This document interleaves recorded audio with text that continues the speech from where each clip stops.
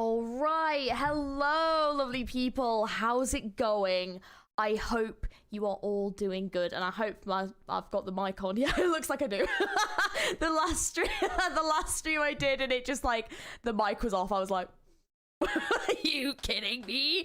But hello, everyone. I hope we're all doing good. Oh my god, I haven't done an AK stream in so long. Oh, I mean, like technically I streamed it last week. Technically, if we're being technical. Why are you not loading? I'm just checking that my flipping Arknights is actually working. I unfortunately was having some PC issues, and I was like, it'll be fine, it'll work. And now my LD player's like, sorry, you wanted to stream what game? You haven't streamed it forever. Oh, yes, okay, yeah, we've got things to talk about. I haven't spoken to you guys since I went to Gamescom. Arknights Enfield, I haven't spoken to you since. But yeah, I hope everyone is doing good. Say is here to keep everyone in line, make sure there's no spoilies. I appreciate you all being here. But yes, let's have a little bit of an update on what's been going on since the last Arknights stream. And I can talk a little bit about Gamescom. I can talk a little bit, I'm busy, a little bit about what happened and things that we did. And a couple of things that we got as well. I got a couple of things as well to bring back. But yes, I hope everyone is doing well. I hope everyone can ignore my LD player making noises. At least it's working now, so that's a good sign. That's good. I was like, oh my god, why aren't you working? But yeah, so yeah, I hope everyone is doing good. And I hope you're all excited. We obviously got a implied release date for Enfield, which is really exciting. And I hope you're all pretty hyped for that as well. I hope you're hyped for this BABEL read-through as well. So I'll just talk a little bit about what happened at Gamescom. I was really hoping I was gonna have a video to show you guys. Unfortunately, I didn't manage to get the video off my friend because I was a little bit busy, but there is a video that I will have to show you guys at some point. Basically, I went to Gamescom. I got invited to Gamescom to play Arknights Enfield like on stage for them, like do like a showcase for them, like on stage for people, which was terrifying. Keyboard mouse. You guys know my history with keyboard mouse. And I had to do like a commentary and stuff for like an hour. I also got to meet some other like Arknights content creators, other gacha content creators who I think are going to be covering Enfield in the future, which was so strange. It was really strange, like seeing people that I had seen obviously like on YouTube, like in person. It was really odd. Like it was a strange experience, and like getting to talk to them and stuff. So I was like, hi, I'm a person that is here. I hope you're all good. Yeah, it was really, really strange. Did you mic mute on stage? No, thank God, because I wasn't in charge of that. So luckily, no. It was one of those where, like, you know when like performers on stage like have it all like hooked in and like pinned to them, and they have like it was like that. It was kind of wild. Yeah, it was really strange. I didn't meet Ikujun, unfortunately. I didn't know Ikujun was there. Was Ikujun there? I didn't, unfortunately. No. I met a couple people. I don't want to like. It feels really weird to like name drop people, because like, I don't know. It feels like a really like strange thing to do, to be like, I met like this person, that person, da. Like, yeah, but like, yeah, they were all like really nice. Everyone was lovely. I saw like a couple of like really like people that I like never would have expected to ever have seen, and it was like really, really like, you know, like, whoa, that's like someone that's like super viral. I saw like a couple of those like people like that who have like hundreds of millions of followers, and I was like, that was an experience. I was like, oh my god. I was like, okay, I see their videos all the time. That was really odd, and they looked so angry. I was like, I'm so glad I didn't approach you. That was that was crazy. Oh man. But yeah, how big was the crowd? In all honesty, I genuinely did not look. I literally got on stage and I just looked at my screen. Like when I like looked over at the end, there were like, so, cause like the way it was set up is that it's like a big, like they're all like different like setups that they have where like people can like queue up to then like play the game, and they've got like consoles and stuff. And Enfield was really cool because they had like the whole setup for the like the boxes going around on the tracks and stuff. Like if you look at Enfield Gamescom footage this year, that it looked amazing. It was so cool. Like they like stepped it up a lot. Like I was like, holy, because like last year's was awesome, but this year's I was like, damn. I was like, that is amazing. So yeah, it was really cool. And where the like performance-y like stage bit was like where people were walking past, so it was kind of like people could stand there, but for a lot of people it was like they were sort of like walking past and seeing. So yeah, there was definitely people like stood there, which was cool. But yeah, like it was, yeah. And yes, plus minus yes was there. I met them. Lovely. They are so lovely. They also, I watched their performance on stage. It was great. Yeah, it was really like strange like seeing it. Yeah, Gamescom was definitely like very overcrowded this year. It was huge. Yeah. If they actually announce a Death Stranding collab, oh, did you get a chance to try the Enfield gameplay? Yeah, I like played it like on the stage. I didn't get to like sit in the booth and like play it that way. I just like did it on the stage. But it was really good. It was very smooth. The combat, I felt like I got the flow a lot better. I think I've found like a little favorite team that I can use, so I'm really happy. My favorite character to currently play, it's between two, but I did do the showcase using a lot of I think his name's Depan. So fun to play. And there was I keep forgetting what her name is. It's the girl with like the green hair and like the nun-esque kind of outfit. She is really fun to play too. So fun. So like, yeah, the Enfield popcorn. Yeah. I didn't get to try any. They kept selling out. Oh man, but yeah, honestly, it was a lot of fun. Yeah, it was really cool. How was the Enfield popcorn? I didn't get any because you had to like work out. And I was like, oh, I did. Zahi, that's it. Oh, yeah, I think it's Zahi. Yes, really enjoyed playing them. And then Hideo Kojima met Jaime. Oh, that's so cool. That's so cool. But yeah, did any of you guys go to Gamescom? Did you get to like try it out for yourselves and see like what you thought? You're gonna main Bear? I might. A lot of fun. I guess like because I didn't get to try all the characters, but like yeah, they were like a lot of fun to play. There's definitely more I want to try though. Oh, Saihi, thank you. Yeah, that popcorn strat was really clever. That was so clever. But yeah, I got to go around, try a couple of other different games as well. Some of my favorites that I tried, there was so the new Resident Evil, terrifying, so fucking scary. Oh my god, terrifying. Oh, thank you, Choice. I appreciate that. Good luck for the BABEL story read. Thank you. I'm excited. I'm very excited. Yeah, I'm like, I don't know what I'm in for, so like I've just heard it's really good story, so I'm like really hyped to do it. And obviously I get to do a little bit of voice acting, which, you know, I always enjoy doing. Yeah. The game was fun, but nothing what I haven't seen many people doing. Yeah, that's fair. That's fair. I also got to try a game called, I think it's called Pragmata. That was really fun. I really liked that game. That was a lot of fun.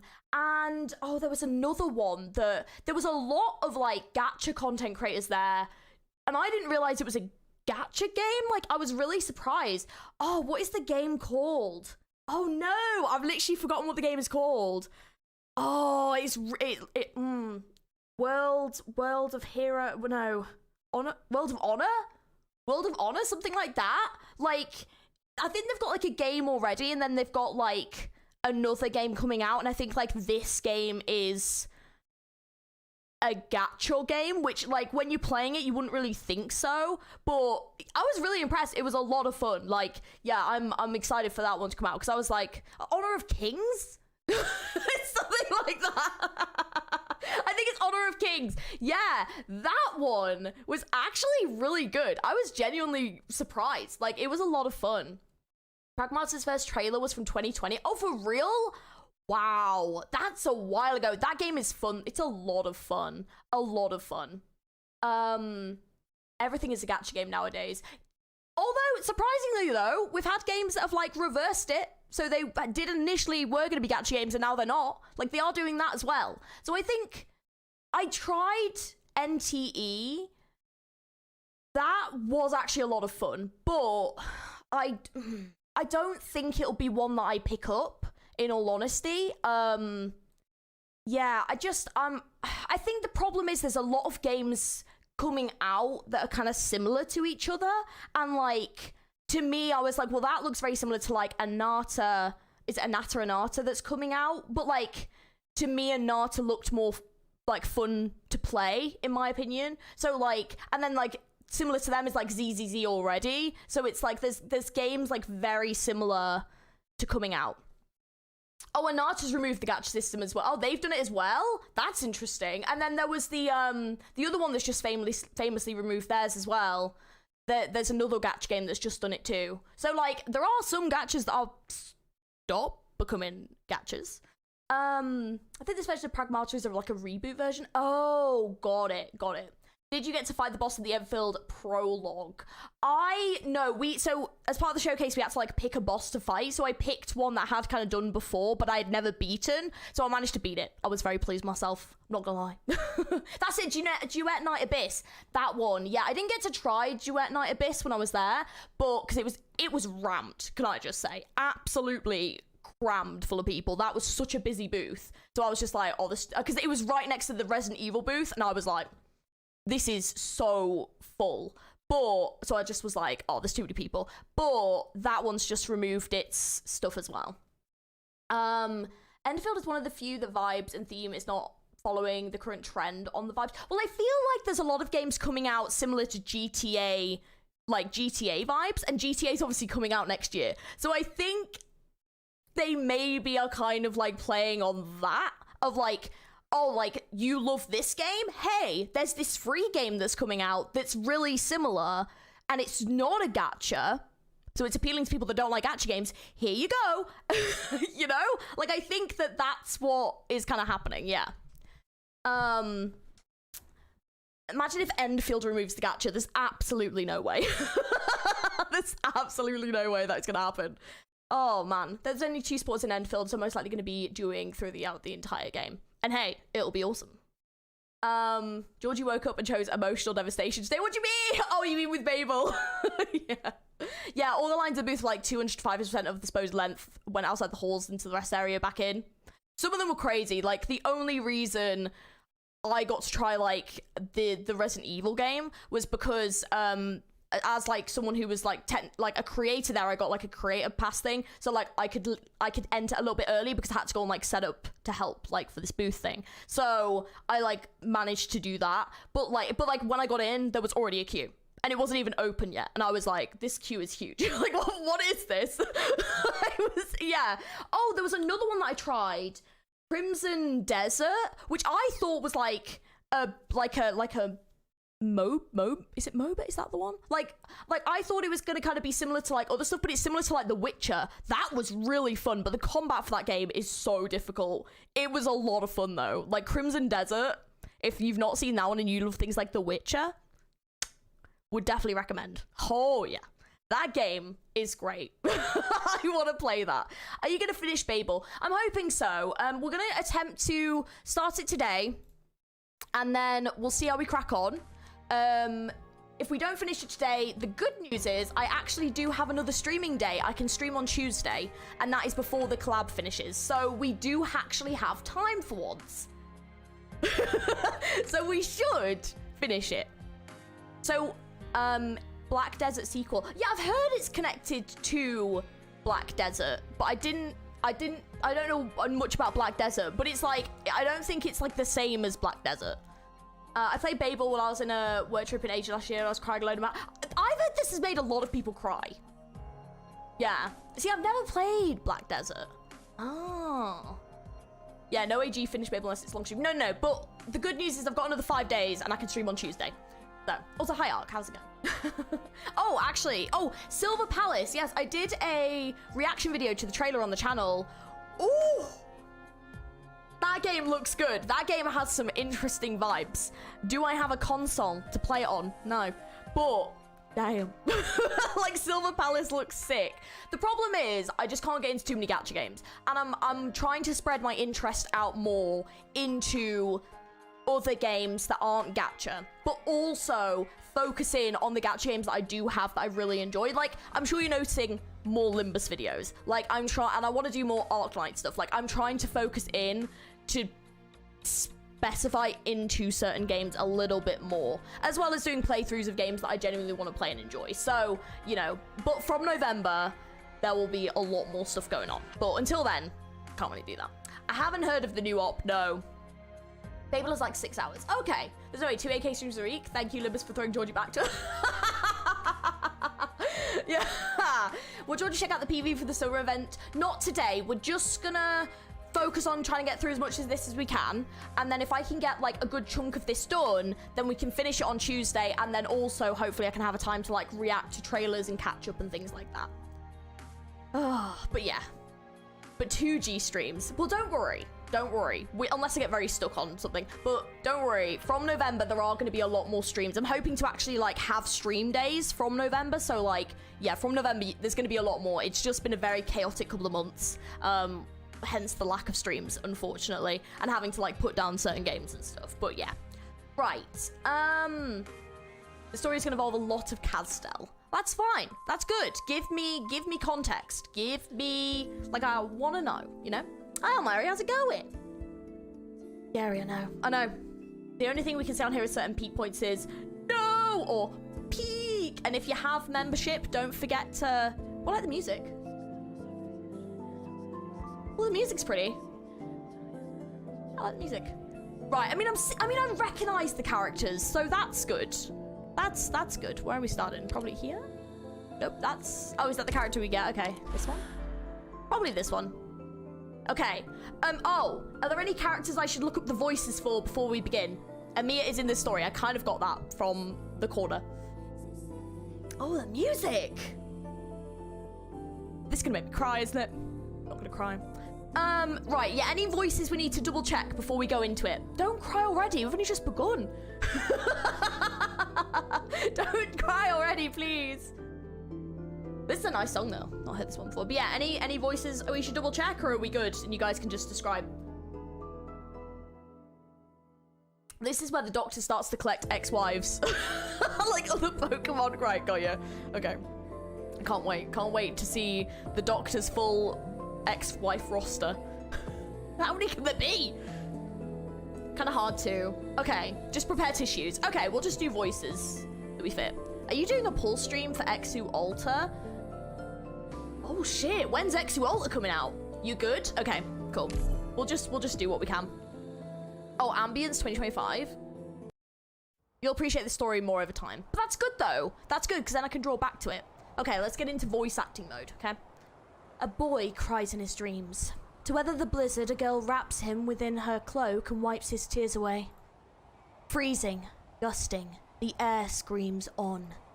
Softly, the Cyclops tells of an epic tale, far, far away. Through the snowstorm seams her voice comes. A myriad soul calls, becomes harmony with it. The boy's whimpers the drum of their beat. This dream is bitter cold. Within, the girl seizes a faint breath. She covers the boys' eyes and closes her own. Even now, even here, for them, the ballad from 1,000 years ago is still playing.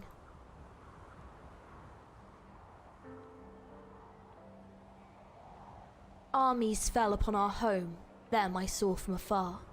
From valleys to hills our lands they scarred. The kings slaughtered, the myriad souls did lament. Yet one sovereign fell, 6 heroes rose. They blew the horn, led the fight, faced their foes. Alas, the wanderer's city collapsed. To ruin swift as the fleeting peace elapsed. When all seemed lost, a black crown appeared. The twins brought hope where dread had reared. Spreads the rift, giving birth to betrayal. An assassin in the heart of tempest, them I saw from afar. A sword to slay the regent king, a spear to pierce the royal ring. Legend ends as justice calls, to righteous fate the mighty falls. That's how this episode ends. The Cyclops fades into the blizzard of the dreamscape, leaving the child behind her. Is that a reference to Sammy? Like, Cyclops is... This is in Sammy, right? It's like a vision? Isn't that, like, Sammy? I think. I think, maybe. I'm sure that is. Isn't there a character called Cyclops from Sammy? I'm sure there is. Because I think they were in the collab with Delicious Dungeon collab, I believe. Unless I'm wrong. Tell me if I'm wrong. I might be wrong. The boy's own cries grow distant from his ears. He wakes. Summer 1094. Outskirts of an abandoned town, Casdell. That is how this episode ends, Escallion. My story is over. I don't know who this is, so I can't do a voice.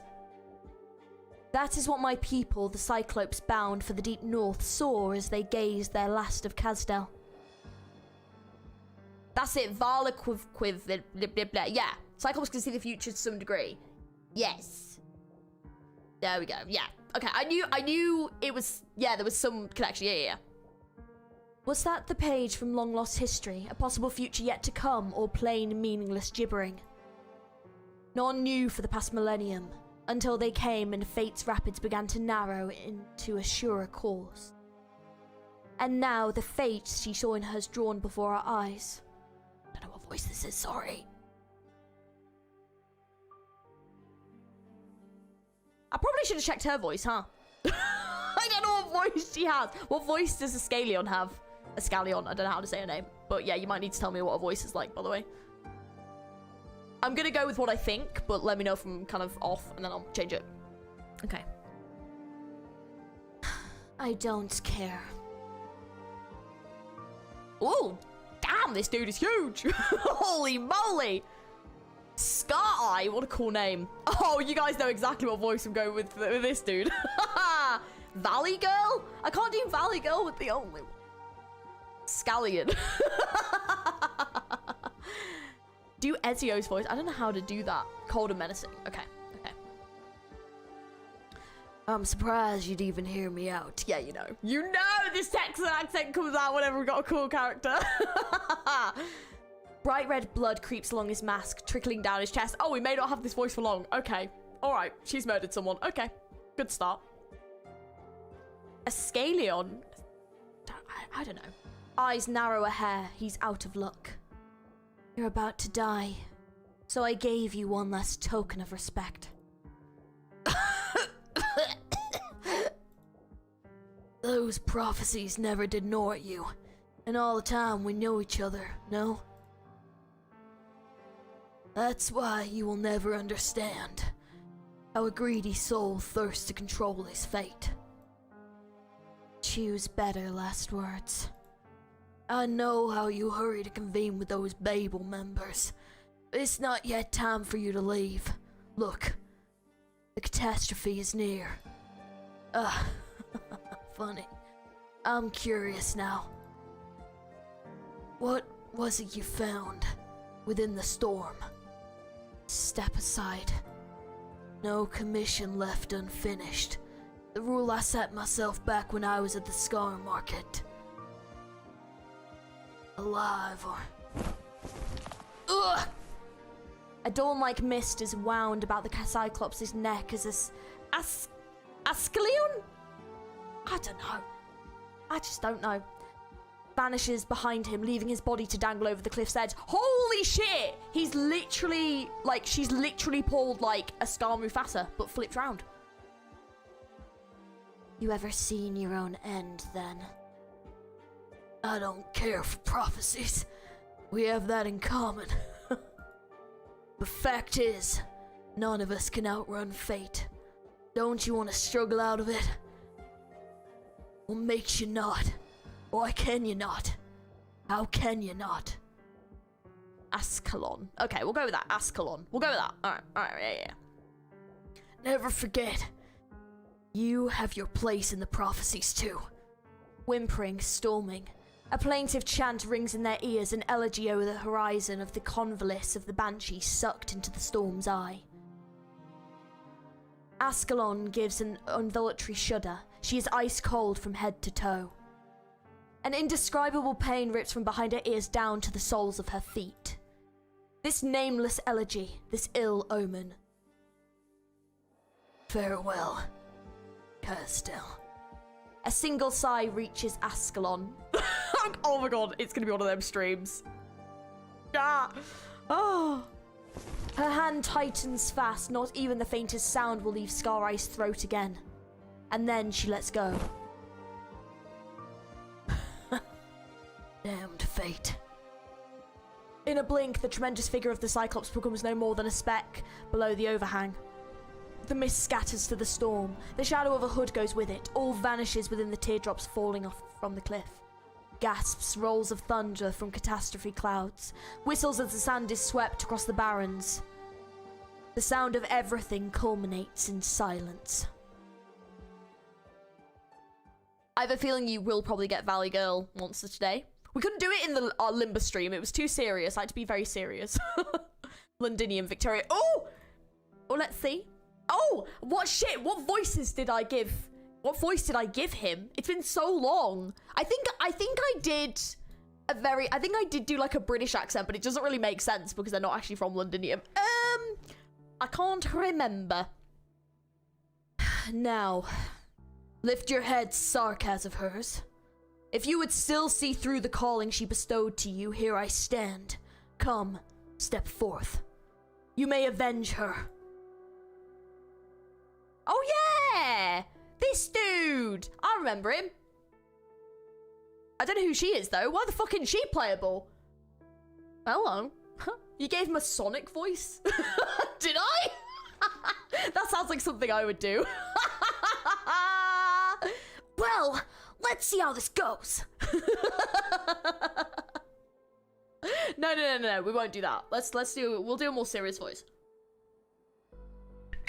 Valley Girl Teresis. No. Maybe those Limbusses need a bit of Valley Girl monster once in a while. Oh no. Right, let's continue. Yeah, where's the playable assassin? My name is stitched onto my clothes. Stitched by Her Highness Teresa's own hands. I can feel it faintly burning right this moment, and I know what that means. The mission she assigned us is over. We'll clash with you no more. The Sarkas do not draw on each other before the invader. We pledge our loyalty to you, Regent. So long as you still hold your zeal and earnestness for the Sarkas, we will trust you with our lives. Even though you nearly ruined all the plans we'd set up in Victoria. Should the military commission put us to death, we will be willing to die. As long as it could bring a better end. An end she wished. A moment ago, you were the renegades in chief, all but ready to entomb our plans. How can I possibly believe? Manfred? There's something about the name Manfred. I just don't know what it is. It's just like, Manfred? A man called Fred? I don't know what it is. It just, yeah. Teresa's voice was super cool in the anime. Well, it's not going to be super cool here. I'm sorry. Sorry. I do still need to watch the anime, though. As she wished, you said. Your name, Deathmonger. Julie? Sorry, just... Okay. Not that people called Julie can't have cool designs. I just wasn't like, we've just got like Teresis, Manfred, Julie. Just wasn't expecting Julie, you know? Playable Julie when is the answer, you know? Julie. I will remember it, and I will hand you your final mission.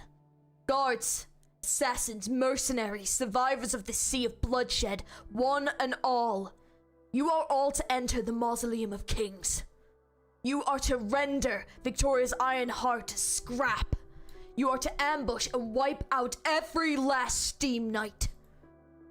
You let us take part in the Commission's core plan to enfeeble Londinium? Manfred will take good care of you. Sorry. I can't take the name seriously. We'll take good care of you. There's no chance we leave that place alive, is there? You're welcome to fight for it. Very well. What's keeping you here? I'm just taking it in. I'm looking at the one who fostered Ascalon. Yeah. Ascalon. Sorry, I am going to keep saying it wrong. I will get there eventually. It's because I've been saying Ascalon this whole time. She never rid herself of you. I swore to follow Her Highness Teresa with no inkling that of the tale of the mixed-blood twins, rewriters of Casdell history, would end this way.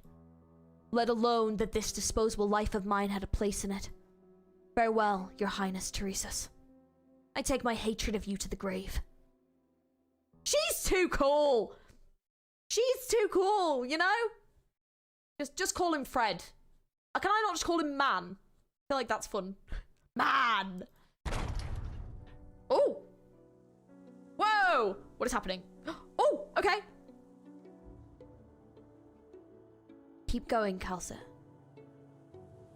Never since the day she was born has this corridor felt so endlessly long to Calcit. Monster! Roar! Shit. No, it ruins the mood! Fuck. Hey. Yeah, that dude, yeah. That's definitely an outfit, I mean.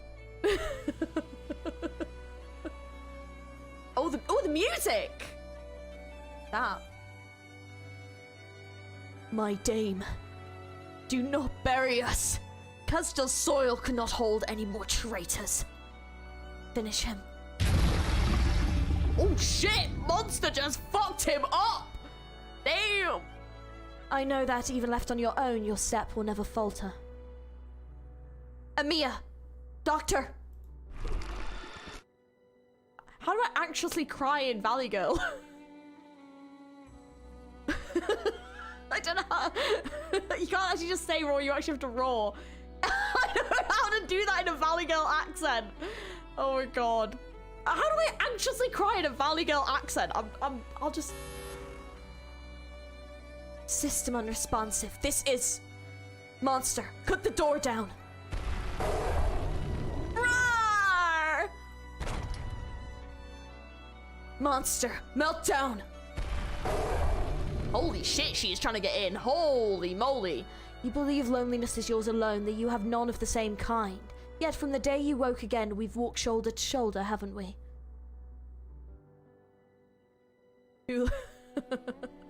Immortal empires turn to dust, elder scepters rent in two under ancients' rallying cries.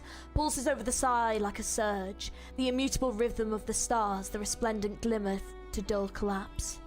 Death, rebirth, the all-encompassing cycle. She's ever so familiar with it.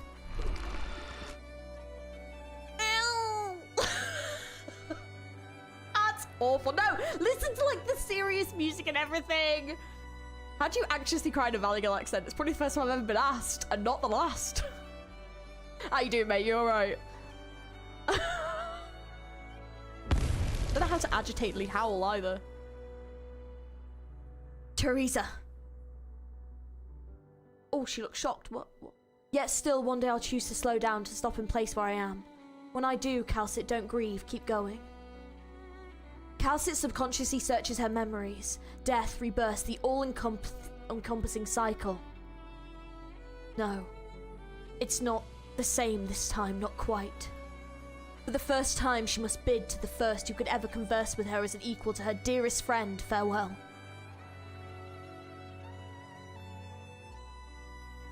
Teresa. Oh, it's so much worse seeing it! Oh, that's so fucked up! I'm sorry. It's so much worse seeing it.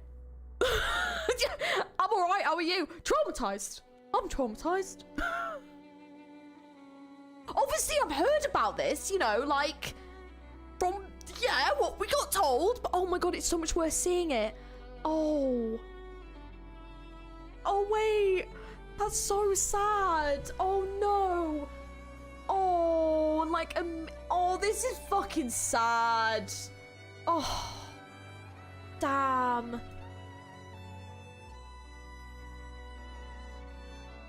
So, Calcit, it's time to say goodbye. That isn't the voice I'll do if she's in the story anymore. I don't know, I'm presuming so, but yeah. Mia. Doctor. But... I always say one day our wandering is bound to end. One day the Sarkaz's wandering is bound to end. Now your wandering too has reached its end point. I knew full well this possibility always existed. Why? I should have stayed behind, it's mine. Because I believe in Rhode Island, I believe in Babel, and I believe in you.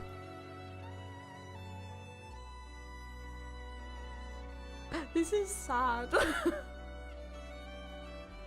Grease voice is really calm and lovely. Yeah, the problem is that I've been reading this whole thing, not realizing that was her. So it's changed the voice. Yeah. Okay, hang on. Let me do it in the voice that I was gonna do. Calcit, I hope the roads can be a place you name home. An island you may always return to. I already did everything I could do. I won't harbor complaint from my own end. Babel's mission is concluded, and while you and this landship have only just set sail, I am not the same kind as you, Calcit. I cannot explain away your puzzlement, but I have always been your companion. Oh, stop. Oh, no. No, not crying in the first note. Not doing it. I'm just sweating, guys. And now, and after, I will always be with you all. Now.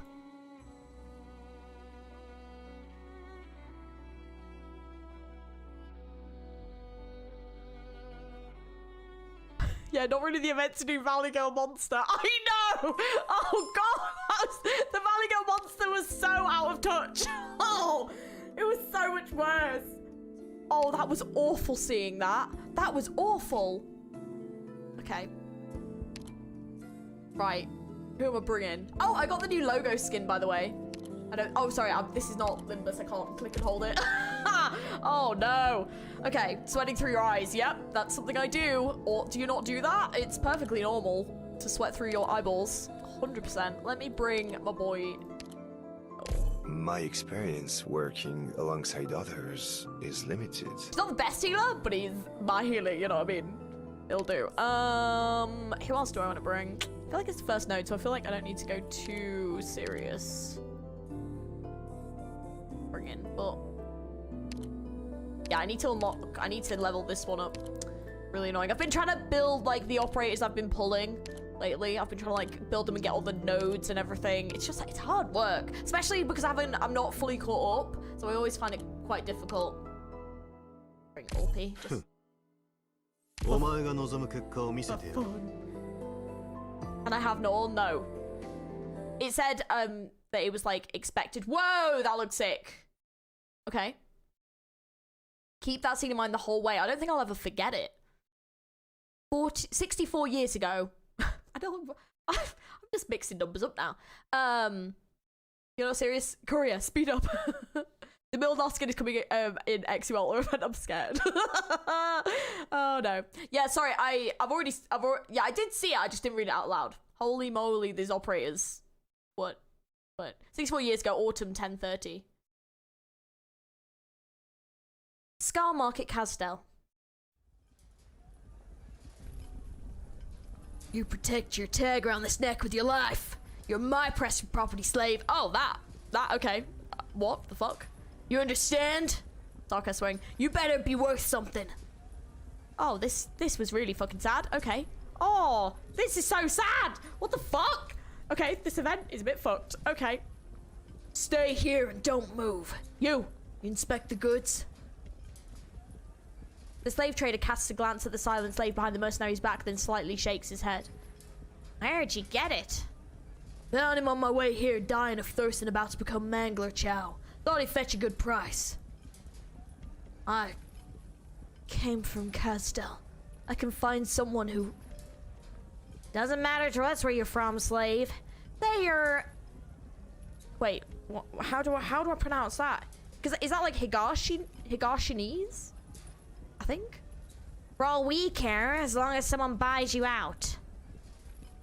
I'm just checking if you've got a tail. You never know where these mercs get their goods. I promise you it's clean. You better not be messing with me. Cash or barter? I ain't gotta live long enough for money to mean something. Give me some good weapons. You're the boss. He's second rate at best. That'll net you 2 blades, freshly cast. How about you take another look with your eyes open this time? You can dress him up as first rate, but it won't change anything. You don't like our offer, feel free to get lost. And put that machete of yours away. This is the scar market you're in. Can you throw in more? I was out on the Lethianen. Honestly, my lack of being able to pronounce things really ruins my voice acting sometimes. Before I got back, I've got first-hand intel about the whole war in the core. Well, here's something for nothing. Careful what you spew out of that mouth of yours if you want to stay alive. Mouthing around your valuable first-hand intel. You want to guess where that'll get you? Leave the goods and scram. You own up the line. Not happy? Drown your sorrows in the bar. Our boss Scar brews one heck of a drink. Doesn't matter if you can't pay your tab. They'll take your weapons as collateral, merc. One more thing. Where'd you run your bounty board? I'm here to strike it rich. The bar folk will be happy to inform you. Sarkaz swearing. I don't know how to do that. No, I can't. The merc stares around the floating hub hidden away in this giant subterranean hollow beneath Castel. Amidst the moans of the slaves, the faint yet constant rumble of lava and the bursts of originum dust can be heard rising from beneath the market. Eyeing the rugged path behind him, the mercenary recalls the perils he's faced to reach here from the surface and shudders. Just how many people are in their goddamn chasm? Enough to break your fall if you jumped. Welcome to the Scar Market, Greenhorn. You'll love it here. What's the deal over there? Why the crowd? Probably another big name just rolled back into town. Aren't you here to strike it rich? Go on then. I'd rather keep my horns out of all that mess. The merc vaguely makes out a pale white figure flitting through the chaotic gloom of the street. White clothes, you don't see that every day in Castel. Oh, I think I recognize this, Shadow. You're injured. Tell me something I don't know. You're... The last time I was here, it was someone else handling transactions. Yes, you're referring to my grandfather. He never stopped bragging about how he'd fought you and lived. I'm surprised you'd remember him. In a good sense, though, that means he wasn't lying all this time. It must have been 60 years by now. General Teresis. Already? How sad that nothing here has changed at all. Who's that Pokemon? It's Teresis! I imagine with Her Highness here too, there'll be no more violence this time, eh? Even if things get bloody, eventually you'll leave. And we'll always be here, General. We'll always have business so long as Casdel's unrest never rests. Even now I remember one thing my grandpa mentioned in his boasts. He said to you it's the land of Casdel that needs us. Teresis looks at the slaves, their heads down in their cages. He draws his sword. War and turmoil have necessitated this trade for over a century. This Scar Market. General, provided you can reach the surface alive, take a fresh look at Castel. Much of what you know will soon change. All Sarkaz will be part of this change. All? Us too? Yes, not inclined to explain our vision to the likes of you. But I will stay here a while longer and wait for her return. Until then, I welcome you mercenaries to challenge me, just as 60 years ago. I will take you to Casdel willingly or otherwise. His voice isn't loud, but every Sarkaz present hangs on to his every word. The mixed-blood Sarkaz stands alone, no retinue, no army, armed only with an ordinary-looking longsword held casually in the hand that wields it. His steely gaze pierces through the dim of the street, settling calmly in the direction of the only person he cares for. Hey Strat, how's it going?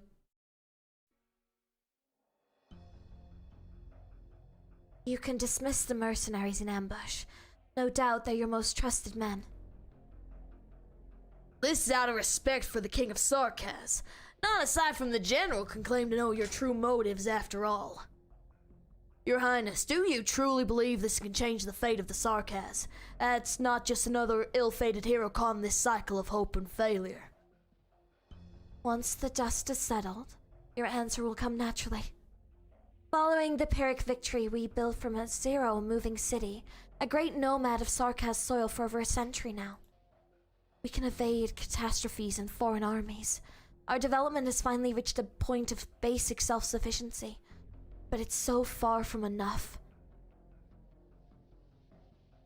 The storm has long been brewing on the horizon, but we were too oblivious, like a burden beast too slow to react, too old to move on. Your Highness must be referring to that war between... Oh shit, you all were saying how to pronounce it earlier, but I can't remember. Lethonian and Gaul. Surely you too are aware of the magnitude of that war. Corsica, I even secretly hired you, royal court casters as his consultants, but despite a period of seclusion, Lethonian. I need to write it down. Oh, then would we say this a lot? Can I just say Leiths? I'm just gonna say Leith. Witch King thwarted Gaul's offenses with his opening move. And now, Ursus and Victoria have also declared war on Gaul. These present empires display a might so far removed from the enemy 130 years ago, against which we staked all Casdel just to barely prevail. That was already a victory in name only. If Casdel must now be thrust into the same situation, how could it possibly end? It is for this end that you wish to establish the military commission of Casdel. Yet the old aristocrats of the royal court grow resentful, refusing to relinquish their sumptuous city lives and viewing this as an attempt to challenge their privileges. A century of peace is enough for certain memories to slip their minds. So, what made you deign to come here in person? Do you see the Scar Market as the royal court for the bottom feeders, where the likes of us scrape by and make merry? My only hope is for more Sarkaz to join us and resist the voices that refuse to embrace change. Is the Teresa voice okay? Does it need to be slightly higher pitched? Bit more motherly? Let me know. I need feedback. Always need feedback. Resist. Perhaps your Highness meant terrorize and purge. What I want is a reform, not a slaughter. So, what's the reward? The Scar Market's not a real royal court. What we have with the mercenaries is a partnership, not fealty. Without compensation, no one will work for us. Yeah, voice is good. Yeah, cool. Reward? Are the spoils of war not enough? Are the riches, power, or food that should have gone to the hungry people not enough to sate your appetite? You claim to provide shelter and livelihood for countless Sarkaz warriors with your rhetoric of justice. Yet I could almost hear their bones crunch as you squeeze them dry for profit. Sorry, but in this business we eat people whole and chew on their bones. I hope it doesn't mean literally, because I've had enough cannibalism in my games for now. Alright? Okay. Please don't mean that literally. Scarai. You too are Sarkaz. You too are a part of Casdel. While Teresa cannot see what expression lies behind Scarai's mask, his emotions are clear as day before her pitch black crown. No commoner in Casdel would ever dare defy the royal court. But in his emotions, all Teresa sees is further and bloodthirst. Oh, she's got like the rings on. Oh, I've just realised. Oh, that's cool. You won't refuse. Why would I? You think I'm scared they'll take revenge on me? The royal court's no mystery to me. Your Highness knows that plenty well. And let me say, you've promised me no doubt the best reward I could ask for. We thrive on chaos, and I can see the level of chaos you will bring upon Casdel. The fact that you've kept the name Scar tells me that your ideals haven't changed. Like you said, the nations of terror have grown tremendously in power over the last century. We could throw more evidence at the soul furnace and stoke its flames, but it'll not close that gap. So why force the people who aren't really of the same race to band together, call themselves the Sarkaz, and build a great giant target called Kazdel?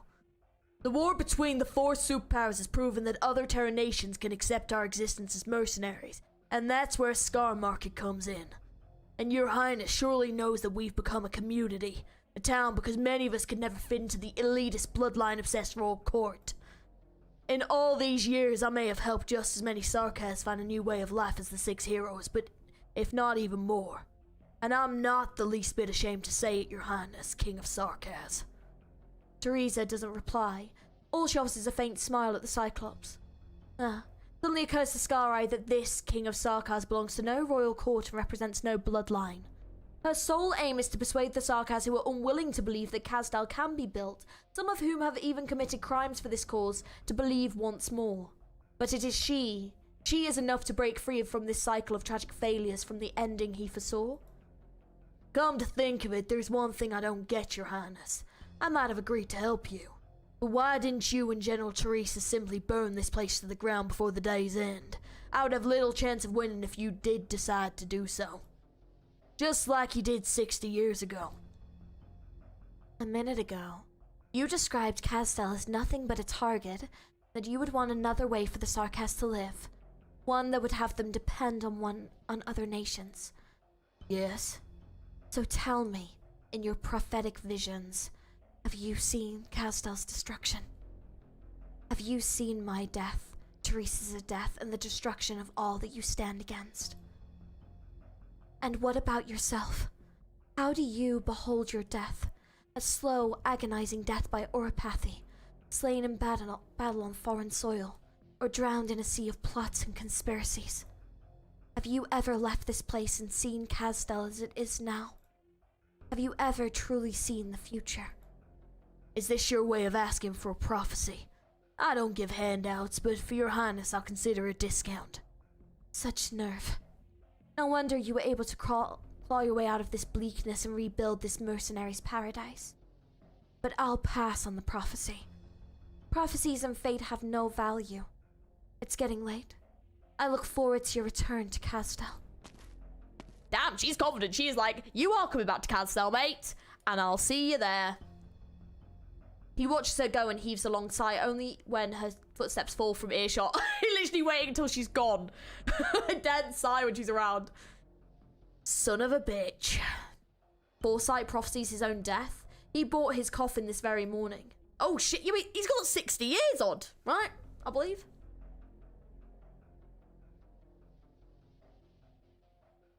Tally up the losses.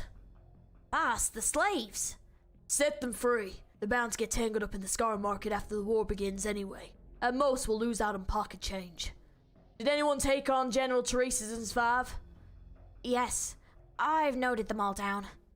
Take them to supplies for a little reward. They've got real balls. When you're done, take them to the bar entrance and kill them in front of everyone. Send their heads to General Teresa's as an apology. Got it? Send their rewards to whatever family and friends they have as bereavement. Tell every merc looking to make a living in the Scar market I don't want to see anyone trying funny shit on my turf.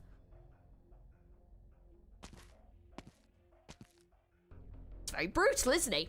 He heads alone to the bar and the tags on his cloak jangling in his steps. He stands prominently in the crowd watching as the blades take the life from the mercenary's eyes. Still no one fights back. Utter disappointment. Drinks are on the house tonight, both to celebrate the two highnesses sparing your lives, and to celebrate the huge gig you've all just landed. Your objective is in Kazdel. Get your shit ready. Soon you're all gonna be in the city.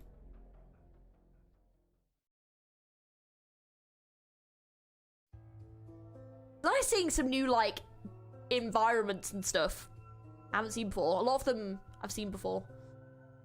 You've been quiet for some time now, Teresa. Are you hesitating? No, I have confidence in you. A reshuffle of the War Council is inevitable. It's just, I've been thinking about the city's future.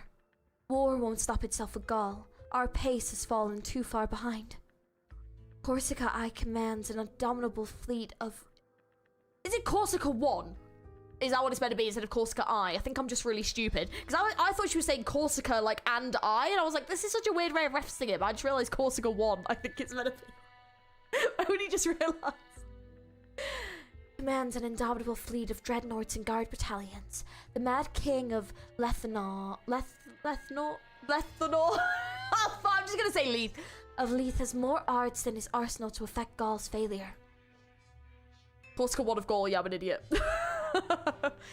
The industrial might be both Ursus and Victoria in the throes of a larger war scale. Yeah, Corsica the first. I'm such an idiot. In the throes of a large-scale war has far surpassed our imaginations. Many assume to know war like the back of their hands simply by living long enough through it. Lethania.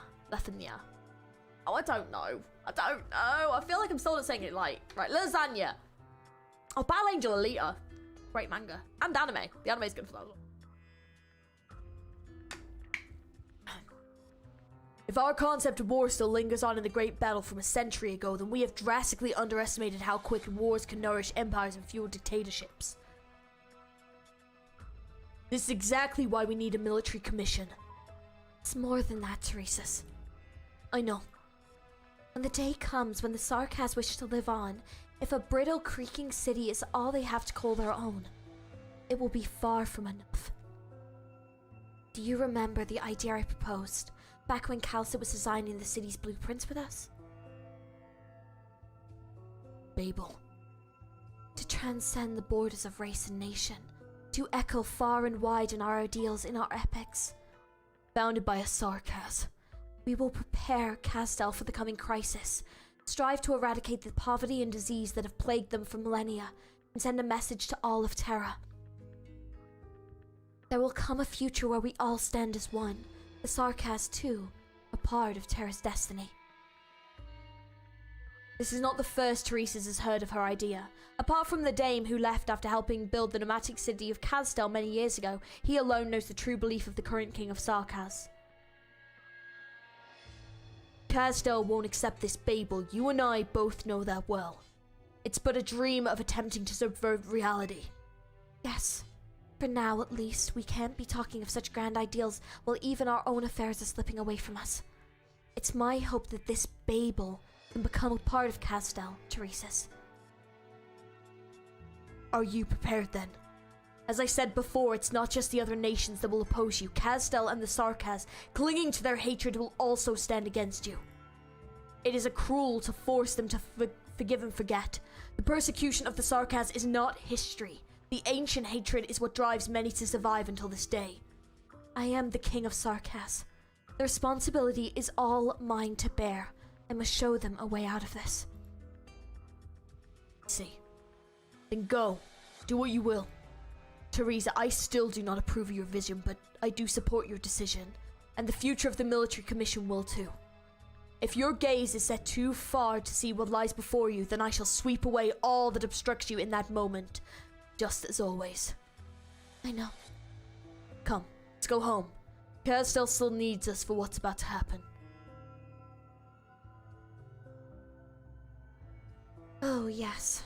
Scarai mentioned the prophecy again as I was leaving. Signs of a pessimistic fate. And your reaction? I don't care. Agreed.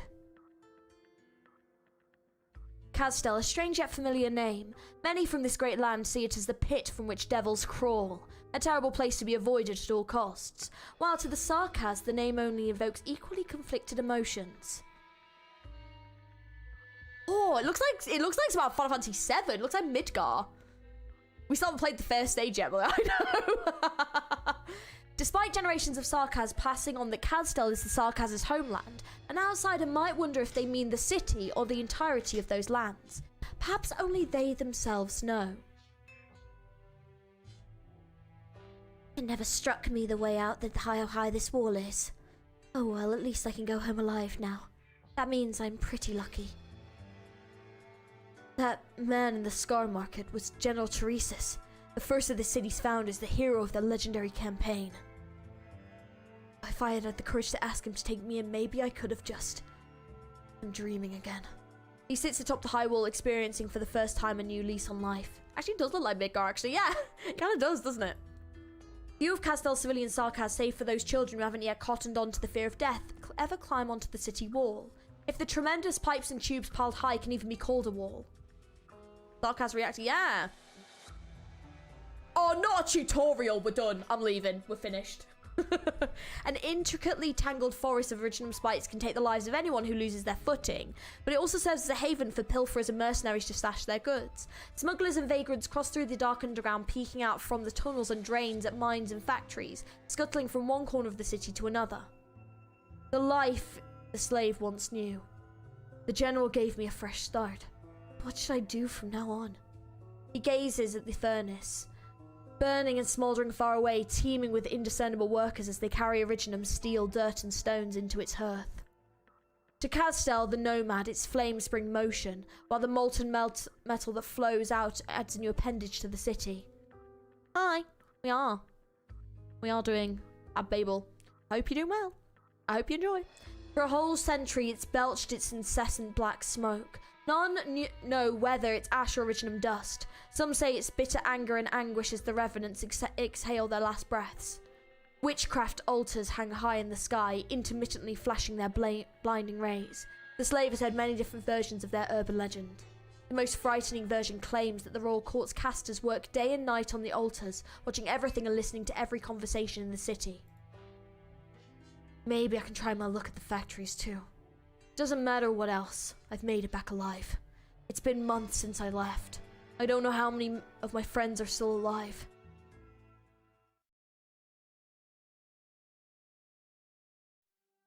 Literally, this looks like one of the reactors kind of in Midgar. Damn.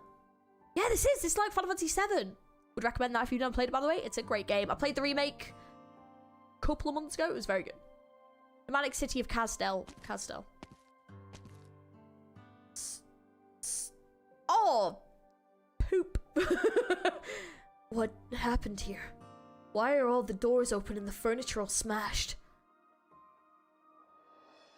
Pull top, you're back. It's you. What are you doing here? Where'd you get that ornament? Something big is happening. All court nobles are being dragged out of their houses and killed by mercenaries appearing from nowhere, while the city guards do nothing. A lot of us have been sneaking into empty houses, and boy have we dredged up some good stuff. How are you still alive, though? Word got out you wanted to leave the city and found your own way, and after so long we assumed you died out there. Huh, you won't believe my luck. First I was left to die without food or water, and then I was taken to the Scar Market, but guess what? General Teresa saved my life. The General himself. Then, on the way home, I ran into this guy with a halo on his head calling himself a messenger, and he brought me all the way back to the city wall. So, I've decided to change my name to Good Luck starting today. You guys can forget that lousy old name of mine. A guy with a halo, a sanctor, and then the General. Sure learned how to lie, Good Luck. Believe me or don't, either way, today's a fresh start for me. I'm gonna go be a miner.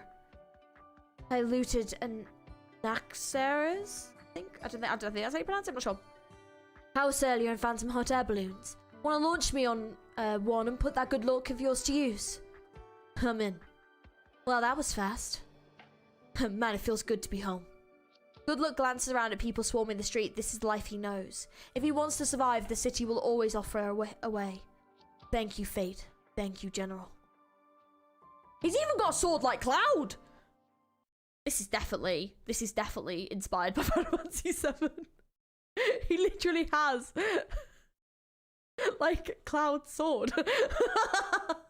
Amazing. I love it. Right, first level. BB1. Non c'è bisogno di fare tanto casino. Fast moving mercenaries. Oh, fun. Well, they are fast moving. Oh, this could be a problem. Oh, never mind, the skating around is fine. Ooh, we're counting on you again today, little apple. No tardará mucho.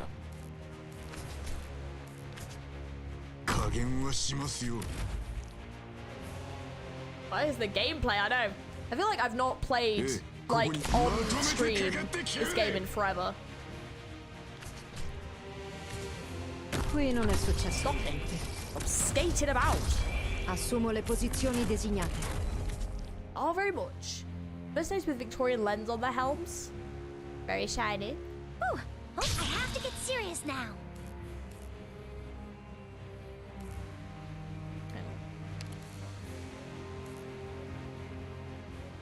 Oh. Wow, looks awfully dangerous. You call me out for this? Not quite sure I've got the English VA on because I do prefer her other voice acting. The Revenant's battling again. Poor little guy. It's your unlucky day. Ali. It's an hour already and we've only just crossed one nose. I have been reading as fast as we can. We're counting on you again I today, haven't been little talking that apple. much, I've just been reading. Technically, there is Arknights gameplay a week ago. You're not wrong, actually. Thank you. Oh, yeah, I could probably speed it up a little bit. I'm ready. I'm here. I'll help you. Show off some skills. Holy crap, there's gameplay. There is! You're welcome. Mission accomplished. Yeah, that song's good. I like it. It's pleasant. We did all spend like half an hour chatting. Yeah, which actually is a lot less for us than we usually do, to be fair. So, autumn 1031. The nomadic city of Casdell.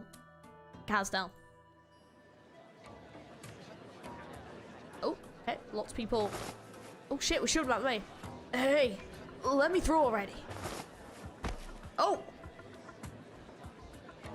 Hey, no shoving. You want a good spot? I'll trade you mine for some high purity originum out of the mines. Don't just grab the leaflet out of my hands. Ugh, that blood all over you stinks. Can't help when you're breaking into dead people's houses. Lingones? That's how you read that word, right?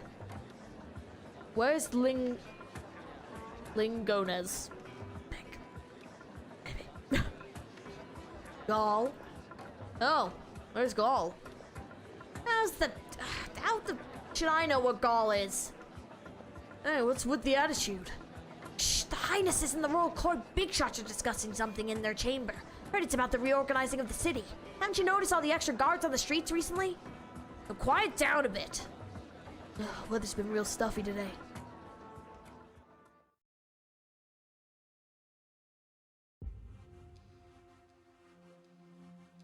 It is decided. The military commission will replace the war council in assisting the King of Sarkaz, Teresa, in decision-making related to Castel's military and political affairs. The military commission will be the sole administration of Castel, and none will have the authority to issue commands to the Sarkaz in the Royal Court's name. All present have already received the details of this resolution. To the Royal Court leaders who so wish to cling onto the War Council, know that the military commission of Castel will become the final bastion of Sarkaz, our eternal fortress and the usher of a new order. Are there any further questions? Ooh! Banshee! Who is this? And what voice shall they have? Ooh! And playable when? Unless they die. Then they're obviously not being playable today. Reminds me of Gladia. What voice shall she have? Round table. Is this Logos' mum? No way! Stop it! Oh my god, really? Damn! I thought... alright. Hi. Okay, well, what voice shall she have? What voice does Logos' mum have? Or shall have? I love Logos. I love your son. Yes, needs to be playable. Agreed. Okay, well, I might just go for like an upper classy kind of Britishy kind of voice. Only because I've only got a very thin repertoire for the voice I can do. Then we'll do that because it's different. He's having a bi-panic. It's just me every day, mate. It never stops, you know? Your Highness appears more haggard than you did yesterday. Please, look after your health. No military commission is worth it. If it comes at the cost of your Highness's health. Thank you. Wait, someone say how to say that? Oh no, everyone put, give her the Valley Girl voice. No! How do I say it? Lacarameline. Lacarameline. Okay. What are these names? God. Lacarameline. Thank you. I know how hard you have worked for this day, and I also know how Casdell today views the Banshees of the Convalis. But before I state our position, I encountered a lost envoy of the Liches on my journey here. He entrusted me with a letter for your Highnesses. That he couldn't even find the road here. Let this be proof of the immense changes Casdell has undergone.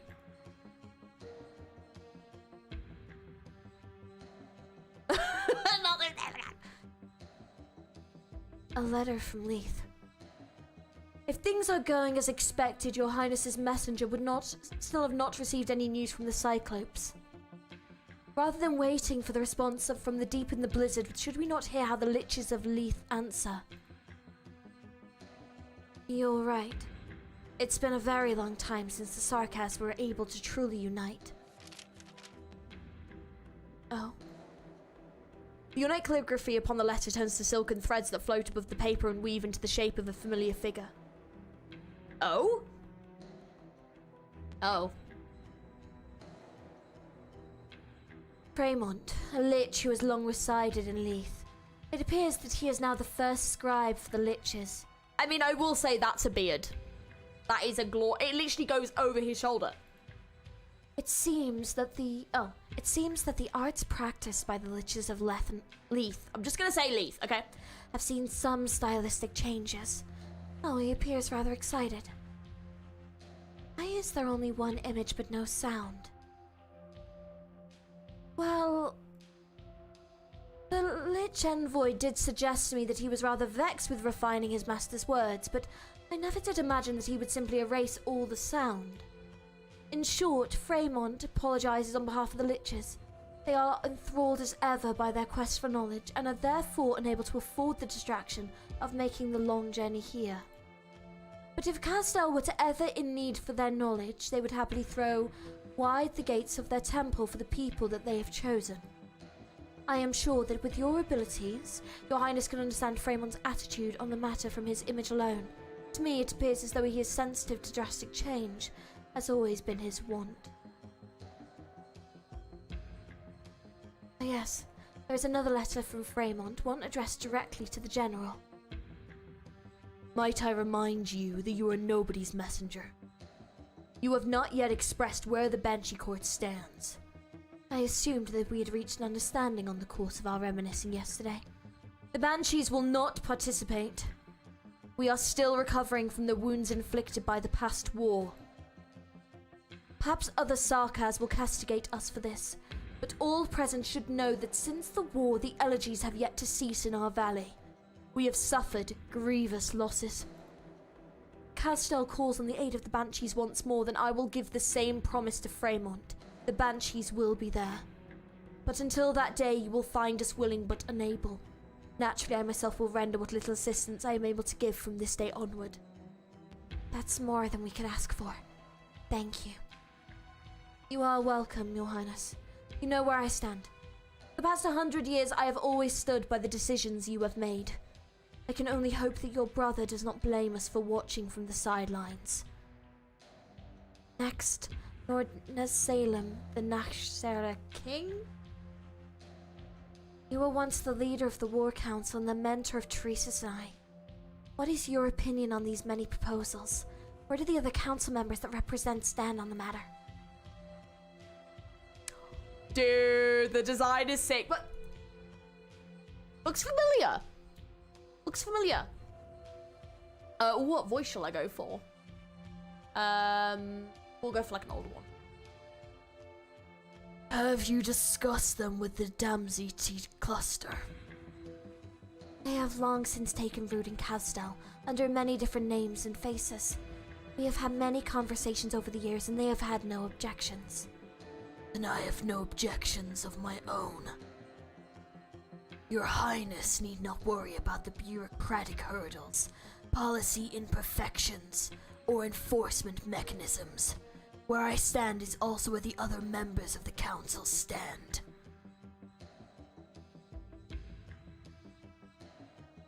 It sounds so... like, he seems really familiar. Where's he popped up before? Was he in Calcit's stuff? Sorry. He seems really familiar. We all know what we truly long for. A turnabout, a change, a banner. Go. Do as you will. We will. I promise you that. I trust that this stagnant and dull war can take a new form in your hands. I think you met him in chapter 10. Oh, okay. Maybe. Yeah, he was in chapter 10. Oh, that must be where it is then. Okay. I knew he'd come up somewhere. I was like, I'm sure this dude popped up at some point. Main story, BABEL. So, kind of. Right. That's it. Yes, so that was where I was getting the Calcit bit from. Right, got it. I noticed that you've not said a word this entire meeting. Sanguine Arch of Vampires. Ooh! Oh! Playable WAD! We need some more playable characters, my dude. And you know what voice I'm going for. To take the War Council and the century of history behind it, and to sweep it into the gutter alongside the exalted heroic age and what little triumphs within. Is that the General's decision? It is our decision. Speak your mind. Duke Real? Something? He lowers his gaze. Theresa's white skirt is mottled with many a blackened bloodstain. The Sanguine Arch is highly attuned to such matters. No, we don't want him playable? Oh, really? Okay. I like the design though, but no, okay, no, alright, never mind. He senses the blood of the lowly, the foul stench of fallen descendants, and the murky taint of the Royal Court members who willingly debase themselves.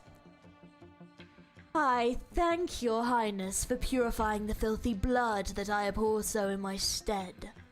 But never have I needed to hide my requests behind honeyed words. Such it has been for every king of the past, and so it will be for you. The military commission is merely an attempt to hide sarcasm, witchcraft, and blood behind a more modern and efficient name. Truth be told, I feel that this is insignificant. More than insignificant, it is simply not necessary. You reject the proposal? On behalf of the Vampire Court? He glanced at Theresa's, but Theresa's remains indifferent to him. Time has left almost no trace on the mixed blood Sarkaz. He stands steadfast by Theresa's side, the same nameless warrior who stood by us, the seamstress, a century ago.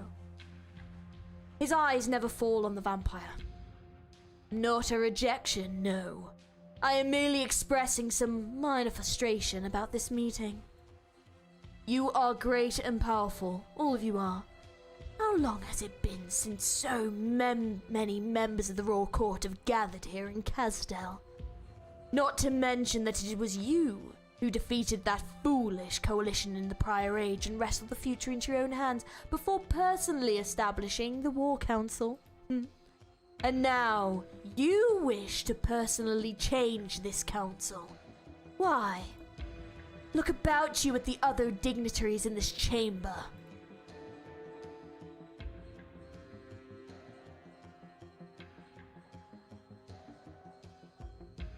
You have long reached a consensus. The only obstacle in your military commission is myself and the vampires.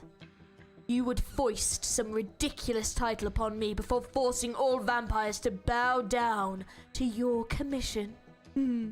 When did you learn this political trickery that those Victorians and Lethanans so love?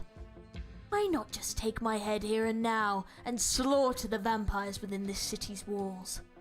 This meeting was not convened to persecute anyone. Was it not? It was convened to discuss how to bring Kasdal into a new age. A new age. In that so-called age of the 6 heroes the songs love to praise, what I saw was bloodthirst and violence. I had thought that when I arrived in Kasdal I would be greeted with the sound of Yllis's wailing. But what did I see instead? I saw the coalition rooted. Witchcraft, enough to cover the land and fill the skies, crushed the enemy front. The power of the Sarkas shook the earth. I felt amazement. I felt excitement. Spurred by my passion, I took the head of Lethan, an envoy who had orchestrated the coalition, and offered it to the War Council. To sell him. That war was the true beginning of a new age. I thought you would agree with me. Have you too succumbed to such schemes and politics, and shut your ears to the echoes of the abyss? I just love how Salem is like, why are you including me? What are you on about? I'm not saying anything, mate. It's like he's going, like shrugging, be like, I don't know. The abyss has no place for you. Do not drag me into your tantrum. Ah, my apologies. But I am curious. What position did they offer the esteemed Sarkas, Master of War in the Military Commission, that has rendered even you so short-sighted? All I await is the next war. And what war would that be? If it pleases you, Your Highness. Come, Dorkrahil. I will show you. Teresa nods her head in silent approval. Yeah. At this point, I'm sorry for mispronouncing, but I feel like for the tension of the moment, I'm just going to pronounce things the best I can. I apologize. But if you say something confidently, everyone will believe it's correct, you know? That's how you pronounce things, you know? The King of Sarkaz's emotions envelop the entire chamber and all the members of the royal court. Through the king's eyes, they see ruination and grief. Don't drag me into your tantrum. Yeah, it's good. They see the oh, that was weird. They see the century-old order of the Gaulish Empire so painstakingly maintained to the core region obliterated with the combined voices versus Victoria Lethanen. Ah! They see Lingones, the capital of the world, doomed to never again appear on a map of terror.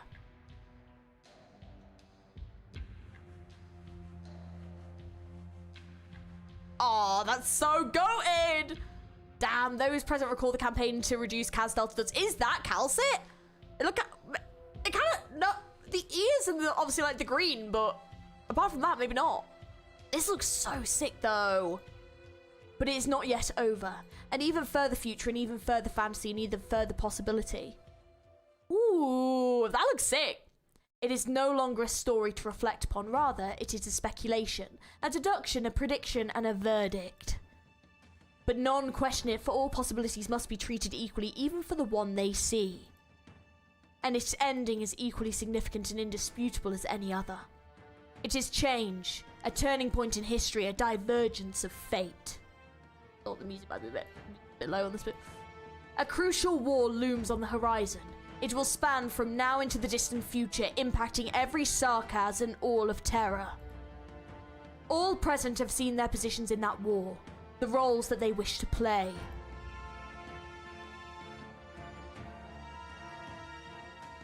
You should understand now, vampire. You should understand what these visions mean. Or perhaps you have begun to grow weak and feeble as Yllis in the short span of 100 years. You were once a warrior. I cannot deny that. But are you saying that a new and reborn Kasdal requires the royal court to relinquish its former authority? Close, but not quite. The new Kasdal will no longer require a royal court's former authority. It will be more modern, more efficient. How can the Sarkas speak of unity while you continue to indulge in your noble bloodlines? Will it come from the rule of the royal court? You may still rule over your own court and maintain the power and prestige you hold among the Sarkas, but the vampire court must yield to the military commission. I promise you this, in Teresa's name. When the age that you witnessed comes, Kasdal will no longer be a single dot upon the map. It was once more than just a city, and so it shall be more again. It seems I have spoken out of turn. Please continue, Your Highness, Teresa. The aftermath of the ongoing conflict, enough to reshape current power dynamics, will engulf us all. It may come in 50 years, in 10, or perhaps even tomorrow. Kasdel cannot escape it. The Damatsi, I think, and I both saw the visions of the campaign that will destroy Lingones. High-efficiency command systems made possible by Originum Arts, high-speed battleships that can break through front lines, maneuver tactics that can mobilize entire legions, new advancements that are applied to the battlefield as we speak. Their capacity for destruction is surpassing our innate instinct rooted in our bloodlines. What worries me more is the fact that we will still find fellow sarcasm on the countless casualties of war. Gaul employed raw court casters and liches and Leith are killing each other in battle, while a certain Wendigo is still in the blood of his fellow Sarkaz to prove his loyalty to the Ursine Sar. Ooh, I think we know who that is! I believe. I think.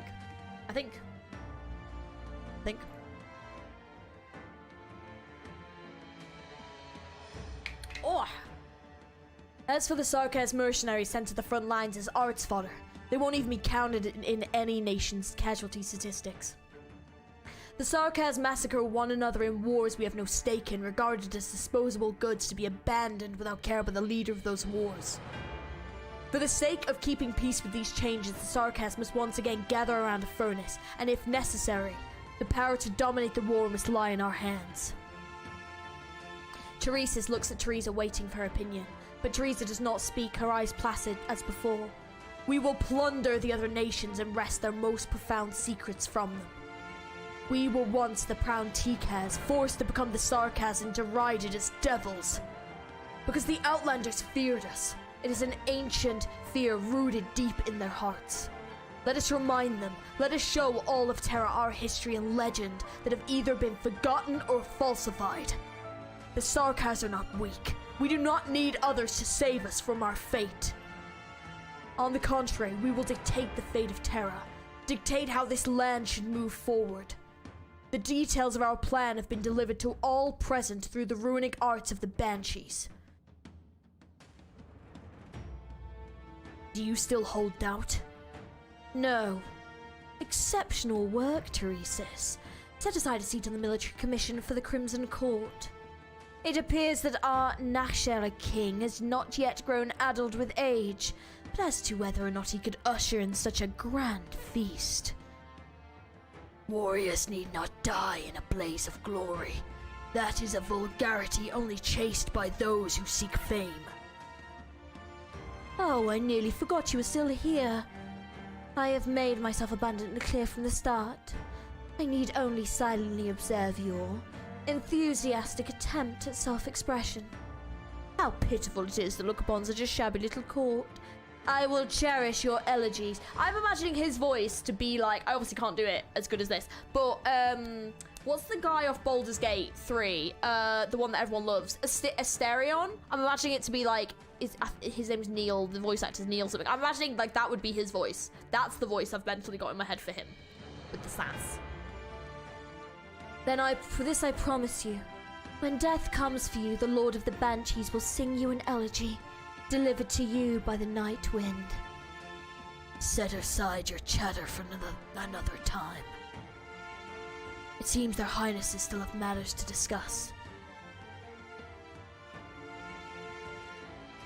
The other members of the War Council will wish to know their decisions. Docreel, Black Kramaline, and you, the Damatsi, disguised outside the door with me. The Nakshara King nods his head toward Teresa. The other two members of the Royal Court do not bid the King farewell. They will simply follow the Nakshara King out of the chamber.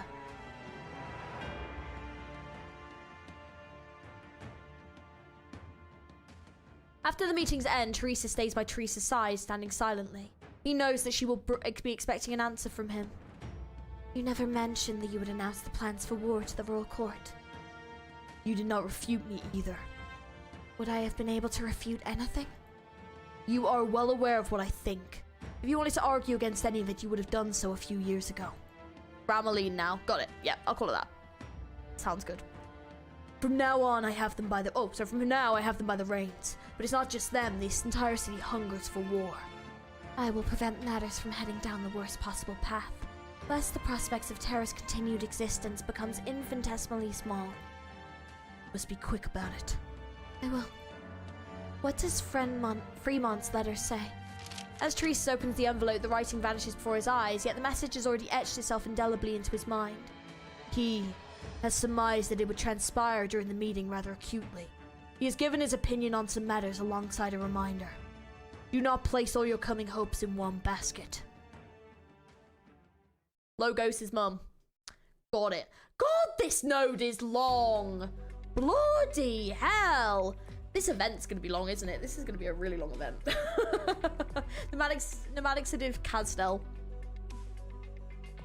You, with that Babel? Puh. Don't count on the military commission to look after you all. We're here to help you. Help us. My parents died at the hands of you. You got some nerve. What? Not scared of me? We knew what to expect when we came here. Just need some getting used to. Besides, our captain warned us not to agitate the locals. You looking down on me?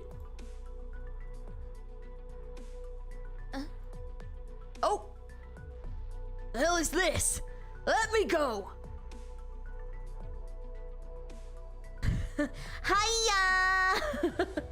Oh my god, hi! Do not harm him, but make him leave. Dr. Calcit? Dr. Calcit! Hey! I said not to deviate from a planned route, even if it is to treat the wounded along the way. Sorry, Dr. Calcit. No matter, you handled it well. We've reached our destination. Welcome to Babel. Oh my god, hey! Babel office, Castel. That wasn't even Valley Girl, it was just bad. What the fuck was that, G? Hi! Did you manage to retrieve all our stray colleagues? Yes. All's well with them. The construction of Babel's facilities is proceeding smoothly. The school that you were so looking forward to is already complete. Yet I heard that it was unbeatable Dr. Calcit had not too long ago been turned down, perhaps even kicked out. I did not foresee such a direct refusal. I'm not surprised at all, to be honest. It's too many sarcasms. The invitation of the king is barely worth the paper it's printed on. On the other hand, our connections with Sargon and Rimbilliton have delivered good news. As for Columbia, some scientists have proposed a technology exchange program. They have their eyes on the ancient Sarkaz witchcraft while we have their need for the latest mobile farms. It took us a century's effort to share an equal dialogue with these powers. The results speak for themselves. You are creating new history, Teresa. Thank you, Sid. But I can tell you've had a lot on your mind recently. The military commission has been formally established. Babel's existence will spark yet another I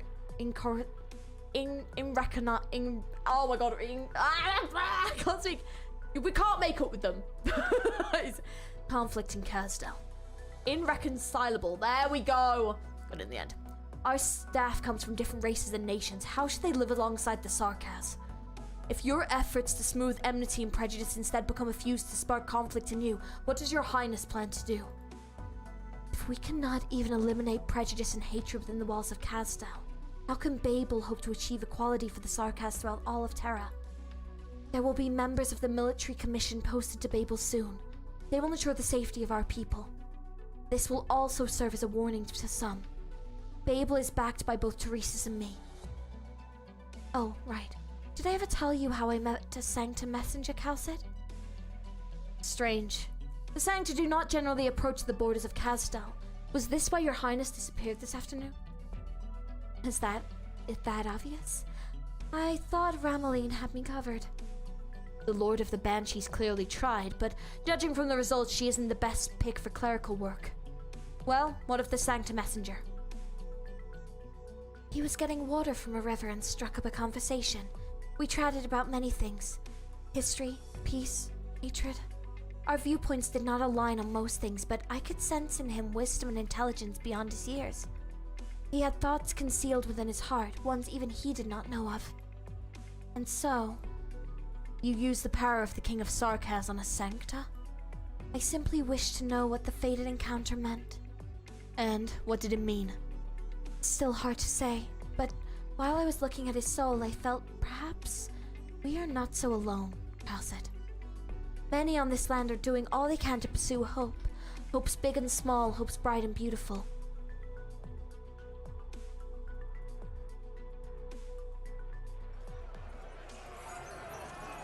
Ugh, that hurt. Are those people nuts or something? I wanted to get a few nice things for myself. I never even heard of any BABEL. He steadies himself against the wall, gasping for air as his vision begins to blur. Fatigue floods his limbs, weighing him down. Through his blurred vision, he sees another man in front of him fall to the crate to attack his blades. He knows who will be next.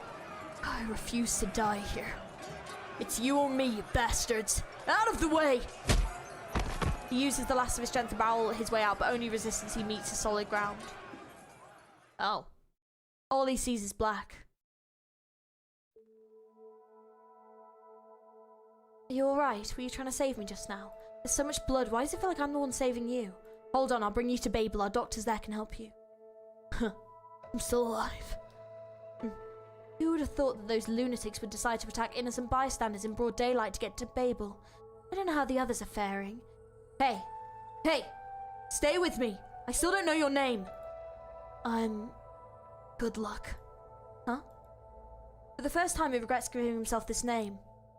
Bit ironic, to be fair.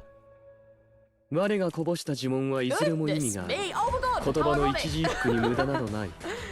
素晴らしきコンビネーションよな、ドクター。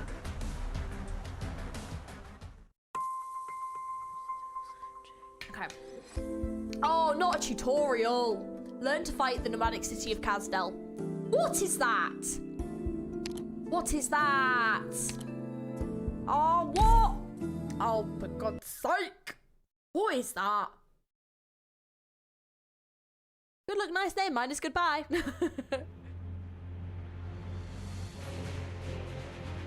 Instructor Doberman? Instructions for further action, please. Instructor Doberman. I'm fine. Let's get started with today's training mission. Be wary of hollows in the ground. The nomadic city of Kazdel is far from structurally sound and employs numerous transverse plates to fix itself together. Operators cannot be directly deployed to these transverse plates and will need operators deployed on regular ties to provide assistance. Right. Wow, it's so high up here. Instructor Doberman, are you okay? You look... I'm fine. Begin the exercise. Well, they seem to be fine. Ain't no way. Mersault? Hostile spotted. Moving at high speed towards the objective point. Jessica, stay calm. Cruz, get to your deployment point, then pass the stabilizer chain to me. I won't sleep on the job. Oh! Jessica, Cruz is in position. Now, proceed to your designated coordinates. Okay. Oh, okay. Oh! Okay. Is this a stabilizer chain, Instructor? Yes. Shadow transverse plates are found all over Kazdel. Without stabilizer change, operators won't be able to engage in combat like usual. Stabilizer change are custom equipment for improving combat conditions. When operators deployed on a transverse plate, the last operator deployed within a certain range will throw one stabilizer change to them, ensuring stability. Ooh, the music is dope. The enemies seem to be slowed by the chain.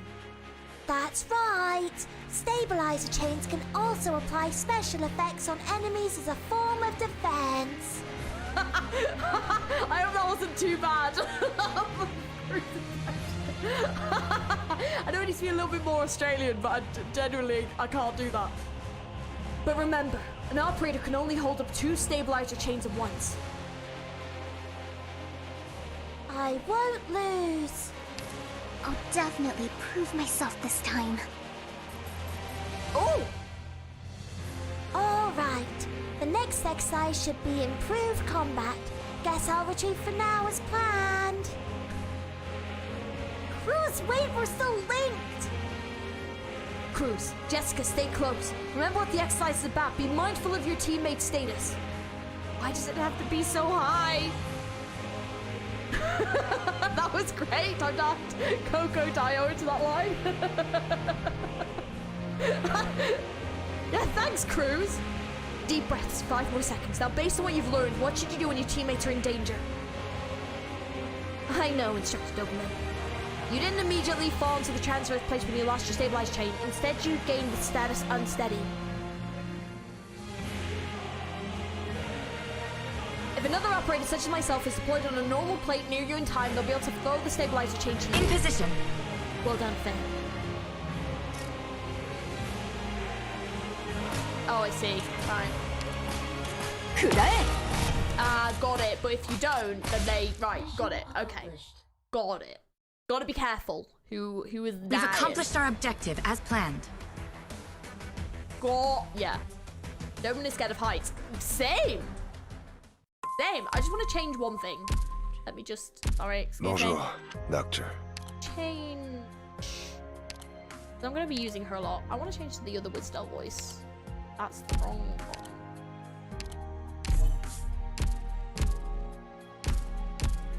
Okay. You Babel. Right.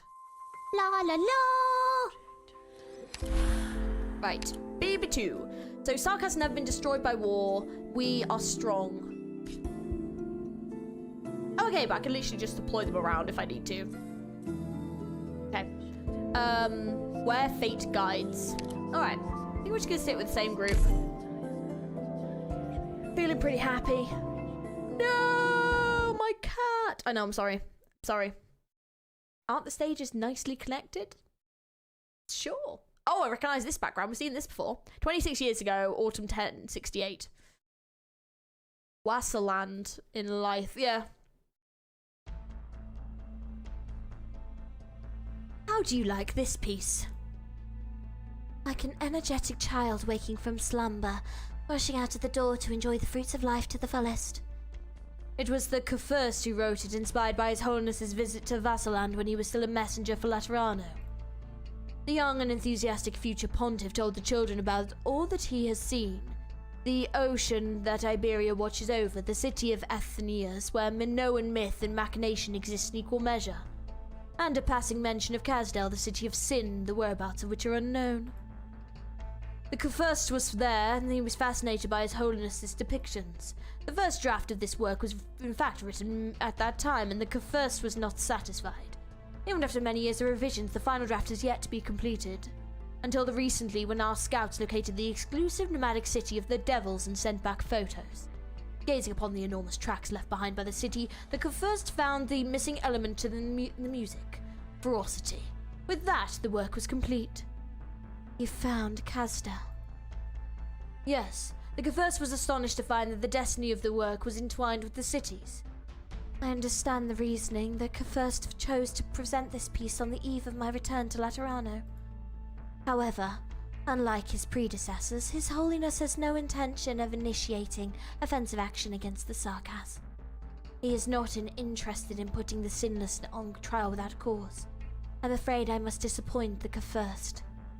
The city itself is of no concern to the First. He's more interested in His Holiness's opinion of the piece. Please send His Holiness the First's warmest regards.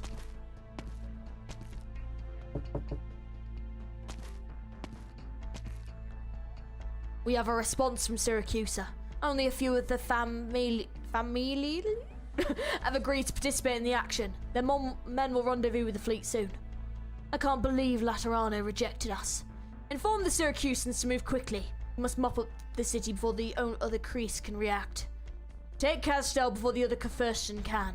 Do not repeat the mistake we made at Gaul and miss another opportunity. Oh, it looks like they're going to be moving. Okay, interesting. All right. Everyone's in this, aren't they? Bloody hell. And we're back to hit this dude. I like Lithianans. You always bring about so much business. And it's smart that you disguise yourself as a prisoner in a smuggling crew rather than flying the banner of a messenger. Now tell me what you want before I lose my patience. Trade, muscle for higher intel. The Scar market is everything you need. Cooperation, esteemed leader. We don't have a fixed price for cooperation. Are you sure your first can frame my price? Don't you want to know what we're asking for first? There's nothing the money can't buy here, Capreni. Caprene? What about Kazdel? Go on. The first wants you to sabotage the city's propulsion system, nothing more. The down payment is in the safe that you took from the caravan. The first will discuss the rest of the payment with you and Kazdel. I admire your boldness. Let me express my good faith with a little glimpse into the future for you.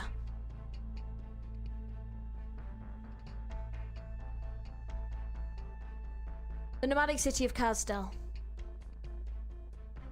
Take your things and scram! Are you trying to poison me? These are just suppressants. You'll need them on the battlefield. The warships that surround us came from Lithanen. Outsiders like you must have led them here. I don't have an explanation. I know you're taking your son with you into battle. He could use the medicine. Keep your hands off my son. What's the commotion? Are you out of your mind? She's a BABEL doctor. Literally pushes him off screen. Damn. Are you okay? I'm fine. He wasn't really trying to hurt me. Good luck. You married a BABEL woman and now you've become a shill for the invaders? That'll be the death of you, are guaranteed. Many of us are also pained by the impending war. We've requested to join you on the front lines. Lunatics. Who knows what schemes you have on the front line? You'll get yours in the end. Wait, so is that his wife? Yeah, is this his wife?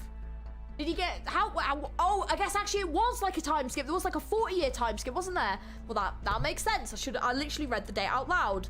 Why would you not twig that there's been a time skip, Georgie? You're an idiot. Give me the medicine. I'll distribute it. They're ready to leave. Go meet up with them. I'll take care of things here. Good luck. Your son. I didn't let him leave. If the Lethanans want to force us into a catastrophe, it'll be safer for him to be in the low-level shelters in the city. Relax, Doctor. People have made it through catastrophes in the past. Maybe we'll have, you know, good luck. Oh, they even had a son? Oh no! These NPCs are about to suffer. Oh no. Damn, the furnace has burned for more than a century. War, catastrophe, migration, exile, all the suffering since the T-Kaz era has not extinguished the hatred of the Revenants. The Sarkaz have seen many Kazdels through the ages. The memory of yesterday may be unrecognizable by tomorrow. But the Soul Furnace has been a constant for these generation of Sarkaz. Home is where the Soul Furnace is. Kazdel. The furnace has not burned like this for many years. I can hear the cries of the Revenants from even here. Soon the city will charge headlong into a catastrophe. All we need to do is hold out until Nasalem's reinforcements arrive. Until Kazdel once again passes through the catastrophe. They thought we would cower. They tried to assume our thoughts with their conception of common sense. It was so 170 years ago and it is now. Arrogant and laughable fools never took the time to truly understand us. What fate do you think awaits this city, Teresa's? To be honest, the chances that it survives are slim. Kazdel was immobilized the last time it braved a catastrophe. It took us a decade just to get it moving at full speed again. And the forests of crystals in the mines and on the walls could never be removed, ruining years of our plans for the city. I don't know if the city can survive another ordeal like that, much less one that's even worse. Good luck rarely comes twice. Oh, I really wanted to make a joke. Oh.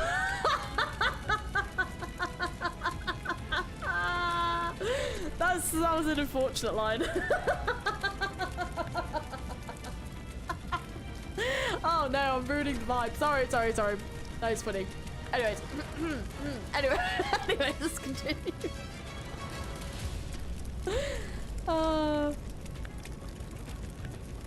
I believe in this city, Teresa's.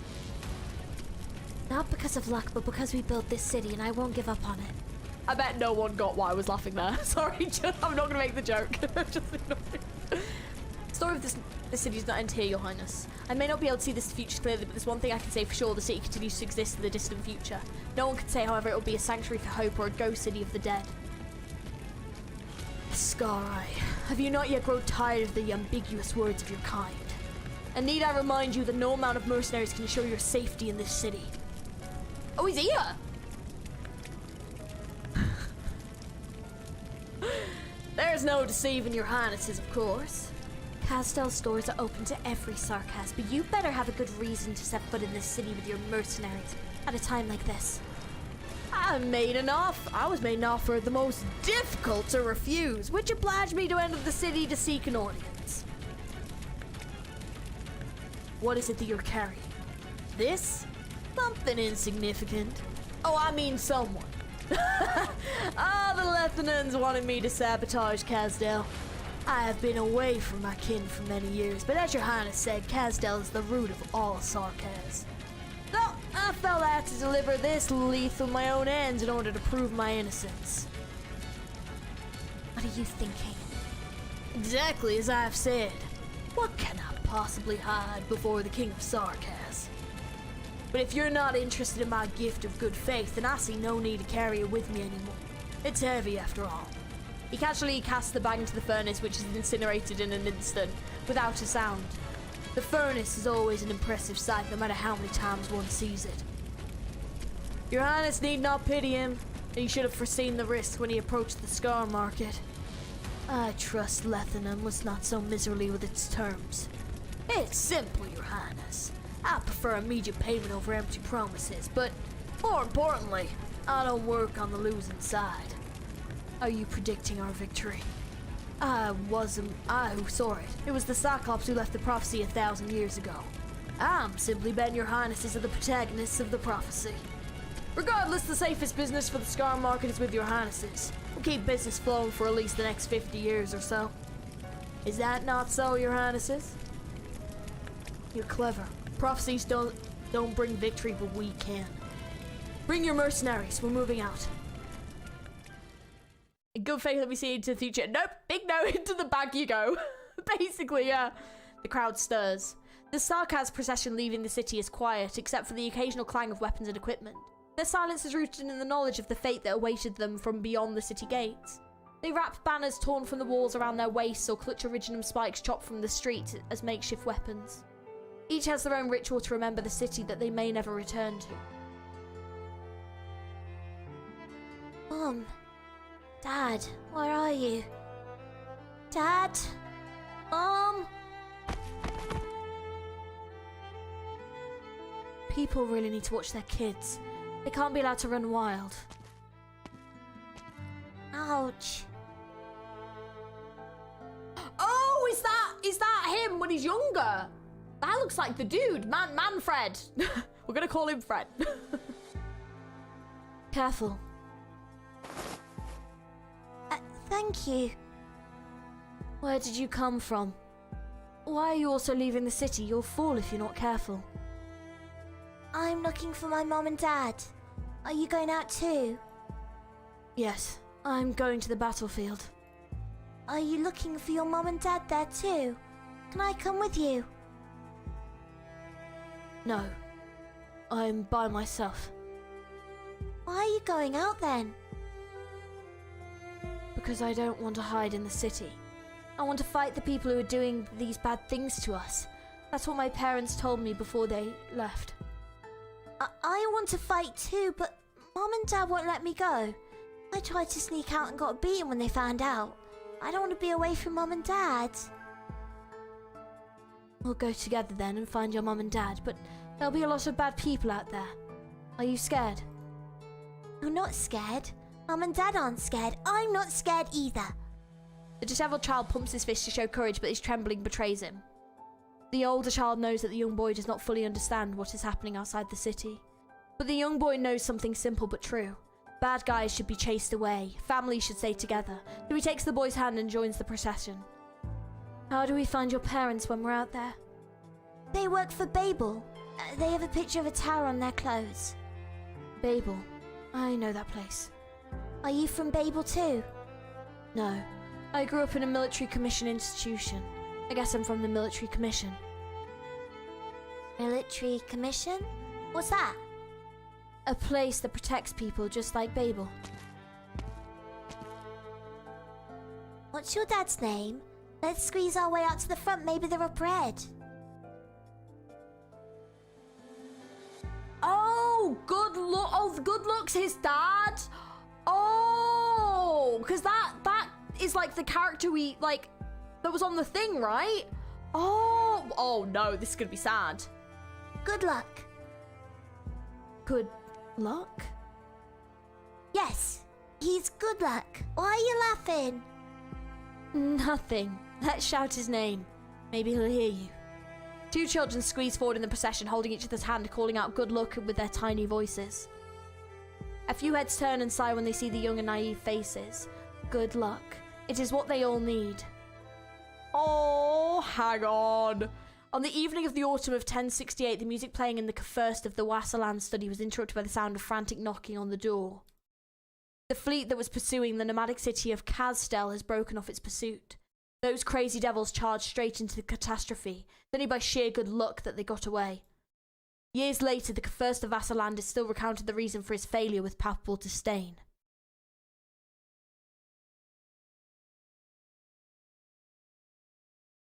Oh, here we go. Oh, here we go.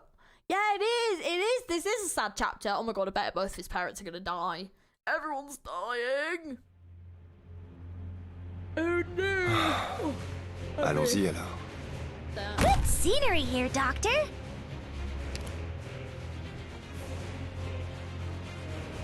Hang on, lad. これ以上は進ませま Gather around me, guys. どこに向かえばよろこっち向け任務概要なんてただの紙くずよ。あんたが何をしたいか知ってるわ。No tardará mucho. We're counting on you again today, little apple. Allez.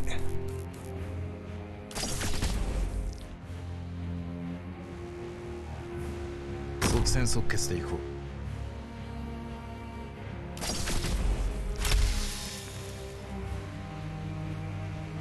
私よここはいはい。 Gather around me, guys.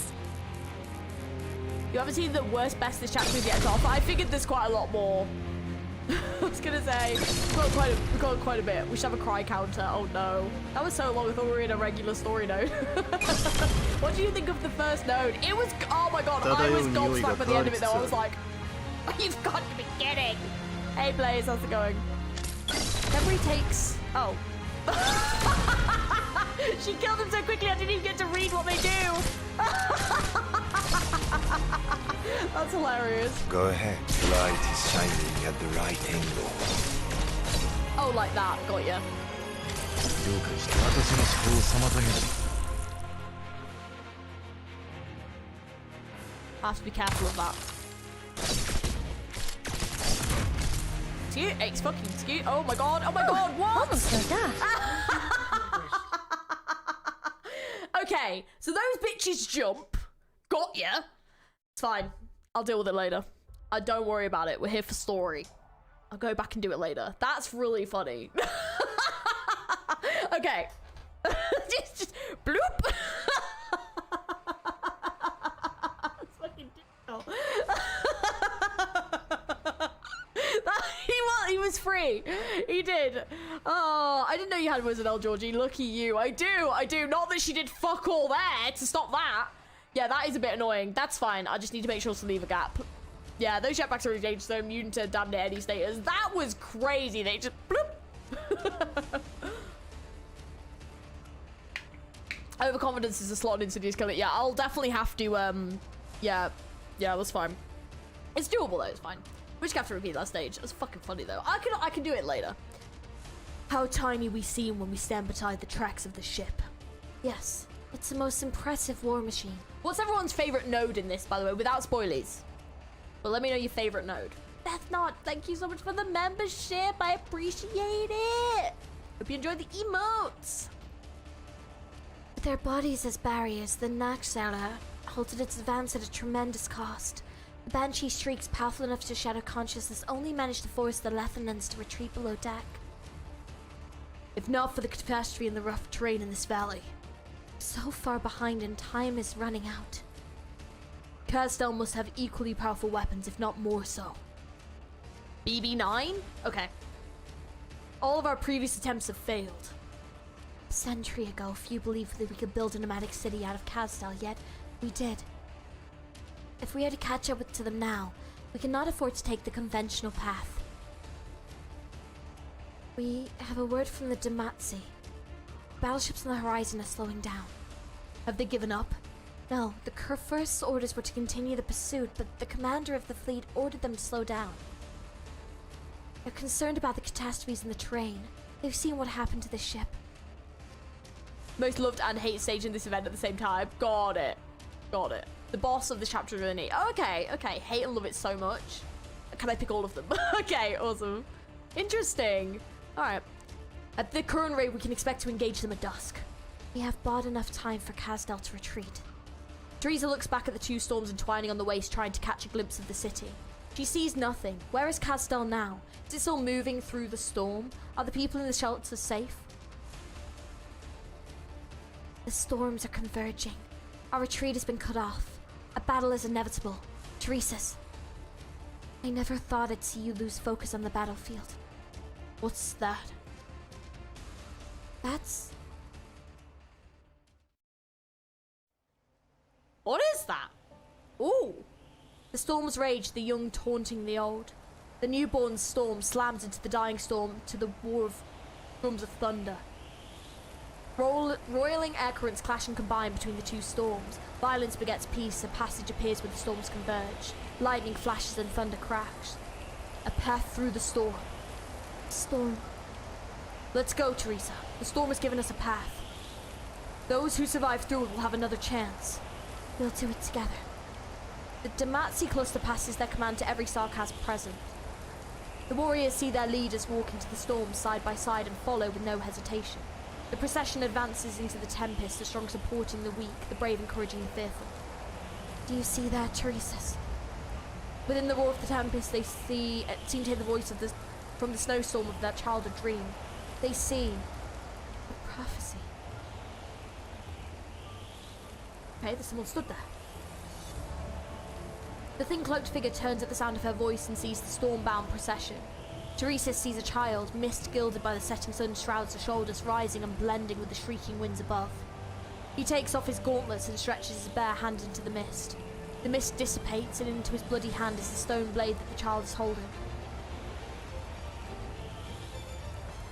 You... crab. What are you doing here? You... You... came in. Home. The child wrestles the blade from Teresa's hand and points again at Teresa's and the procession behind him. There is no difference between man and beast to the child who grew up in the wastes. You want to kill me. Heal. Kill you! Nobody taught her how to speak. She simply emulates the sounds made by those who pass by. Teresa's? Teresa's looks down silently at the thin figure. Let me show you how to hold a knife. You. The child hesitates for a moment before putting a knife in Teresa's outstretched hand. Me. You. Bring me. Bring me. Teresa gazes into Teresa's eyes. Prophecy. A sword to slay the Regent King, a spear to pierce the royal ring. But they have never cared much for prophecy. Very well. Come with me. The home of the Sarkaz is not on the Barrens. Oh. Yeah, who is this sassy lost child? Do you have a name? Name? Me. From now on, you have a new name. Ascalon. Oh! Okay, so this is where they met. Ascalon. Ascalon. Ascalon? So just them. Right, so this is where they met. Oh, okay. 10 days later. The nomadic city of Kasdal. Look, Doctor. The furnace has been relit. Is it moving? The city's finally moving. Ouch! Ascalon. I know! It's too late, alright? It's too late for me to pronounce things correctly. I'm sorry, okay? I'm sorry. I'm trying. Where does this keep coming from? It's because what happened was we did the initial videos, right? That's how I pronounced it. If people corrected me, it didn't go in, and now I'm committed. All right? I'm sorry. It's too late. All right? I'm sorry. Careful, your wounds might open again. I've got to go to the furnace. The furnace burns again, and the Castel still sails. The Leiths didn't manage to kill us. Oh, I didn't mean you, Doctor. Come with me to see it. You deserve the same honor as the warriors who survived. But I'm not Sarkaz. You people are heroes too. Come watch their highnesses command the Goliath to support the leaning furnace. Watch the sparks fly when the hammer beats upon the broken gore. Hear the elegy of the Banshee and witness our final journey of fallen heroes when they enter the furnace to fuel it. This used to be an occasion that only the Sarkaz could see. I would love to go, but there are still lots of wounded to treat. Alright, tell you what. I'll bring back a couple of bottles of booze and some fresh fruit and we'll, You're not allowed to drink. And who the heck drinks in a medical tent? Come on, it's just a little flesh wound. No means no. It's your auropathy that's the problem. Not to mention you're a terrible drinker. Did you ever see me drink? All the time when I was drunk and came to you with a bunch of auropathy bombs. Look, that was the only time in all those years. You know I can't afford booze. I can't stop you. Why don't you go yourself? It won't be the same without you. But I'm a Lethenan. And? Do you support those nobles who profit off war? I ran away from home because I couldn't stand them. There you have it. Wait a second. You say you ran away from home? But you're noble... No. I was kind of thinking your equipment doesn't look like it's from Babel. Well, I won't speculate. It does nobody any good. So you can go on your own. I doubt the soldiers on the front lines would get along with a Lethenan. When I saw the Lethenan string my father up by the sewer entrance to humiliate him, I never imagined I could befriend a Caprinate doctor either. Back then, the only people who showed us any kindness were poor infected or both. Right, enough of the sad stuff. Be back in a jiffy. Seriously, since when did the Sarkaz become so glib-tongued with me? I wonder if this counts as progress, Teresa. In any case, Castel's moving again. Things will get better. Back already? Well, it's about time you laid down. Oh, sorry, I thought you were someone else. Wait, your wounds are really bad. Nobody treated your arts burns? The Lethenans did it. My son's dead. They burned him alive before my very eyes. I was the only one who lived. At least let me see your wounds. They burned him alive. He was screaming. They used arts to hang him in the air for everyone to see. My brothers are dead. My captain is dead. The Lethenans stood on the high ground. Their raised staff looked just like... With bloodshot eyes, the nearly drained Sarkaz fixates on the doctor's staff abandoned in the corner. Oh, fuck. Oh, fuck. Oh, God. The emblem of the home she had left behind hangs on the staff. Like a reel. The doctor does not sense the hostility. How can you not? How can you not? She lifts his top to inspect the wound but feels a chill run up her spine. You're armed. Why didn't the guards check you? Woo! The light of the salt furnace lights up the night sky above Castel like the midday sun. The fire crackles, echoes like a mournful growl, the somber tribute to the fallen who have become its fuel. All the Sarkaz set their eyes on the sky that night. No one notices the light from one of the field hospital windows go out. Oh, did she just get fucking murdered? Oh. Oh, shit. Your Highness. Why was I brought here?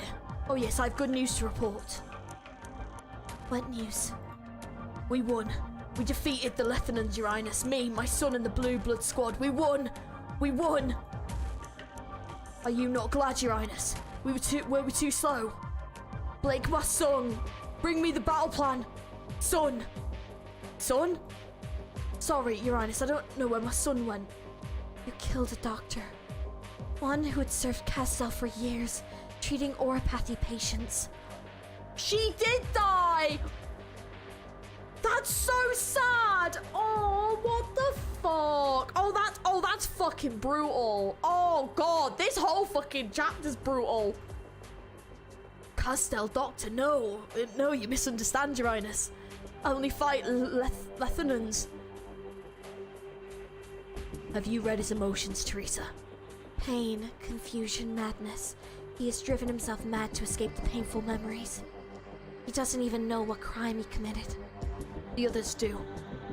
The guards discovered him brawling with another sarcasm amidst shattered casks of liquor, which ignited and spread the flame throughout the field hospital. Oh, so that woman came back and found him, like, murdering her friend. Oh my god, this is brutal. Oh! Shit. All the way. So, can I just check?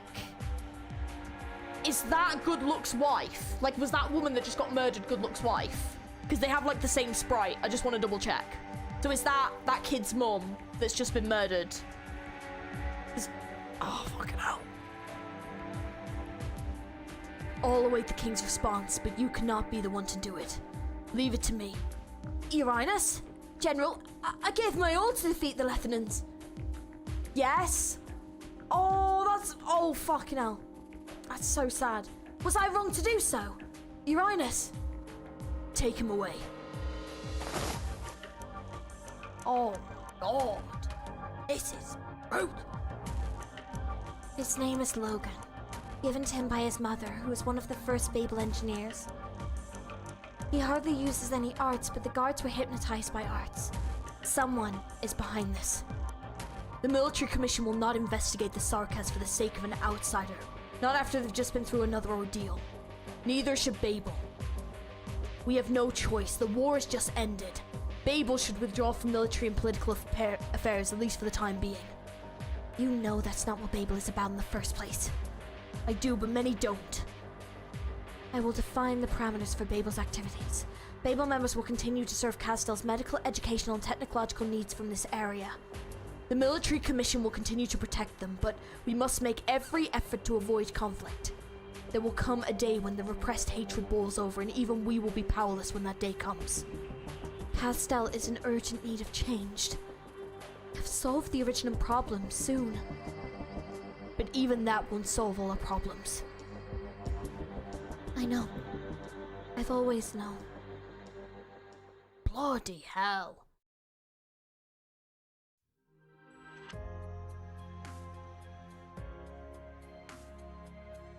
Oh, so this is her... Right, okay, when she's younger.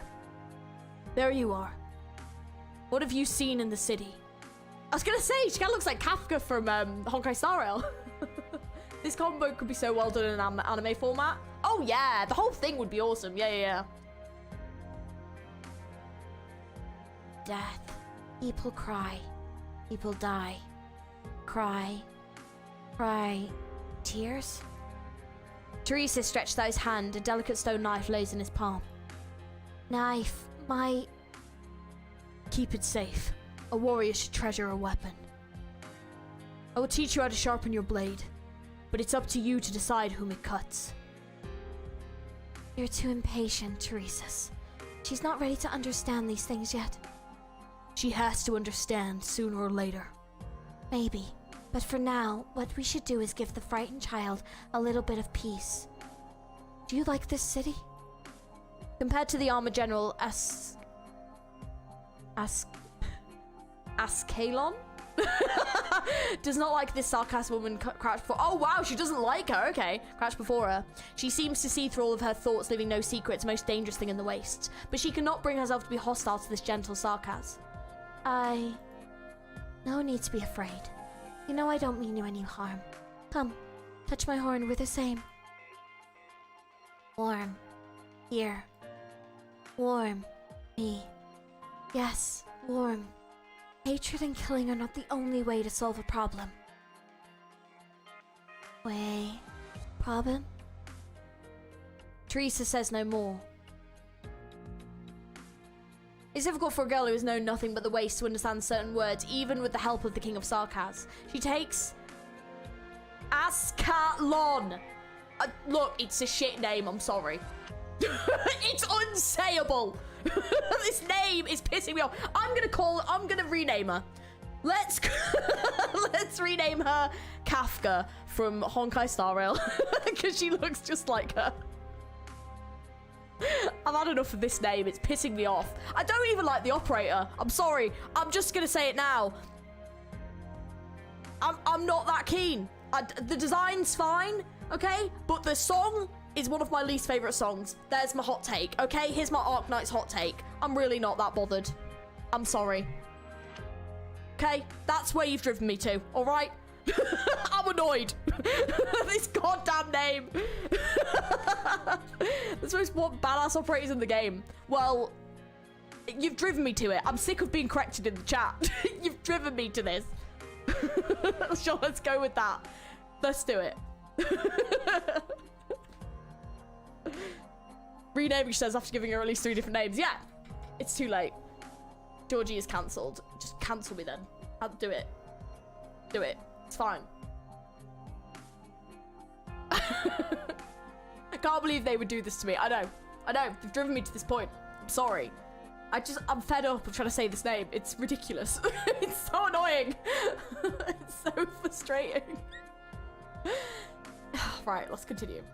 It's like a wound on your palm. Weapons can't heal it. Only time and medicine can. Ah. It's okay. I've cleaned your wound. You'll need to take care of it. Be patient. One day you'll wake up and find that it doesn't hurt anymore. Yeah. She jammed her blade into Georgie's brain, causing brain freeze. You said it perfectly before, though. It doesn't matter. It comes and goes. It just comes and goes. It goes away. Because I say a load of other things and then I forget the name I've said and how I pronounce it because I'm pronouncing it like it's written and it just doesn't make sense. No one. Here. We'll wait a little longer. It's not lesson time yet. They'll come. Look. It's Teresa's. Casualty report from the military commission. There are many children, most of them students. The ones that left? Their parents are no longer willing to let the outsiders of Babel teach them. Plus, if memory serves, many of Babel's teachers have already left out of fear. You're troubling yourself too much with trivial matters, Teresa. You need to rest. We still have to. I want to wait a little longer, Teresa's. Very well. He does not leave. The classroom is eerily quiet. Teresa closes her eyes and recalls the students who used to fill the classroom. Aww. They said we can always get potatoes for coming to school. I didn't understand that one, Your Highness. Do you have any simple stories? You said you went outside with the mercenaries when you were our age. There's always a sea. There's a sea between Sargon and Iberia. What's a boat? Why can't we go up on deck? Why would we throw up? Leith spires? Are they like our furnace? People who are nice to us, but Dad says there are no foreigners like that. But the teachers here are nice to us. Students come and go, but she always managed to get them to return. But this time, no one came. Oh? Oh, there's one. It's Fred. General Teresa's, Your Highness, You. Holy crap. Okay, the hilt of the stone knife hits the boy in the chest. Although unable to break free, the boy strains to look up at the tall girl who has him pinned. I saw General Teresa's come this way. I just wanted to... Teresa, Your Highness, you're here too. This classroom, are you teaching? Put down the knife. You. Oh no. Your Highness. You were looking for me? Yes, I came to seek an answer for the children who lost their parents. I know the military commission will take care of them as it took care of me. But will this change anything? What if another war comes? I want to change things, but I don't know what I can change or what I should change. The two rulers gaze upon the fearless child, each arriving at their own answer inside. What's your name? Manfred. So wait, did Good Luck die? Oh no.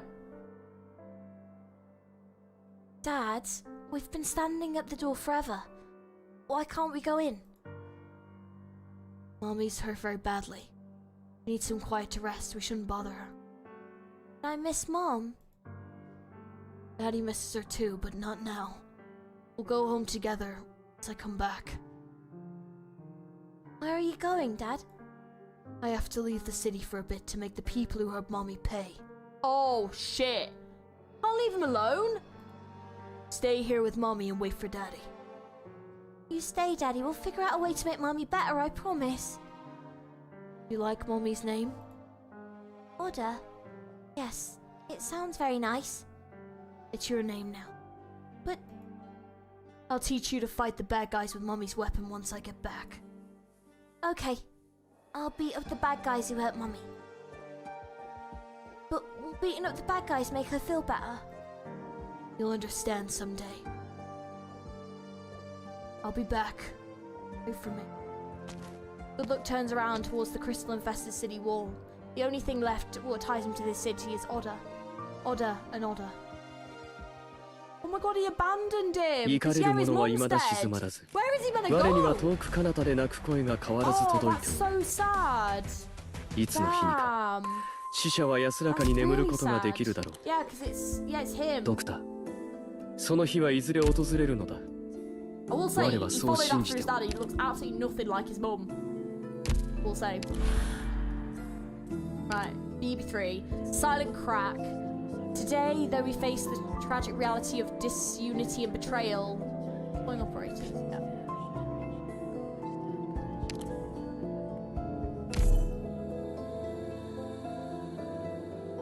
Yeah, that's sad.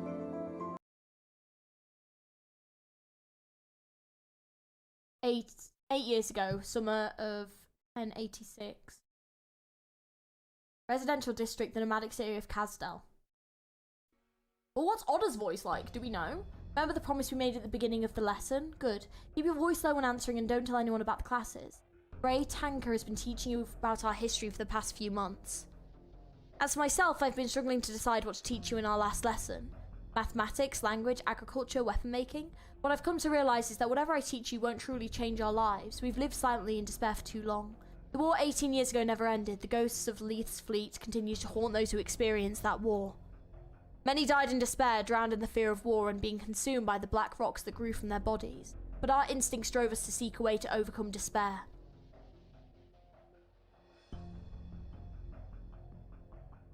Some declared war and despair on the outsiders who oppressed us, but they all fell short in the face of cruel reality.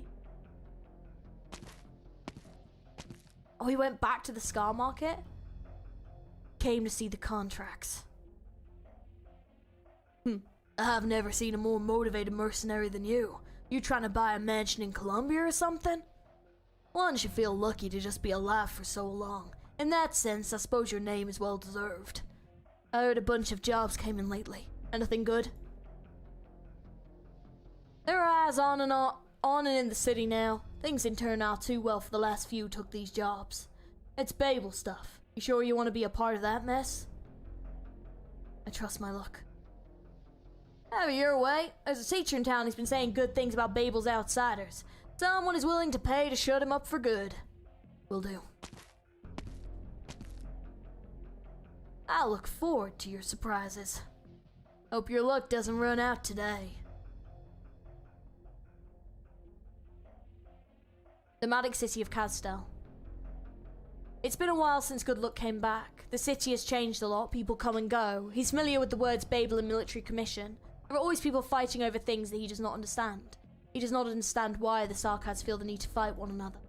He takes out the photo of the target, a mild-mannered young man. The triangular marking on his sleeve seems familiar.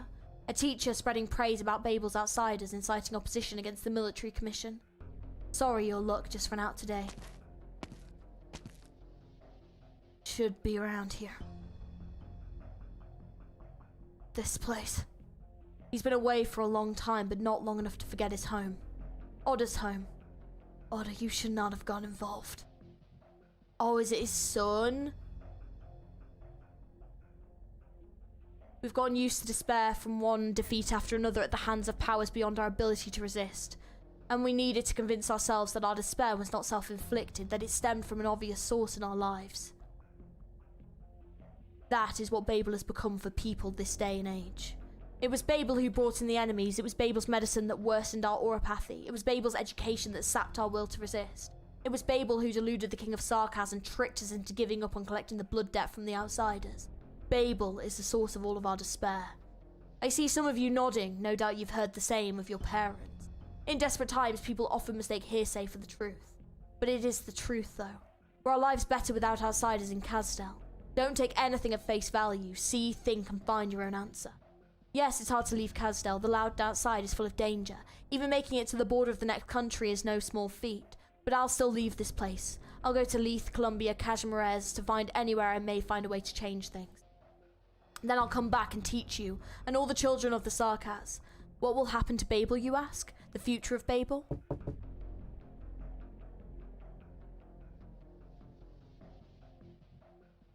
Hide yourselves. Don't make a sound. Hello? Are you looking for someone? Sorry. I got the wrong door. Do you need help? I'm familiar with the area. He smiles, there's no panic in his eyes. She scans the sparsely furnished room and understands. Oh! Is this Logos? Wait. Oh my god, wait, everyone's popping up. Wait, is this Logos? I think so, right?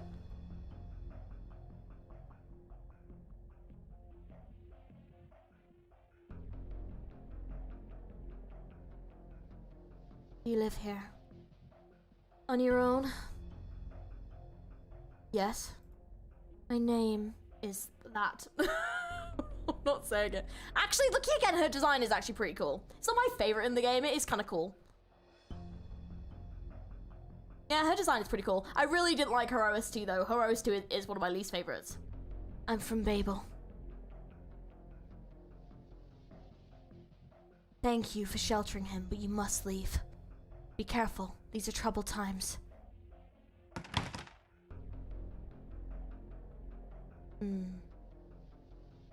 You heard her. Someone knows you're here. You need to go. Not just the military commission, but also those mercenaries who've been bringing trouble to our doorstep. I know. Very grateful to you for lending us your house to serve as classroom. The children, I'll take them home. Don't worry, you can continue your classes in a few days once the storm has passed.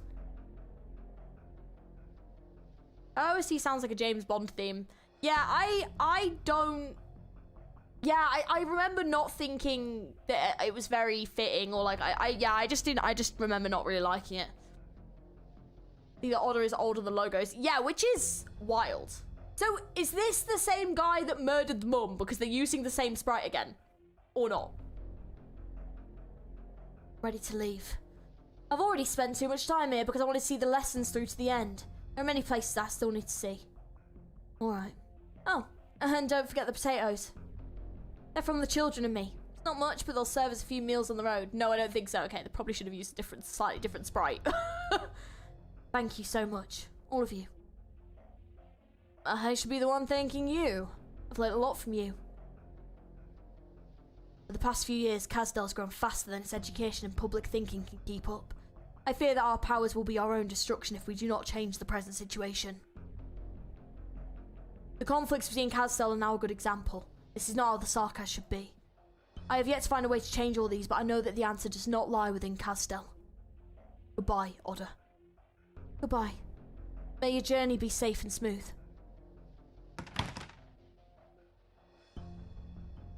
Otter watches as the teacher disappears around the corner but does not go in. He does not remember when it started, but he has a habit of sitting by the door waiting for a familiar someone to return. Wind stirs the dust from the streets and the dust stirs up his tears. There is not even a shadow. He gently closes the door.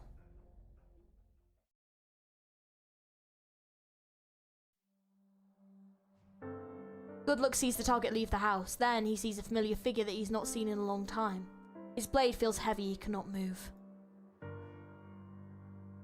Otter, I'm sorry, I didn't know. I'm a lousy dad, but he tightens his grip on the knife's hilt. He knows only one way to give Otter a better future. Oh! Oh! Oh! Oh! Oh, did he just die? Another one. A mist shrouds the corpse in the corner of the street, erasing all trace of its existence. The passing of a life in Kazdal is akin to a speck of dust falling on the ground, unheard, unceremonious, and unnoticed. His luck has run out. He fucking murdered his dad! Oh my god, he's never gonna know! He's never gonna know! Oh, wait, that's so sad! Oh my god, he's always gonna be waiting for his dad to come back, though. Oh, for her, just like another merc. Damn!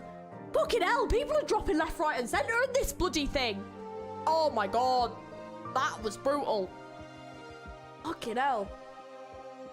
How long do you plan on hiding there, Manfred? Or are you planning to stab me in the back now? Another mercenary. How many have you killed? Didn't see the point to keep count. You could kill 1, 2, 100 even, but can you kill every mercenary who accepts the contract?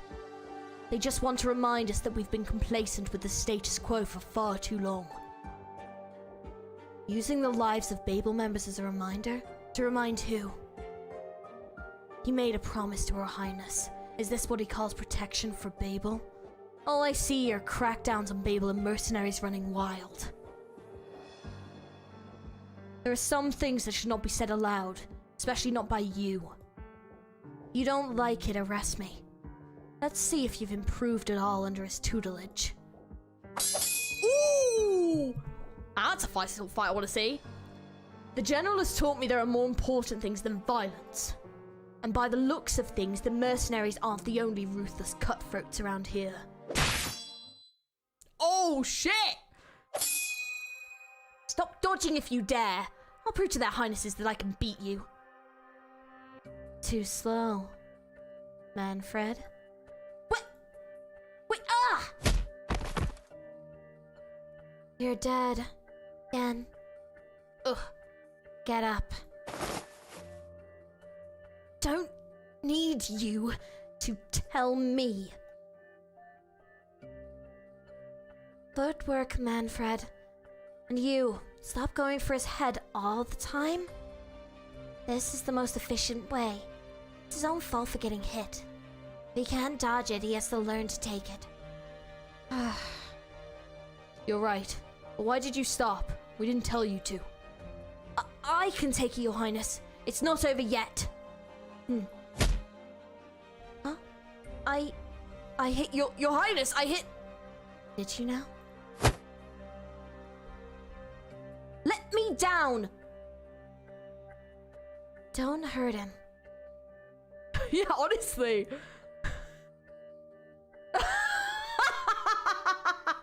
Oh my god, that note is amazing. Oh my god. Replacing that with you, because everyone seems so mean to her. Well, she shouldn't have such a difficult name then, should she? That note is amazing. I was not expecting that. Manfred's long limbs flail in the air while his torso is tied to a wooden stake. How did you do it so fast? Got my inspiration from the way Her Highness sews. Manfred wiggles to break free, but the more he squirms, the tighter the ropes hug him. He cannot understand how she can be so fast and strong, but when she looks as thin and frail as him. Let me down! Look, I won again. She raises her weapon high and grins victoriously at the twin sovereigns. She's gotten a lot more cheerful. What are you thinking? They're different from the other Sarkas children. We can change them, but how can we reach all the children of Castel? Give me time. Oh, give me time. BABEL can do it. Time is a luxury. I know, but education is not something that can be rushed. What we're doing is leaving hope for the next generation. The flame of hope will never go out as long as a single teacher in Castel remains willing to share with these children the vision of a beautiful future.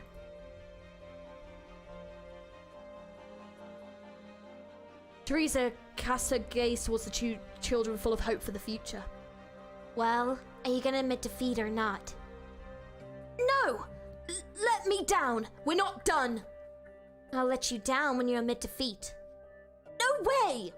I'll unbind you. Thank you, Your Highness. Why am I flying? Your Highness!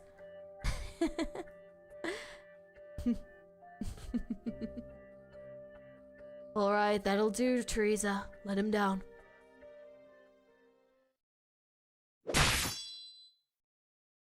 Damn! You've improved, but Teresa's hasn't taught you everything he knows. You were always the faster learner, but ever since you left the General, you've been nothing but unadjusted and lost. He is disappointed in your departure, by the way. I may not be as good with words as you are, but at least I don't just ignore the insults against Her Highness Teresa. Do you really know why Her Highness is so dedicated to Babel's ideals? Do you really know why the General hasn't openly denounced the attacks on Babel? You should have talked to him rather than turning your back on him. I turned my back? You're the ones who turned your back on Her Highness and the voices of so many. It's Teresa's who has turned a blind eye to the mercenaries' acts of violence and the damage they've caused Babel. This much I know. The General has allowed it precisely because he can't ignore the voices of the majority.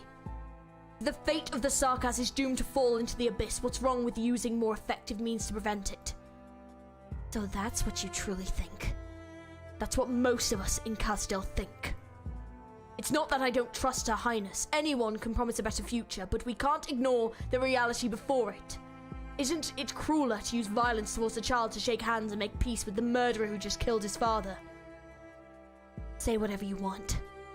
I'll keep my hands off the military commission, but if you try to act through the mercenaries, then my job is simple. No more mercenaries, no more problems.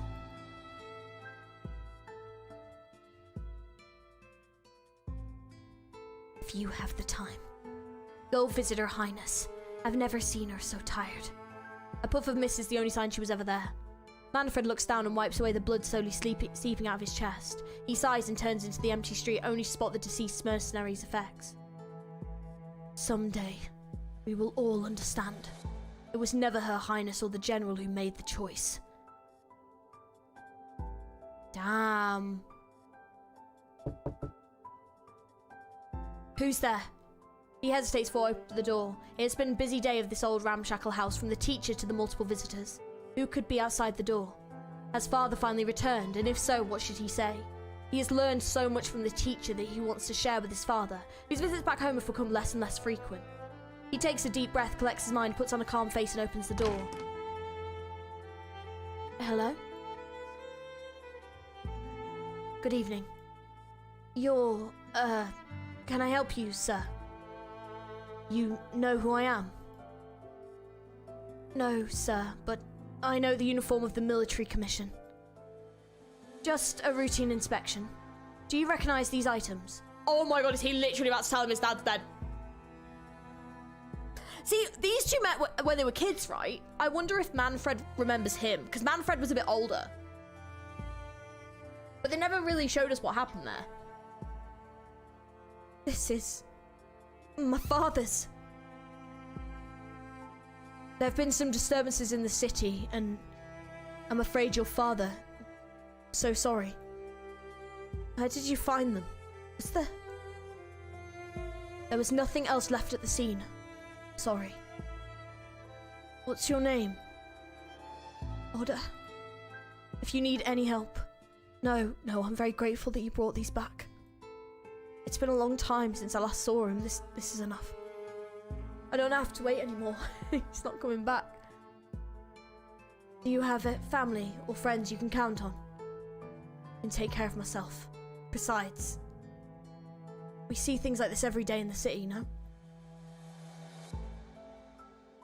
I'm sorry, Agush, sir. I feel like I know you somehow. I'm sure you're busy. I won't keep you any longer. My condolences. Do they not recognize each other? Oh, that's so frustrating. Oh, this is so fucking sad. Are you kidding me? Oh. The door closes. Manfred can hear the sound of sobbing coming from behind the door, but he doesn't feel sorrow, not anymore. Oda's right. He's seen this too many times, yet he remembers this is not what the city was meant to be. It is weird, like, seeing Manfred be, like, the good guy. I'm pretty sure Manfred remembers Oda. Yeah, hence the first line. Yeah. Maybe he does. That's so sad. 楽 Fuck's しい時 sake. 間って本当に終わらないわよね。 So sad. Right, we've got to be careful of those We're counting on you again today, little people. apple. The flying people we need to be wary. どこに向こっち向 Would け have to have made a choice. That was interesting. Why have I made this choice? Might have to resort to other means. Oh, hang on. No, we're good. 了解了 Yeah, I got 解 it. Whew, I have to get serious now.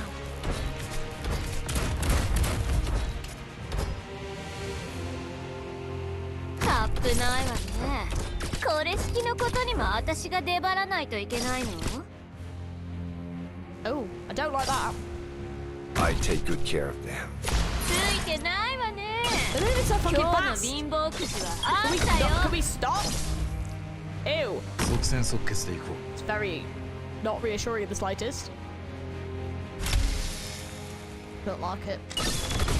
I'm ready. I have to get serious now. Hai le armi a portata di mano. Perché aspettare?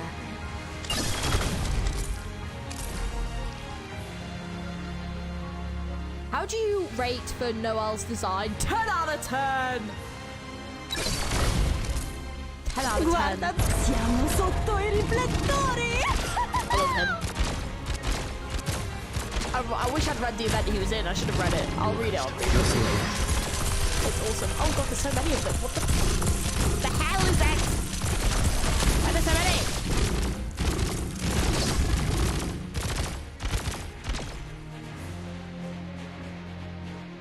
They're just so fast. What? Mission accomplished. Oh, that went a lot better. They were way easier to deal with, like the jumpy ones. Yeah, he found his dad. And then, like, the most brutal bit is that his dad left, right? And left him to find out that his mum had died. Like, oh. So, like, not only did Oda have to realise that he had no one, was then waiting for his dad to return, and then his dad's been murdered, and then he's just had to be told that. Like, oh my god. I truly hope you remember the stuff in the story till Tuesday, because major stuff is dropping on the next node. I mean, I'm sure I can remember stuff until Tuesday. We should be alright. Let me through. This area is off limits. What happened? Are you with Babel? No. Then it's none of your business. The walls of Royal Court soldiers prevents Oda from passing, but he sees several familiar crying faces in the scattering crowd. Those students. I think I can take this alley here. This is still like the most easiest stage to find. Yeah, no, I know! But last stage, I'm cocked up, so it's nice to have had a stage that I was like, that's fine. Excuse me, do you know what happened? Someone beat another guy to death. He's dead too. You trying to join the racket? Babel again. The Highness thinking. Shut your trap. Whoever everything you eat, everything you wear, and the roof over your head to Her Highness. Shh. Well, it's simple enough, all right. A teacher beat the father of his student to death. A teacher? How could... All the man did was scold him a little. It was the teacher who was telling the kids all sorts of awful things. That's not true. You're a Babel shill too? Oh, kids these days. Hey, what are you doing? Oda squeezes through the crowd and sees some familiar faces lying on the ground. He finally finds the source of the commotion, the teacher lying in the cloud of dust. Oh, fuck. Teacher, what's going on? I didn't mean to hurt his father. Hang in there. Find a doctor. No. Over there. Him. Oda looks in the direction of where the dying man is pointing and sees an injured child crying by the lifeless body of his father. Oh. Oda runs through the burning streets carrying the injured child in his arms and pieces together the whole picture from what he sees and hears. It began when an agitated teacher accidentally killed an agitated father before he was set upon by the angry crowd and fell in the dust of the streets. The turmoil dragged everyone in, civilians, Babel, mercenaries, even the military commission. Like a chain reaction, clouds of dust were stirred up in various corners of the city. It wasn't until artillery from an unknown source blasted through a wall of Babel's office building that the Royal Court troops finally quelled the riot. It began with an accident and ended with a shell that caused more damage to Babel than anything in the past 18 years since the end of the war.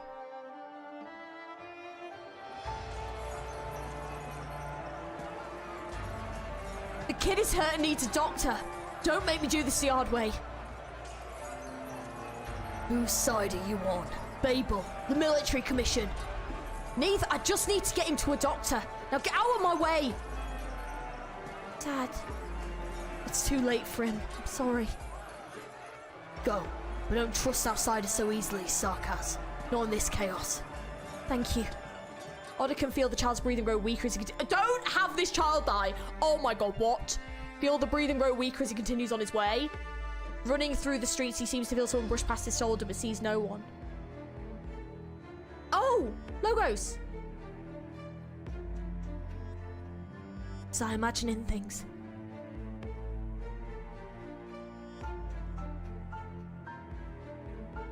Stop right there! Not one step closer, there are patients inside. This kid needs medical attention now. But, oh, I didn't think there was anyone still willing to bring patients here. Alright, I'll take it from here. I'll try to give you some extra medicine before we leave. Leave? Her Highness made the decision, but we all know what's happening. We're not welcome in Kazdal anymore. Where are you going? Outside the city, aren't you afraid of the dangers in the wastes? Yes, I am. But if the city no longer welcomes us, then we respect its choice. I want to join Babel. I can help care for the patients or protect you.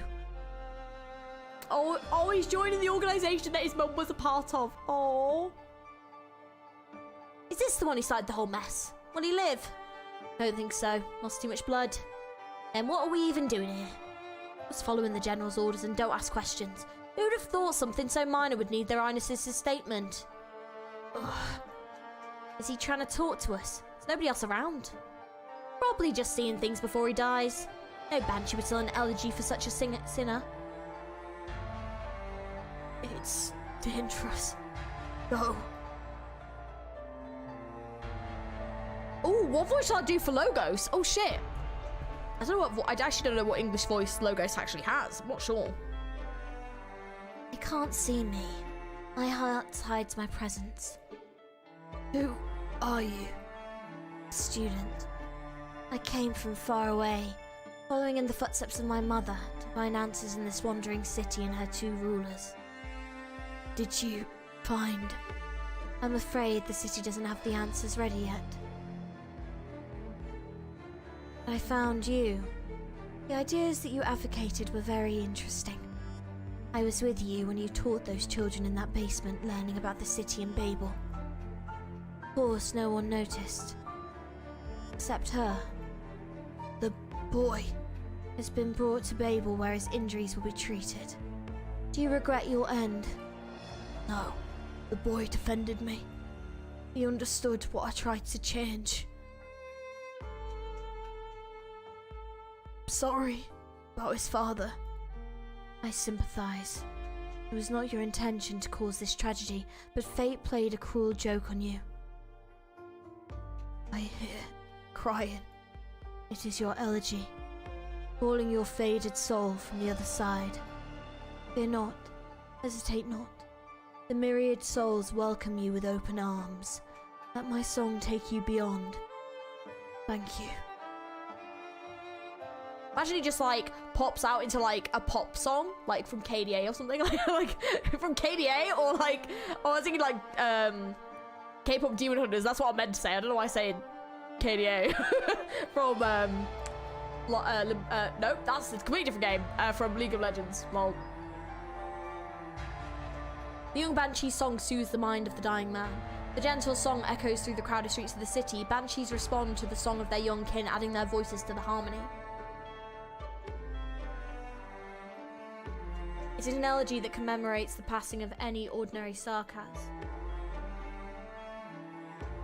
You were talking about the future of Babel in the lesson, but you didn't get to the end. What were you going to say? I believe that Babel will die someday. I hope I'm wrong.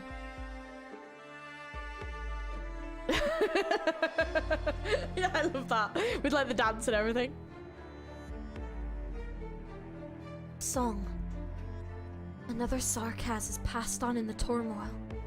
There is no longer any place for Babel here. I will lead them and leave this city. Teresa, we love you, all of us. I know, but Babel has no choice. Yeah, just all the different. I love it. Perfect. But if you leave, my people have made their choice. Neither I nor Teresa's can change it. We cannot abandon hope, but the best course of action right now is to avoid conflict. Hatred will swallow us like a flood. You've always known, Teresa, our hero, our king. Gentle requests and gradual changes will not sway the minds of the Sarkaz, drawn here by Kasdel's rise. Rameline, perhaps what I say will disappoint, even hurt you, Teresa. Rim, Billiton, Sargon, and even Columbia, you've opened their doors and allowed the Sarkaz to negotiate with some as equals. Terra has seen more technological progress in 50 years than it has for millennia. But we were too slow. Despite the incredible changes you brought to Kasdel, they haven't been enough to bear the fruits of true transformation. Even if I too believe that the fruits of spring are near. Is this the stance of the Banshee court, Rameline? I'm just a mother who came to see her boy off, Teresa. I respect his choice, and there will come a day when he will speak for our royal court. But that day is not today. I know you love him. You haven't allowed yourself to age since he was born. Final was a miracle to me, and to all Banshees. The day he was born, I became loath to age with time. I have preserved my appearance at the peak of my beauty. I wish to remain eternal in his memory. My life is finite, of course. It's only the facade that never changes. I know what your Highness is thinking. You never expected your dream to come true in this generation. You see yourself as the soil, and it's not the soil due to witness the flowers bloom. Even if the two of you have to give everything to nourish this soil, humor my little self-indulgence, your Highness. Wow, you pronounced his name perfectly. Did I actually? That's ridiculous. If I actually did, that is what the hell. Yeah, I know. Logos. Well, Logos' mum reminds me a bit of Gladia, actually. See a bit of Gladia there.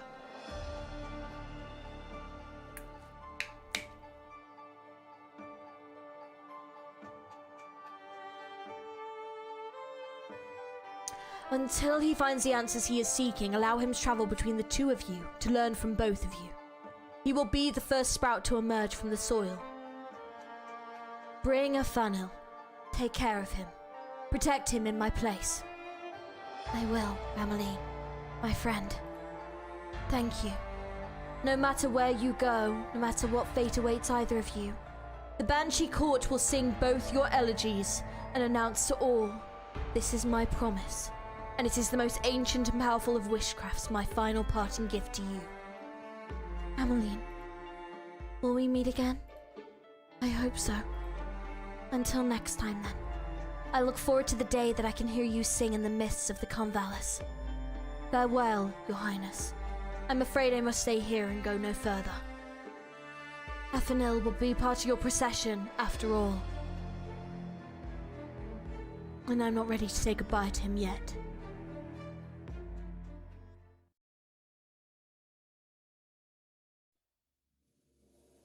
Two days later. How long do you plan on standing there? You came a little too early if it's Teresa you're looking for. I didn't think you would have the courage to come to me. Why? Do you mean why wouldn't you have the courage to see me, or why I banished Babel? You've seen Manfred? Yes. Did you do it? Not all the way. Good. Now, remove yourself before you say something childish and naive. Not even Teresa would agree with you. Or you could choose to stay. You don't have to explain yourself. After all, you've never formally joined Babel. Her Highness needs someone to protect her. She is more powerful than you think. And I agree with you even less, Master. I suppose I should take that as a no. You and Manfred are my best students, yet both of you have your fatal flaws. Your talents in combat are peerless, but what do you truly believe in? Your Highness, Impatience. I said what you truly believe in, not me nor Teresa. You still don't know why you seek, do you? To protect? That's just an empty, self-deceptive sentimentality. When you're unsure of your path, you merely project your motivations onto vague ideals. I've thought about it carefully. Perhaps. Then follow Teresa and protect her, but don't blindly adopt her ways. Think for yourself. Manfred found his answer long before you did. The next time we see each other, never mind. Go. There is nothing else for us to talk about now. She falls onto one knee, then turns into mist that closes around Teresa's. The mist trembles and disperses, leaving behind only the stone knife in Teresa's hand. He recalls the day that he snatched the blade from the child in the catastrophe. You were too cold to her, Teresa's. It's a time of parting. You could have shared your mind with her. She's never been adept at expressing emotion. As her teacher, you're better than me at reaching the teenager side of her. Do you really have no faith in her choice? She is welcome back at any time. Manfred remains too complacent in his training. He needs someone to challenge him, a goal to work towards. I'll tell her. I wish you would come back too. You know, if we cannot resolve a minor conflict like this, the next one could escalate into a full-fledged civil war. If it comes to that, we will all we have dreamed of for a century will be for naught. If that day comes and I have to, I'll kill you. Babel is ready. We will leave with those who are willing to follow. You've always kept them close. Yes, because they needed me. I need you too. Castel needs its king. Teresa's. Her people have made their choice. The best course of action, for now at least, is for Babel to back down. I will continue to call the nourishing rain upon Castel, change the city's circumstances, and wait for hatred to subside. But if you become the greatest threat to the searching dreamers in this long and painstaking process, I will destroy you. So be it. Damn! I think I will never get this, like, whole Civil War sibling squabble. At least, like, the Teresa's Manfred bit. From what I've gathered, basically, is that Babel is, like, her dream, right? Like, just so I'm understanding this. Like, Babel's her dream. She basically wants Castel to, like, open its doors and kind of, like, act, I guess, like Rhode Island is now. Like, I'm presuming Babel was, like, the first Rhode Island, you know? And so they were wanting, like, to, you know, have people from lots of different places all working together, be like helping people. They're trying to help Castel, but Castel seems very set in its ways. And I think she's like the kind of peaceful part of it, even though she is the ruler of Castel, and the part of it that's wanting to like improve things, bring things forward into the future, and kind of heal. Whereas like, I think Teresa's is more kind of nourishing that war part of it, like the Commission of War that he's created, the kind of combat nature of the Sarkaz. He's kind of nourishing that part of it. And those two things, because they're at war with other kind of nations and people, unfortunately, he's kind of like,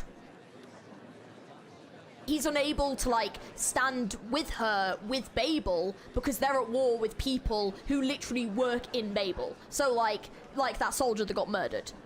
But yeah, she's an idealist while he's a realist. Yeah. So basically the people are like beginning to riot and beginning to like thrash back, and like people are getting killed and stuff. And Manfred and Ascalon are the students, obviously, of them two, and she's working with Teresa with Babel, and then Manfred stays with him. You'll not be able to guess what's going on. No, but like that's just like what we've gathered so far, I think. Basically, each sibling has their own way to help the Sarkaz. Teresa wants peace by bringing in outsiders to bridge the differences, and then Teresa listens to what the Sarkaz want. Yeah. So that's kind of what I'm gathering. You nailed her name. It's never going to happen again. It will never happen again. I love it how I can say it when I'm not playing the story, but the minute it's in context, I'm like, can't say it. Yeah, but in the end, having a civil war makes both lose. Yeah, progress isn't fast enough for the Sarkaz to handle. Yeah. So that's kind of what I've gathered from what's happening, like, in this story. Basically. Right. Yeah, let's finish this node, and then I'll take a very quick break, and then we'll kind of reassess where we're up to, and if we're halfway or where we're up to in it. Mercenaries and the Royal Court soldiers lined the streets, holding back the restless crowd. It was the King of Sarkaz who brought food and shelter. It was also the King of Sarkaz who allowed oppression and hatred to fester. The Babel procession stretched as far as the eye can see, past the barricades formed by the lines of Royal Court soldiers, past the disdainful crowd. Teresis walks towards the crowd and stands with them. He has left Teresa's side for the first time in 2 centuries. We all know what we must face. I hope this will not be the last time we stand together. Will that day be far? Not too far. Teresa joins the silent procession. Their farewells to the city is soundless. Their path is one of hope. I just wanted to know if I managed to clear the entire Olympus Arknights content as a new player. It was rough but fun. Oh, I'm glad! I'm glad you enjoyed it. Yeah, what did you think of the story and stuff? Like, yeah, like, how did you get on, Renegade? Are you gonna pick up Limbus? They're like 200 years. Yeah, they're like super old. I'm fairly sure. Yeah. I hope you enjoyed it. Did anyone else actually pick up the Limbus to try the Limbus Arknights collab, or like have watched it and stuff?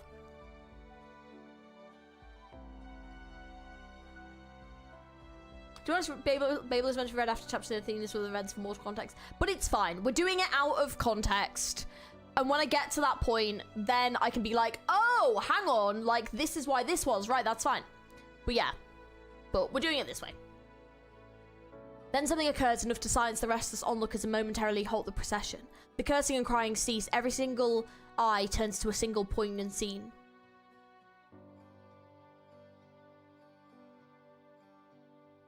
A mercenary, steps out of the line to embrace his best friend in the procession. Oh, what? That's so sweet. Oh, that's really sweet. Oh. I played a bit of the collab, but I really don't want to fight the knight. I understand. I completely understand. Oh. Yeah. I'm picking up Limbus after doing the event. Nice. Yeah, for sure. So good. So good. Fell in love with the characters. I'm so glad. I'm so glad to hear that. Please let me know your fave. It's still great on its own. Don't worry. Yeah. I haven't seen his Arknights account. I want to see that though. Yeah, that's why we're like, it's spoiler with no context. Yeah. Limbus is my kind of story, not a power friendship cheese strat. I'm picking it up. It's a story that's not far off from the source material too. Mob mechanics stayed as faithful as it could be. 100%. Yeah, I like it. I'm glad you like it. Limbus is such a great game. Like, it's so good. And like, I'm really glad to see people giving it more of a chance. Cause like, you can 100% see why the story of Limbus would appeal to people that like Arknights. It makes sense why it would appeal. They're both very dark stories, but there's like hope and all that kind of stuff in there as well. This is really sad. This kind of makes me want to cry. He streamed his pulls on the banner and then flexed his account before giving us all a free temple. What a legend. Imagine having that kind of power. That's so good. Oh, this is really sad though. Oh. No one can hear the whispers exchanged between the two friends by the ruins of Babel, but all are willing to wait and give them the moment of farewell. Oh. Damn. You know. It's so awesome both community tried out each other's games from this collab. Yeah. I think so too. I want to see a reverse collab. I would love to see Limbus in this. Like, I would love them to do it the other way around as well. Fingers crossed. I'm hoping they will. A farewell between the people in their city and between two peoples of the same blood. A young Sarkaz who lost everyone he holds dear walks in the procession without regret. Aww. He remembers walking the same path, leaving the city in search of his parents with his older companion many years ago. Dad, I believe there has to be another way than with war. Mum, I know you believed in Babel because you hoped for a different way to live. Goodbye. Goodbye.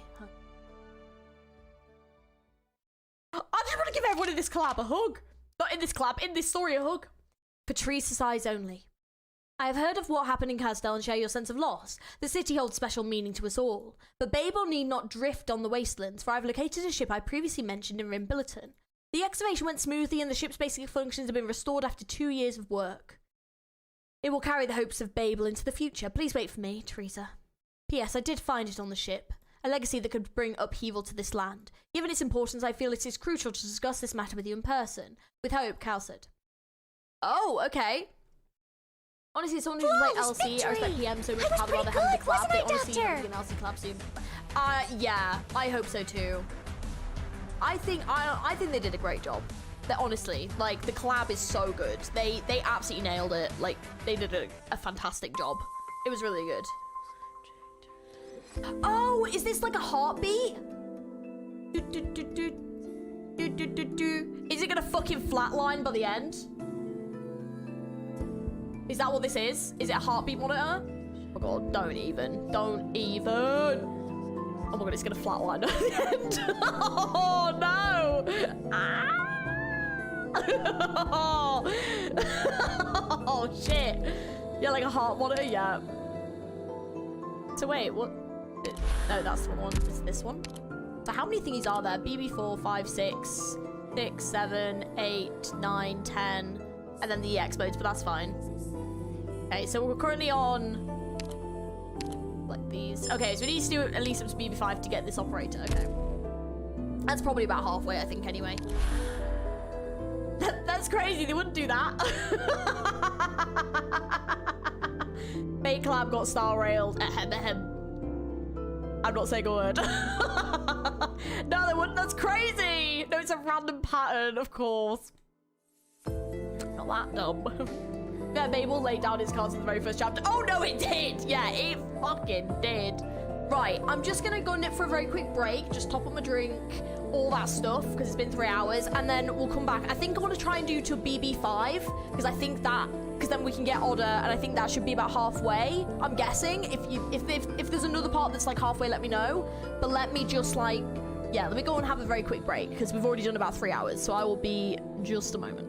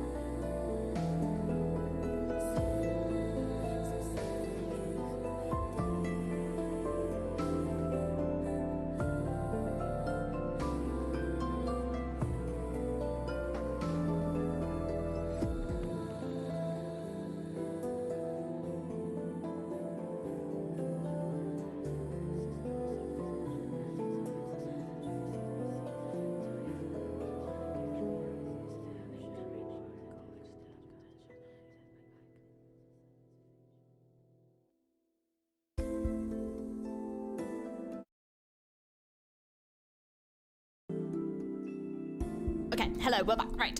Okay. Whoa. We've refreshed. We've had a drink, I've had a snack. Okay.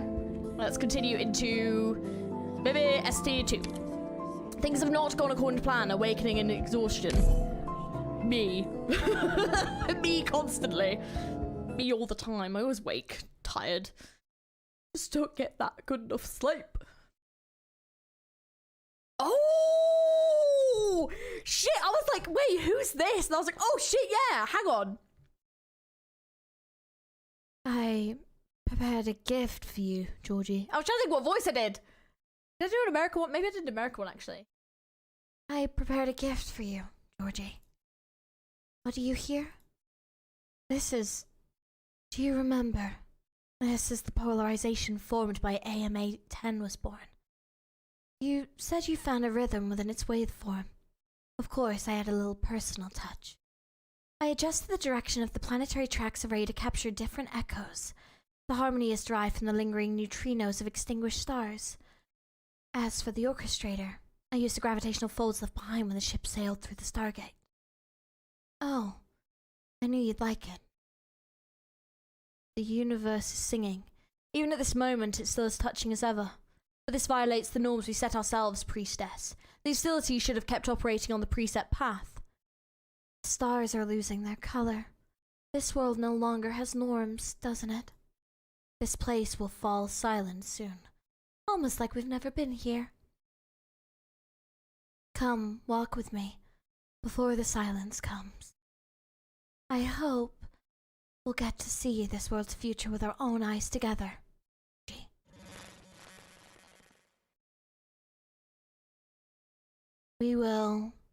I will wait for you in that world. So this is my smart ex-wife, got it. 4 years ago. Alright. Rhode Island of Babel, Casdell. Hey, it's closure, let's go. You finally done retrofitting the electric wiring. Now we're gonna be able to withstand any impact, I think. How dare Calsa make me work 48 hours non-stop? Once this is all over, I'm gonna tell Her Highness on her. Confirm within the land ship's communication range. Signal's clear. The mini bases you hit around a great closure. Of course. Not even Her Highness has seen anything this handy. Is their so-called research finished? The energy surge caused by the last couple of rounds almost got Rhode Island to stall. I'm still reinforcing the land ship for the next impact. You know how much I racked my brains to cover up the land ship's movement? Like, what if the military commission spies caught wind? Relax. I've already eliminated all of our targets nearby. Just focus on your preparations. Scout, report. The infiltration mission is complete. I'm sending the intel back to Babel. What's the situation inside the city? Not much has changed over the past few years. Not many catastrophes, very little movement. Our situation's not very optimistic, actually. The military commission continues to shrink our strategic space. Let's trust Her Highness and Dr. Calcet. You're right. They've spent so much time preparing for today's experiment just to turn the tide. Right, Scout. Have you gotten your hands on the equipment I was keeping at my place? I already entrusted it to a messenger to take to Babel. Awesome. With the secret weapon Calcet and I knocked out together, we'll definitely crack that word control system on the ship. I'll rendezvous with the messenger and confirm the packet's risk level before bringing it to the land ship. We have been investigating the agent behind our missing engineer too. The threat against the land ship hasn't been fully eliminated yet.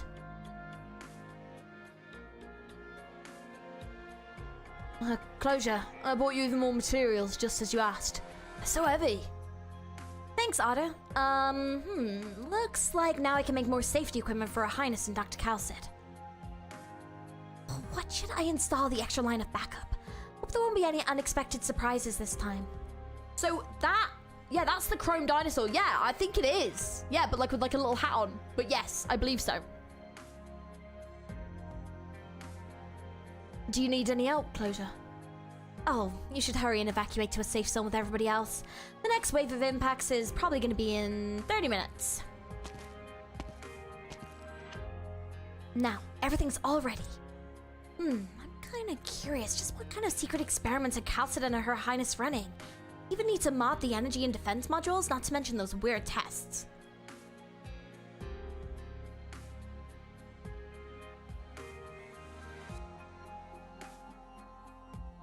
There is no one with better understanding of Originum. If you want to solve the suffering caused by Originum, there is no better candidate for the job. The news you bring is always so surprising, even for the King of Sarkaz. Are those devices still really working? Are you really confident about the resurrection? The vast majority of life forms in Terra can't resist corrosion that spans such a long stretch of time. The Terra we see today is no doubt a miracle, and so are you, Teresa. But in the past, the whole solar system revolving around the sun was insignificant in their eyes. You seem a little tense, and also a little anxious and nervous. Is there anything else that worries you? Yes. But I can't tell you. It's okay. Sorry, I shouldn't have distracted you. Focus. I can feel it. Calcit. You love this name, don't you? I've forgotten almost everything else about those days. But I still remember how, in that distant past, someone gave me this name. Calcit. That was the last time we ever met. Calcit, I do not have much time left. Search for traces of life, search for hope and future. Calcit, go find your own answer. Find yourself.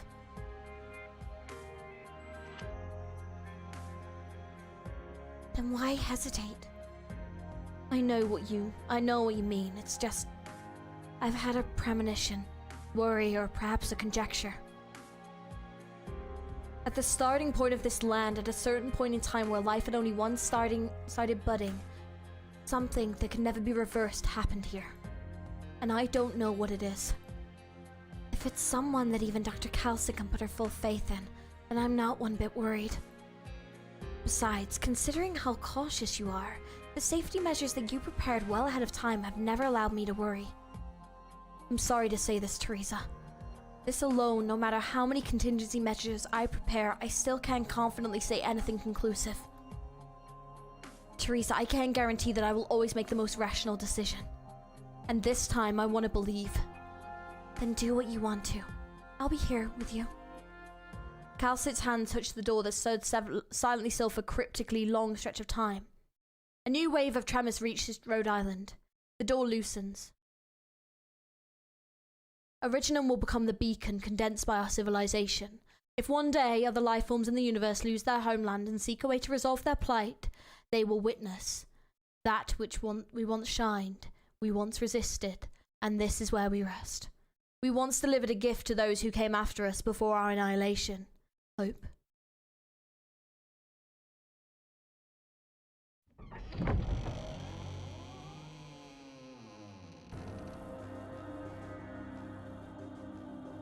Unknown language? This place. Is it time already? Oh shit! Limbus Company! Damn! The abnormalities are here! Unknown power activated. Warning, PRTS access detected. Warning, PRTS access detect. PRTS access reset complete. Administrator permissions confirmed. All communication module channels open. Communication receiver module overclocking procedure complete. Search Preserver, no signal. Search Karula Arbor, no signal. Search Celestia Fulcrum, no signal. Search Unknown Static Noise. Zzz, no signal. Search complete. No signal detected on any channel. Would you like to retry? No. Answer. Just me. How long has it been? Search progress logs. Latest update, 4,750,944 days ago. Abnormal vital signs detected. Loading restoration module. Restoring. Did I wake up too early or too late? What stage has Originum reached? Searching Originum inspection history data. No response. Originum inspection module is disconnected. Unknown language, Terra. Why save all these redundant informations? This isn't recorded in the database. A new language, a new civilization is born. It's just me. What about her? Priestess. I can answer your question. I saved those data in PRTS in advance. You. A hint of unfamiliarity, perplexity, and vigilance flashed in the eyes of the person stuck in the past. Calcit senses it from the glare of the person in the sarcophagus. Likewise, Teresa senses Calcit's nervousness. Wait. You've changed a fair bit. How fucking old is Calcit? Hang the fuck on. So, I was thinking, is it implying that the doctor gave Calcit her name? But have they fucking met before? Like 13,000 years? What? How old is Calcit? The person inside the sarcophagus feels like they've just woken up from a short dream. The life form that bid them farewell prior to sleep is still here by their side. But you've never left. No. From the moment I left this place until now, when I am standing here before you again, I have wandered for thousands of years. How old is she? What the fuck? Like, I know it's been implied that she's very old, but like, how? What the fuck? She's not like a Theron or something, is she? But like in human form. Like, she's not something like that, right? Just out of curiosity. Unless that's spoiler, then don't tell me. I have wandered for thousands of years. However, I have never forgotten the question you left me. Calcit waits uneasily. She needs to make sure. She needs to make sure that her hope hasn't gone through some kind of horrible change. That was not a question. That was what I looked forward to. No, okay. Then, have you found the meaning of your life yet? Yeah, basically, we can't answer anything to do with Calcit, the Doctor, and Mia, Teresa's, or Teresa. Okay. But she's not a Ferryman. No, okay. She's just super fucking old, but we don't know why. Okay. Damn. Calcit.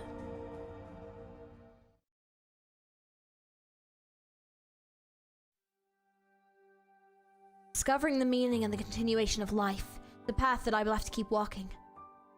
You still remember? I still remember. To me, it was like yesterday when we said goodbye to each other, but it also seemed like an eternity. But to you, there was never a moment when I forgot all you've done for me. Aside from my life, I want you granted me the one other thing that I found most precious. Freedom, Dr. Georgie. Please, just Doctor will do. Let me get out first. You're still very weak. I can help. No need. Calcit, I still have many questions. What has become of Originum? I couldn't find any records. It still grows on the continent outside. So I woke up too early.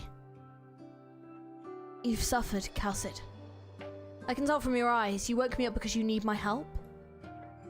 Yes, we need your help. I see that devil. I can see from your friend behind you not only has the Originum found an unexpected way to exist, but she also possesses, yes, civil light eterna. The course of this civilization is very complicated. What is her name? Is that civilization of anything like that used to refer to individuals? Teresa. Teresa? The awakened one walks up to Teresa and holds out two arms, showing the palms of those hands.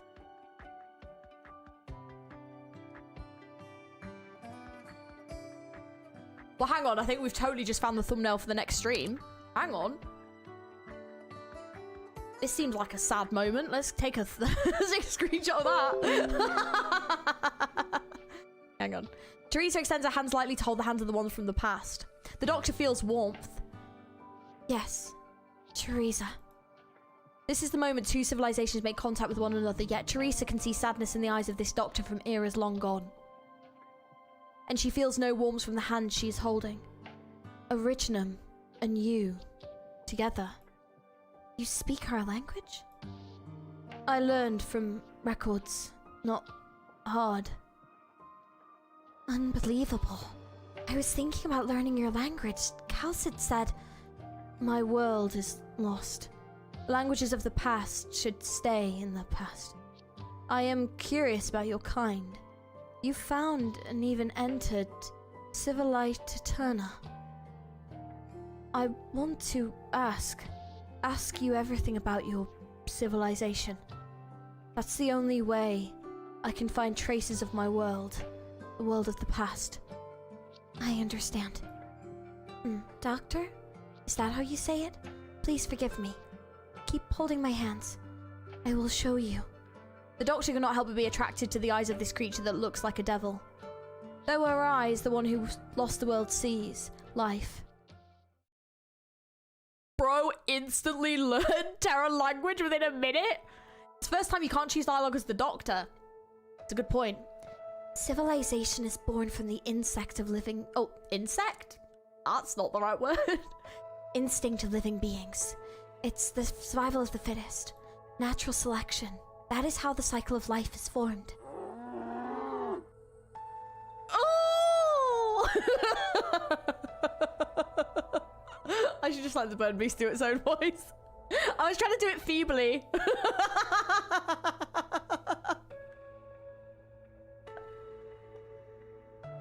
I just reminded myself of a frog meme where the frog's like, oh! Honestly, well, I don't know what I'm doing. A bird and beast accidentally fell beneath the ice, pushes a small cub from the water with its head. Oh my god, it's so sad! No! Why is it such a sad moment? Oh my god, what? The small bird and beast staggers on the ice and walks towards the hunters who are waiting afar with their bait. Oh, wait. It's coming this way. Get ready. The hunter grabs the starving bird and beast cub before the ice cracks underneath them. Good, at least we managed to save one. Rebellion. Going against our survival instinct is the catalyst of our civilization's evolution.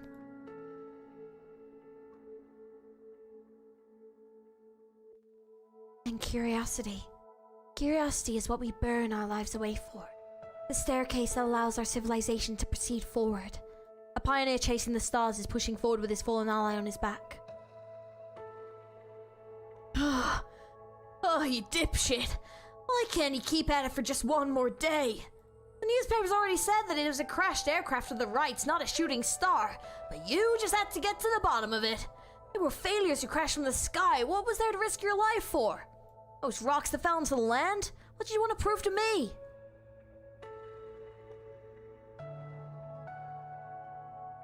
I too once saw within the Black Crown the sun getting engulfed, with darkness shrouding the whole continent.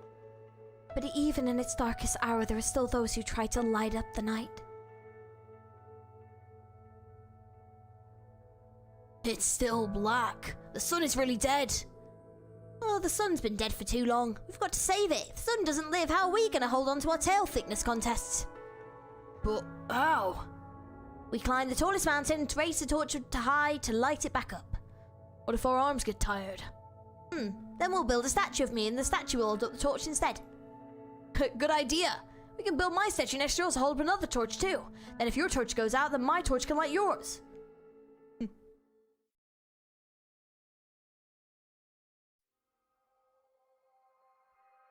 With fire comes light, and it is light that guides us towards hope. And my kin see death as a different interpretation of hope. After your body's destruction, to become one with the city within the soul furnace flames is an honor bestowed only on those who are most respected. They will grow as originum crystals and become one with Castel. The newborn will grow among the fluttering dust and continue their march forward with hardships in tow amid the chorus of the myriad of souls. Progress mixed with ignorance. The cycle continues and repeats over and over. So beautiful. So nostalgic. Your kind, Terra seems to have gotten back on the right track and achieving enlightenment. How is ignorance defined and how do we prove the progress of enlightenment? The way I see it, all of this is part of our civilization.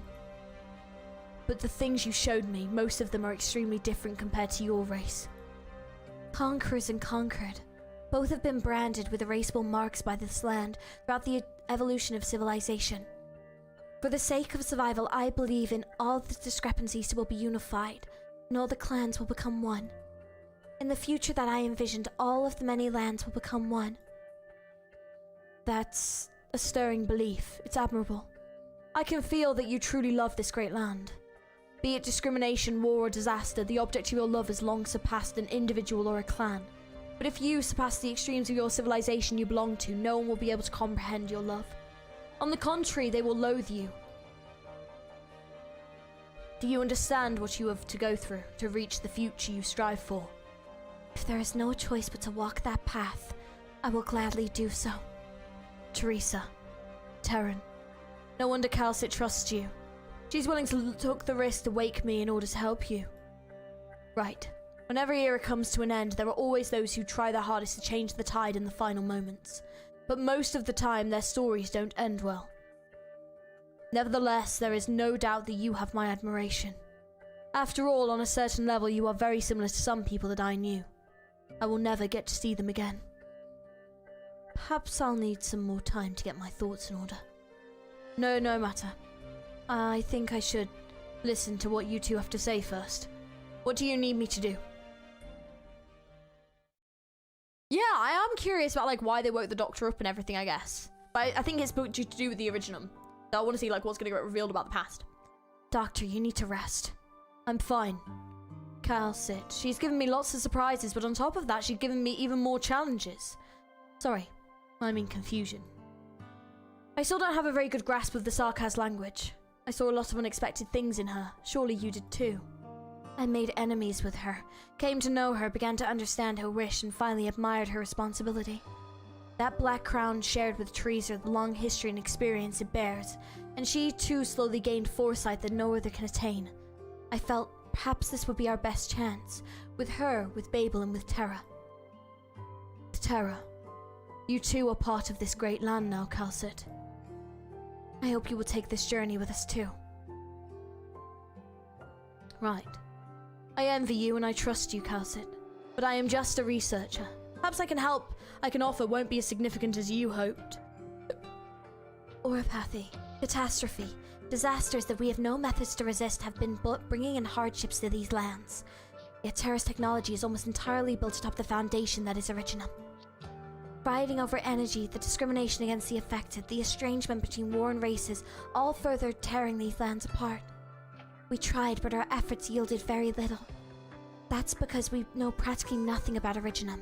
We know nothing about this great land. What happened to the sky and the ocean? Where did the ancient ruins come from? How exactly were we born? We hope you'll be able to find answers for us. Surely Calcit must already have shared some of those with you. As for Originum, I'm sorry to say that the person I am now cannot give you a good answer. At the very least, not an answer to everything. When I woke up, I tried to access the logs tracking Originum's progress, but strangely there was nothing. And this glimpse of terror that you showed me has made me even more confused. The development of Originum has taken a completely different turn from what I expected. I need some time. I need to explore and see the great land for myself to understand how exactly Originum has influenced culture, life and environment. This could take years, perhaps longer, and maybe after an enormous amount of energy is expended, you will receive only the most disappointing answer. I once made a promise to somebody. Thinking about it now, perhaps all I ever left myself or her was regret. That's why I won't make a promise lightly, Calcit. Forgive me. In that case, we will wait. No matter what your answer will be, Babel will last until the day of your return, Doctor. It's weird seeing, like, Calcit be, like, nice to the Doctor. Because obviously, not used to seeing that. Thank you. Well, sorry, but I'm a little hungry. PRTS showed me that the landship has a temporary cafeteria. That it does, but it might be a little messy there. How about I take you? Thank you, Teresa, but no. This place has a special meaning to me too. Let me walk there slowly, by myself. Yeah, Calcit is smiling, it's weird. Okay, be careful, Doctor.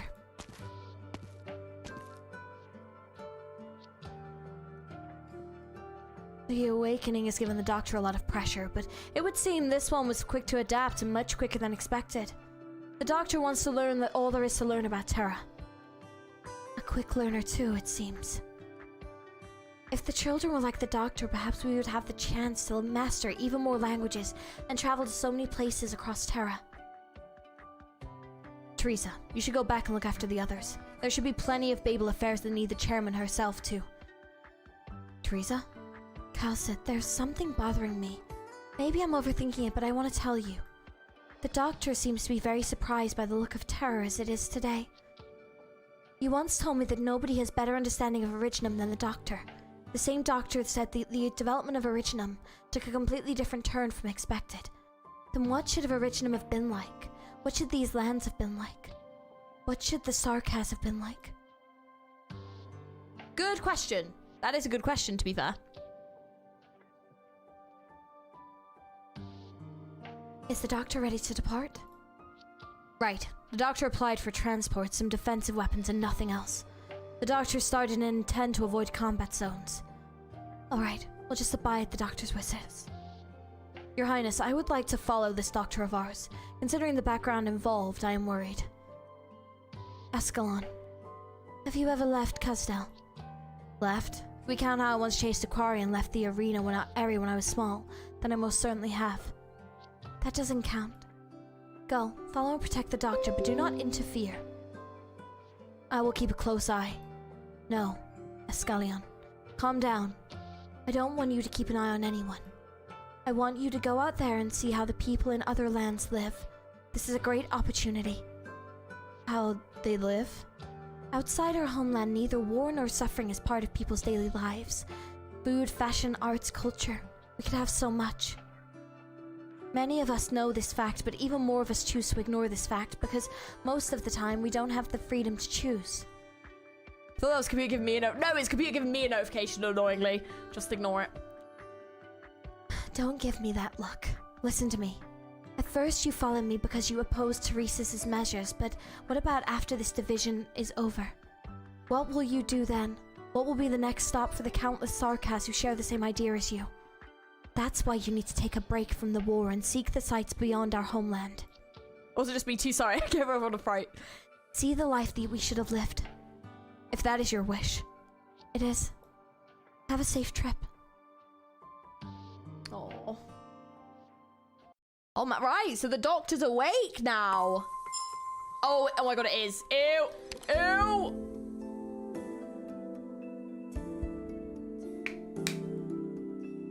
I'm guessing there'll be another one and then it'll just flatline and that'll be the end. And then the whole of the next one will probably just be a whole flatline. Because it'll be because she's dead. Long voyage. There will be no reconciliation. I have never shied away from violence. Deploying operators describes the instances of nearby operators. Okay. Oh yeah. Continue with the same group for now. The smile. Her smile. Please check enemy descriptions, they're funny. Oh, I'll check it afterwards. Try a defibrillator on the stages. Wait. I'll check them at the end because I don't want to be spoiled for the enemies. Dear Calcit, glad to receive your letter. I hope you and everyone on Babel are well. A couple of months ago, I rescued a girl by the name of Amir from a convoy that had met misfortune. The accident killed her parents and afflicted her with oropathy. Oh, is that how they met? The locals sealed with the orphaned oropathy patients by putting them in a car and driving them into the waste. I had no choice but to take her with me. We have become fellow travelers by chance. You can't imagine my panic and helplessness as I took care of her. Fortunately, a woman who goes by the name of Savage has joined our little band, which has helped take some of the burden off me. Oh, Savage! Oh, that's how they met Savage as well? Oh, that's interesting. A shadow leaps out from the dunes of the moonlight. Approaches cautiously. Threatening roar. Arr! Hey, go away. Don't come any closer. It's definitely not. Oh, cute! Oh my gosh. How do it? Do I technically need to do... Because this is Rimbilliton, right? Do I not technically need to do a baby Amia having an Australian accent that I'm guessing that she'll lose? Rubs claws excitedly. Moves head in confusion. Oh my god, it's so cute. You seem to have made them even more excited, Amia. Oh, she's adorable. Oh, bless. Don't worry, Doctor. I can deal with this. It's so cute. Oh, she's adorable. Oh my gosh. With a little fringe and little bunny ears, so cute. I can definitely try. But it's not going to go very well. My mom and dad taught me how to chase the sand beasts away. All you need to do is imitate the sound of their natural enemies. Oh. Chap, chap. Pauses in confusion. Wait, that wasn't right. Was it chap, chap? She must die from unison. Also, it's just a very British accent, so sorry. It's fine. Just had a confusion. It's still not right. What was it again? Ow, cuckoo, tick-tock. Yeah, Mia's parents dying is barely mentioned. Yeah. What's up with that? Swings tail in confusion. That's not right either. It's okay, Mia. I'll take care of this. The doctor makes a ring with a thumb and index finger and whistles, producing a strange sound. Stands up startled. Looks around uneasily. Quickly digs a hole. Slowly follows. Wow. Doctor, that was like the real thing. Let me try. Aww. Only gets sound after. Wait, Mia presses a tiny hand against her red lips and uses too much force and only gets sound out after going all red and puffy in the face. A pair of whistles echo across the way, sending the sand beast scurrying underground. A child's laughter replaces the whistles. Then to the laughter fades away to silence and a soft little sigh. Come here, Mia. Why the sullen look? The sand beast ran off. I could never remember, even after Mum and Dad taught me so many times. And I couldn't protect you even though I said I would. Your hand's still wounded. It hasn't fully healed. Don't worry. It doesn't hurt. Anyway, don't you remember? It was you who taught me how to make that sound. I did? You see?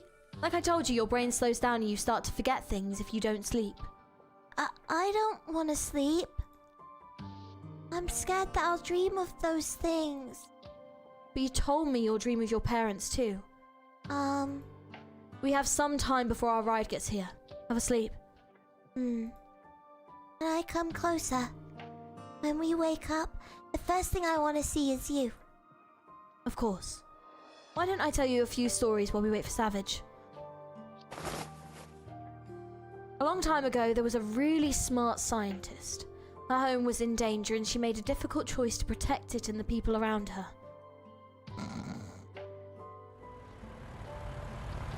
So Mia's parents. So this is Savage, right? Yeah, I think I recognize them. I've heard the name before.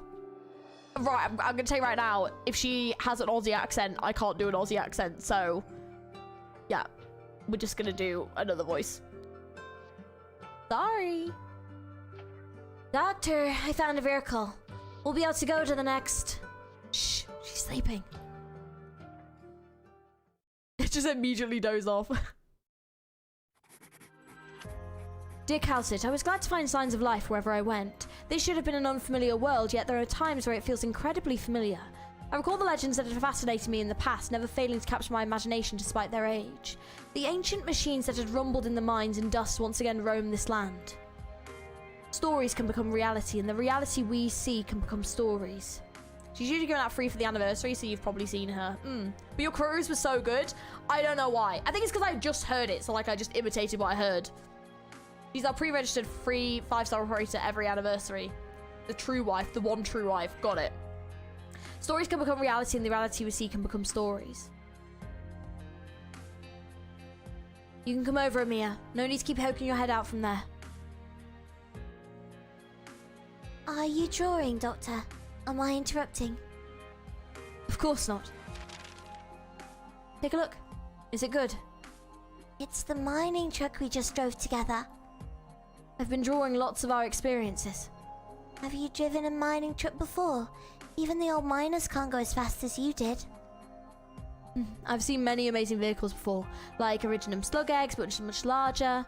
Once I drove one of them, and we went through the bridge between stars. A bridge between stars? It's always dark at night, so it must have been really dark. Was it dangerous? No. Guides stand by the bridge, borrowing glowing clouds from the dark old stars and making round mirrors out of them. Follow the path the mirrors show and we can see the spires fading in and out of the clouds and the crown of flowers worn by the stars on the other side of the bridge. When we descend on the crown, you'll find that it belongs to good children like you. Really big playground. A playground? I've read about them before in stories. There are lots of children there. Do you want to play with other children? No, I just want to play with you, Doctor. You'll make more friends as you grow up. As I grow up? What's the most amazing vehicle you've ever driven? Most amazing... Well, I spent a very long time with it. Very long time indeed. Was there anyone else with you? In the beginning, yes. In the end, though, I was alone. But it's alright, I was sleeping. I slept for a very long time. Take me with you next time. That way, I can keep you company and you won't have to sleep all day. Why are you laughing, Doctor? That's a big promise to make. Are you sure? You'll have your own journey, your vision, your future. You sure you want to be with me? But they all say that. There's no future for people with rocks on them. So, I'll always be with you. We'll have a future, Amir.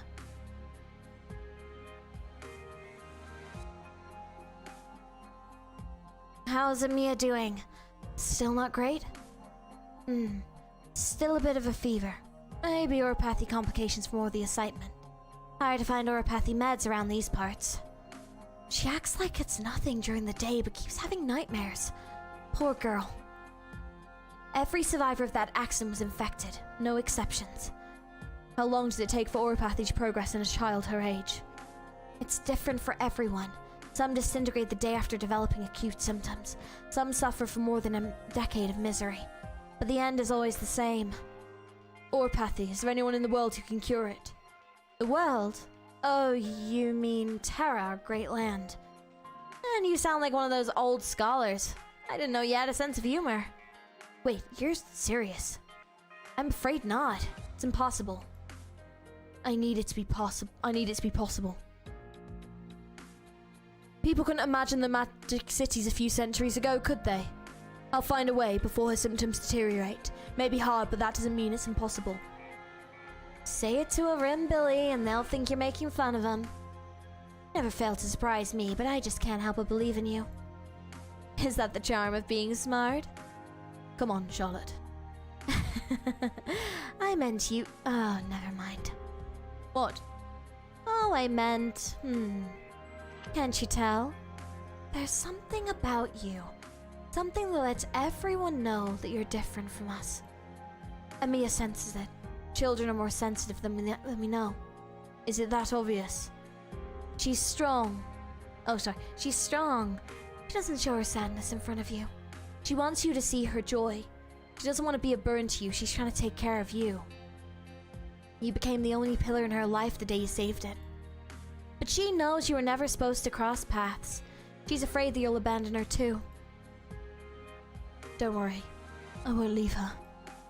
Now that's the spirit. I knew you would say that. Dear Calcit, I thought I would never be more passing visitor in this place, one history would never remember. This intentional asylum made what am I talking about? International isolation. That's completely different words. My brain today made me forget reality. I'm here on Terra, this great land. I don't know what made me feel like it, but the warmth of life coming from a child's palm stings my heart and makes it burn. Well, now we know why there's such a good bond between them, you know? Makes sense. This is jerky and fruit left here on person? I don't. I'm afraid no one could possibly leave Amir behind. I know. They're not monsters, are they? Hopefully. They know I'm here. Always inscrutable.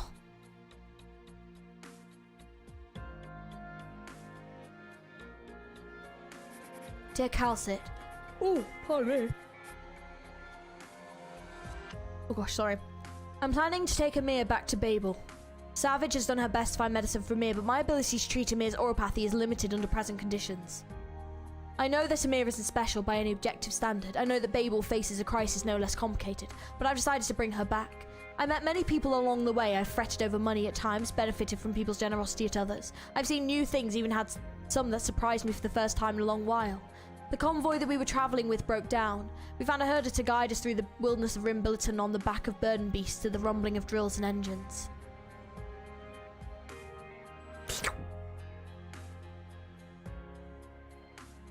Good boy, good boy. Are we really not going to Yan, Doctor? We're going somewhere else to cure your sickness. But there's no cure for oropathy. There's no such thing as an impossible puzzle, Amir. There's a place called BABEL where people I trust are working hard to fight this disease. Let's work with them. Will I have to spend a long time there? Some time at least. But don't worry. There'll be lots of people with you caring for you. I'll be there too. Doctor, do we really have to go? Lots of sick kids went away to get treated, but no one came back. Oropathy doesn't hurt at all. I promise I'll be good, Doctor. Right, Savage? Yes. Amir has always been a good girl. Are you sure you don't want to rethink this, Doctor? Billy's deal with Originum every day. We know what oropathy can do. Stay here in Rimbilliton and at least we can give her a home. Maybe that's more important than the cold walls of a lab. A home. You have a point, but I can't just stand by and watch Originum hurt her. I have an obligation. Amir, I promise you, I'll do my best to cure you no matter what happens. Doctor. Savage does have a point though, and BABEL is in a place that's not entirely safe. You can stay with Savage if you don't want to leave Rimbilliton. I'm sorry to force this decision on you at such a young age, but you're a strong girl and we'll respect your choice. The doctor's right, Amir. No need to knee-jerk an answer. Think carefully about it. I trust you, Doctor. I want to have a future. I want to grow up, read books with you, travel with Savage. It's just that I'm a little scared. Thank you, Amir. The doctor pats Amir's head, then picks her up and climbs onto the burden beast. They've hardly sat down when the ground begins to shake, stirring up crowds of dust. What's going on? Underneath our feet. Must be a deep digger. It's spooking the burden beast. Watch out! Ah! Stay! Boys, stay! Whoa! Whoa! Hang in there, Doctor! Doctor! The burden beast rears up on hind legs, gives out a loud cry, and then charges forward. Savage just low-key offered to be the doctor's wife. The rest of the pack follows. I know! Oh, the doctor has no game. That's amazing. They run towards the shallow shoal, splashing water everywhere. That's amazing. Oh my god, I love this CG. That's so good. I'm just imagining her running after them as well. It's all the doctor can do to grab the fur on the back of the bird beast and hang on for dear life. That's so good. Oh my gosh. Amir's eyes are wide open in the chaos. With one hand on the bird beast, she stretched out the other towards the doctor.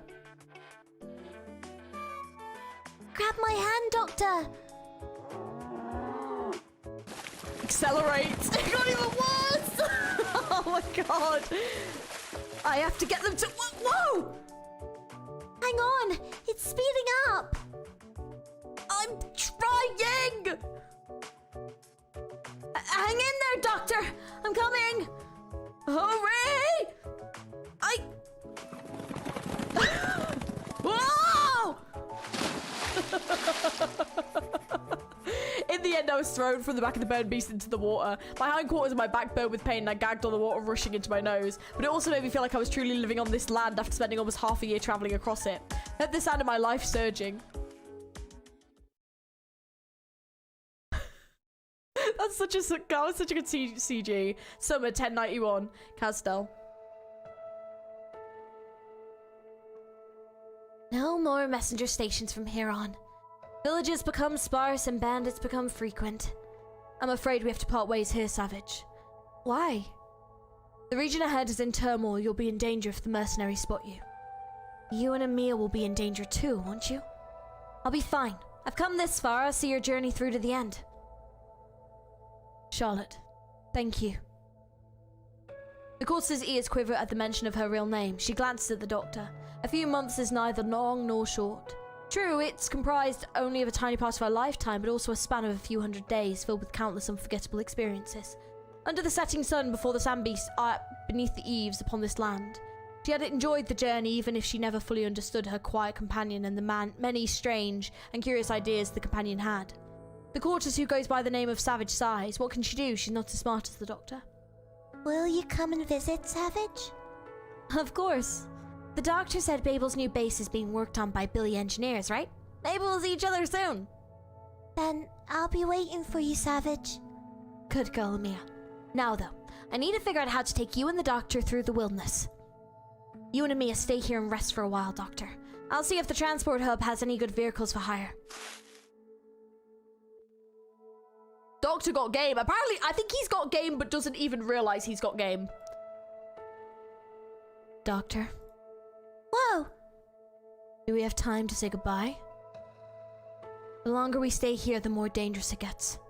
The Goddess girl seems rather determined. It's better for you both to part ways here. I suppose you're right.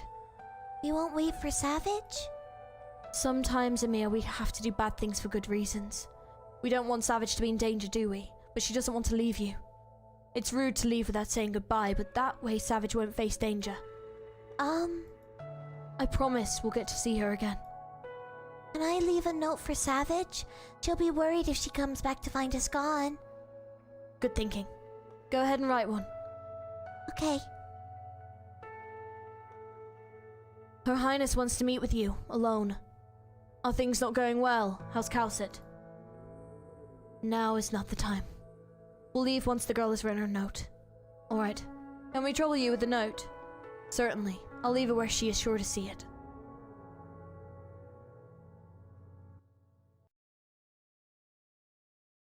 Oh, we're gonna have to do fights to leave the notes, it turns out.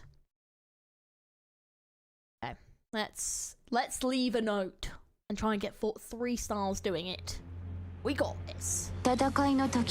What is that? Spatula giant. Unlockable will lose a percentage of HP over time against the stabilizer chain. Scenery here, Doctor. Be careful. Don't get overconfident.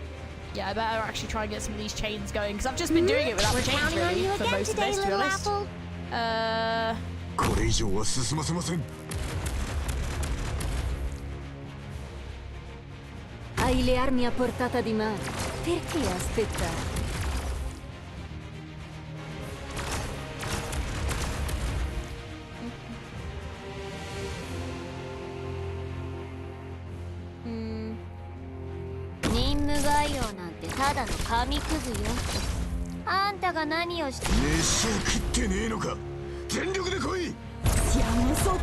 We're counting on you again today, little apple.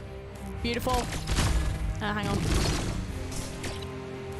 No tardará mucho. 私よここにずいぶん足元を気にしてるのね。たまには上を見てみた方がいいわよ。戦場。それは変わらないもの。We're counting on you again today, little apple.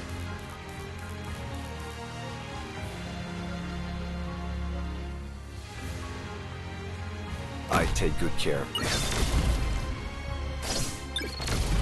Lose HP when it passes the chain. Yeah, stages are just random bullying sarcasm on the rooftops. Yeah, pretty much. Just kind of, yeah.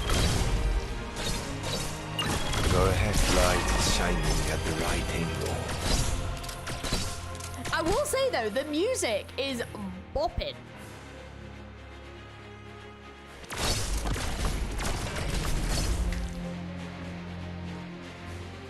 Lo che stai aspettando? Sta per calare il sipario! Don't worry, you got me.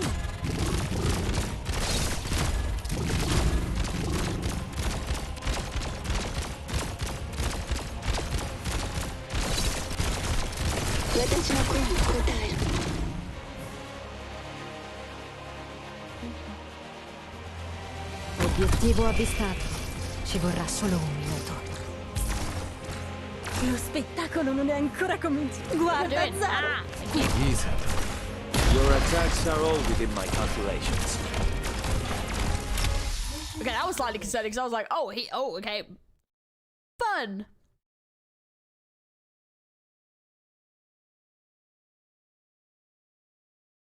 When do we hit the halfway point? Is it literally going to be like the 5th node is the halfway point? Rhode Island of Babel, Casdell. How's progress closure? The last thing I need is another core system control failure. Well, since you had to bring it up, I might have run into a little problem. Even with the tricks you taught me, the encryption methods used by the PRTS programs are almost incomprehensible to a normal brain, and my decoder isn't fully compatible yet. We may not be able to shut the system down before the doctor arrives on the ship. Try again. If you're not confident about getting it done, then we'll go to the contingency, cutting off power to the entire ship. Leave it to me. Seems like you're still keeping a lot of secrets, though. I've never seen anyone make you so nervous. That's not important. What's important is making sure nothing happens to the ship. Ascalion's report says the doctor looks like an ordinary person. A pretty decent one, too, who picked up a little stray goddess and carried her all across the land. Do we really have to be so on edge? It's not the doctor that I fear. Then what is it? You don't need to know yet. Wipe the doctor's boarding records. This is for the safety of both the doctor and Babel. The others don't need to know that the doctor exists until the doctor and Teresa have reached a conclusion. All right, I'll work at it. But I wonder why you seem to care a lot about this doctor at the same time that you're so on guard about the whole thing. I've got it. The doctor must have dirt on you. Don't bother, you won't find it. Yes, she is an evolution. Come on, why so serious? What about the girl? Same conclusion, no change. I cross-checked all the relevant Rimbiltonian records and had Scout check with the informants inside the military commission. Amia's background comes through clean. Her parents were killed when the convoy transporting the laser mining module got attacked. The attack itself was purely coincidental.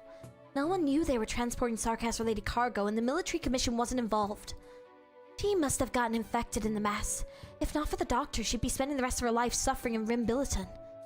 I'll handle the girl's examination and treatment once she's on board. You're still concerned about her? Yes, I am.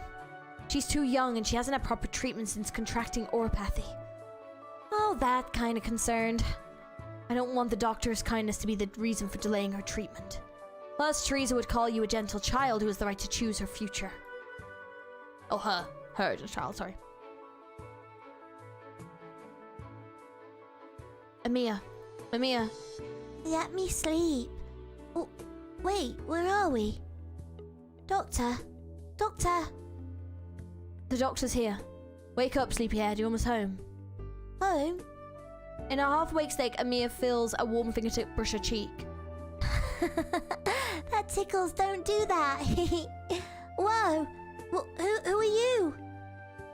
I'm Teresa. Teresa? The doctor talked about you. Oh, what did the doctor say? I don't remember. I was having a great carrot cake at the time, though.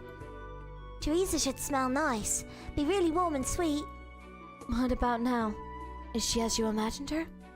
Yeah. Smells good. Warm and sweet. Doesn't smell like carrots, though. Not fully awake, I see. Will you come home with us, Amia? Home? Yeah. Okay. Oh, it's really cool to get to see, like, how they, like, met and stuff, you know? Outside Rhode Island of Babel, Casdell. The tiny quarter sleeps soundly in Teresa's arms, leaning against her neck. She pats Amir on the back and turns towards the doctor, who's clearly tired. Thank you, Teresa. I didn't expect you to come pick us up personally. Looks like you're not quite all-knowing, Doctor. You have much to learn when it comes to childcare, at least. Sure enough. You look different from when you left, Doctor. How was the journey? I saw a lot and learned a lot. There are plenty of interesting things on this great land. I also met Amia. It was a miracle that I was able to save her. Amia. Even cuter than your letter said.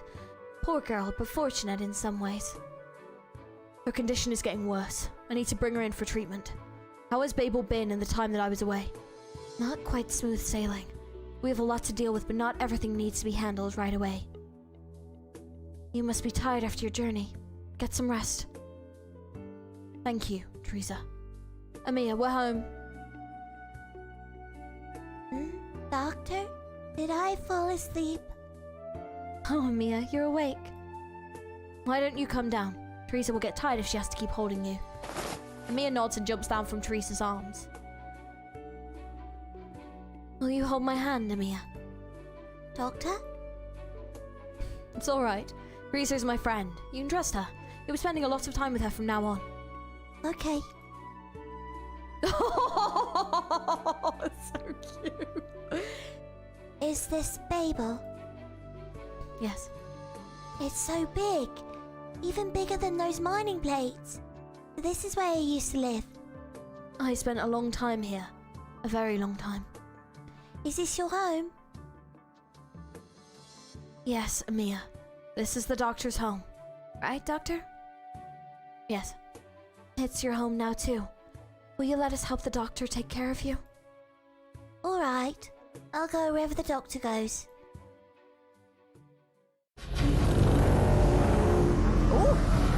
Oh, it's moving CG. Let's go. They step into the elevator and the Babel logo appears before their eyes.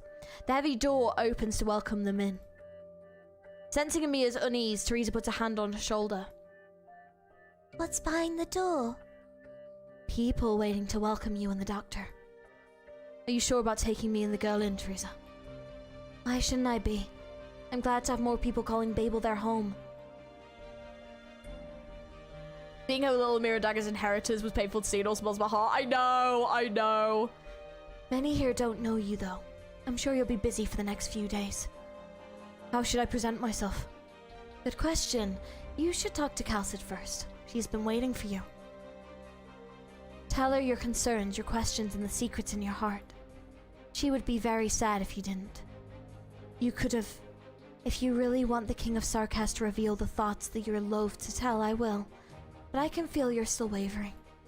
Let's go, Amiya, Doctor. We'll go to her. Really good writing for her. There's a lot of her. You can tell by reservedness, shyness, masking the hurt of losing her parents. Yeah. And like, seeing the doctor as like her savior and this bond that they have from such a young age, like, you can see why she's so attached to the doctor. Like, it makes a lot of sense seeing this now to like how she's been in the story. Amiya. You're Amiya, aren't you? Like, I would have said, like, I didn't realize that, like, the doctor and Amiya met first. I would have, because obviously Calcid's obviously always been present. I didn't realize that, like, Amiya and the doctor had spent so much time together before Calcid was, like, even in the picture, you know? I thought, like, Calcid had been around, you know? Yes. Calcid crouches down and gives the girl a candy. Thank you for protecting the doctor throughout your journey, Amiya. Thank you, Dr. Calcid. Will you fetch Teresa? We need to do some checks on you. Will they hurt? A little. But the doctor's letters called you a brave girl. Will the doctor be with me? Of course. The doctor has some things to do first, though. It's alright, Amiya. Just wait for me here in the ward, and I'll be back very soon. Okay. You'll need to do a full checkup later too, Doctor. Alright. Doctor? Yes? Do you plan on leaving again? No. I think I've traveled enough. Back then we only had the concept trailer about how they met, yeah. Which I, like, kind of remembered, but I wasn't super clear. Because I think I watched that one when I was doing my reactions, but it's been a long time. If you've made up your mind, I'll respect your decision. If nothing else, you're concerned about Amiya's health, even though she was a complete stranger to you. There is no fundamental difference between these new lives and us. I'm glad. Glad that you chose hope in the end. Welcome back, Dr. Georgie. It's so weird seeing Calcid be so nice to the doctor. Like, it's so strange. I think, like, what is happening? How is Amiya? Blood originum levels are high. Currently available inhibitors are not sufficient to stabilize her condition. We need to develop new drugs. I need time and resources. Babels are yours to use, Doctor. We're happy to share our research on oropathy with you. I believe Mia's mentioned that the doctor is someone important to her. Yeah, absolutely. Yeah. What can I help you and Calcit with in exchange? This is not a transaction. It's one of the core missions of Babel to do everything in our power to help everyone suffering with oropathy. Since the day the Calcit woke you up, I was convinced that you would help with all of this, just as you helped Mia. Thank you. Now, perhaps I have a chance to ask you this question, Doctor. How do you view this land, Terra? I don't think it's my place to judge. There's no such thing as superior or inferior civilizations. It took a long and hard journey for Terra to evolve to where it is today. Add to that the sick joke that Originum has played on life. You said that Originum did not develop the way that you'd expected. It wasn't supposed to bring such suffering. I sense that you're keeping secrets, but there's nothing false about the sorrow coming from deep within your heart, the sorrow that I can't understand. I want to fix this mistake, but I'm powerless to do so. At the end of the day, civilizations largely progress in similar ways. It all comes to an inevitable endpoint, however bright its light shines at its peak. But Calcit said that you didn't give up hope even in your final days. I had many friends, even those in their last days, who faced difficulties far greater than you could imagine, with courage and hope that's every bit your equal. But they failed and faded away without exception. We haven't known each other that long, Teresa. I want to know, why do you do all this? What is the end that Babel seeks in compromising with the military commission? There's something I want to show you, Doctor. We had to ask you about Originum sooner or later. That's why Calcit woke you up. Please come and see the results of my brief time at work. Time to watch it again for Starset's sake. I'm always listening to a bit of Starset. Legendary. We're almost there. This place is barren even by the standards of a catastrophe-heavy region, but Closure has spent time and effort to maintain this dangerous little trail. A forked trail in the midst of Originum formations. You're not keeping any fewer secrets than I am, Teresa. King of Sarkaz has to have a few secrets, right? Don't tell anyone what you see here.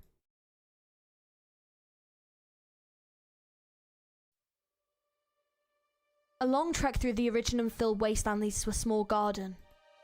In the heart of the catastrophe, amidst the ruins, on a nameless plain that neither night nor the stars can find. Tiny white specks mark this little sanctuary, isolated from the rest of the world, and the wildlands around it. Even the wind seems softer here. It is a forgotten greenhouse that harkens back to a time in the distant past, when the land was still pure and untainted. Like when man stole fire from up above and lit up a corner of the night sky. Oh! Yeah, hang on a minute. Yeah, you're saying, like, about Enfield flowers. Yes. I do remember. Oh! Holy shit, yeah! Oh, interesting. Okay. Yes, I do remember seeing flowers. Right. I'm sure I remember seeing something like this, like these type of flowers before. Because people were like, have you played Babel? And I was like, no. And everyone was like, what? What? It's a reference to the scene. Got it. That makes sense. Like when the man stole fire from up above and lit up a corner of the night sky. I will remember this scene. Yeah. It also makes me think of Final Fantasy VII yet again. With Aerith and the flowers. And then, oh my god, hang on. Hang on! Is she like Aerith? From Final Fantasy VII? Okay. Holy shit. Oh my god, okay. Oh my god, I'm getting like... I'm getting like comparison data between those two of them. I'm like, oh my god. But I don't want to spoil Final Fantasy VII for anyone. But like, damn, this scene is massive implications of all of Arknights, who is referenced in Babel. Got it. Okay. Right, I'll keep this. This is casually one of the biggest lore bombs slowly dropping. I will keep this in my mind. But it's also making me think of Aerith from Final Fantasy VII. Oh my god, okay. I'll keep this in my mind. I know what you're talking about. Good. Good. You don't want to know. Fine. Okay, we're gonna focus. I'm sorry. Right.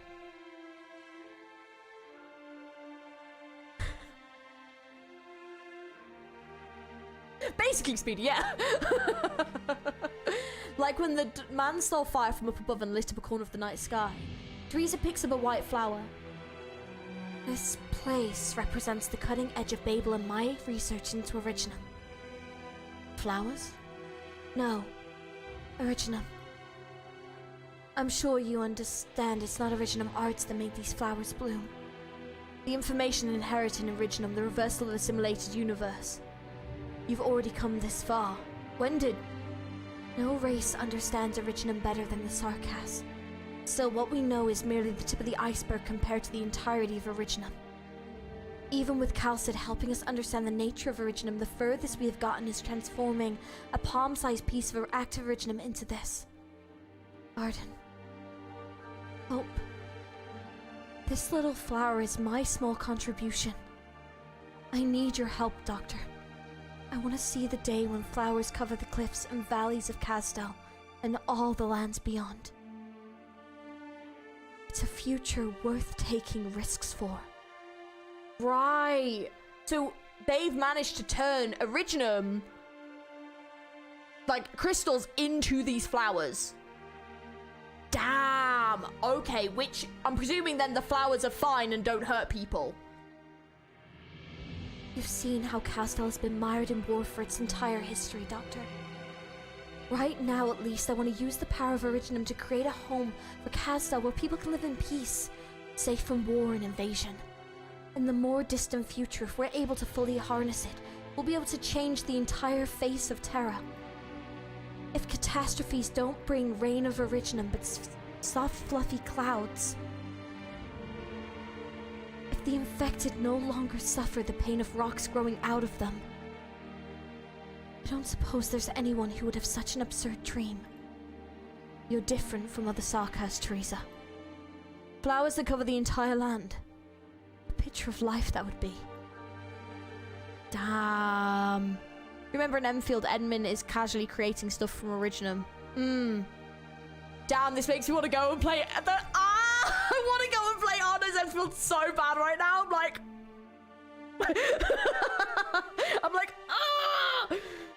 The implications! I am in chapter 10, but it's... Yeah, I haven't played 15 yet, but it's fine. I am... From November onwards, we are going to be, like, pushing hard to catch up in Arknights. So...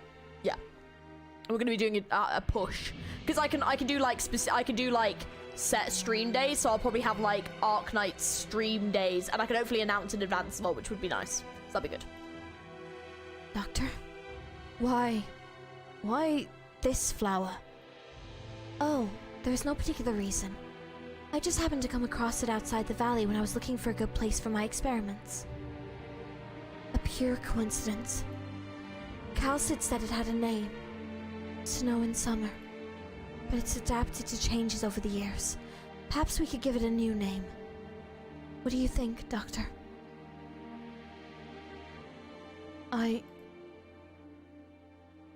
Basically, Originum, a new path is opening up.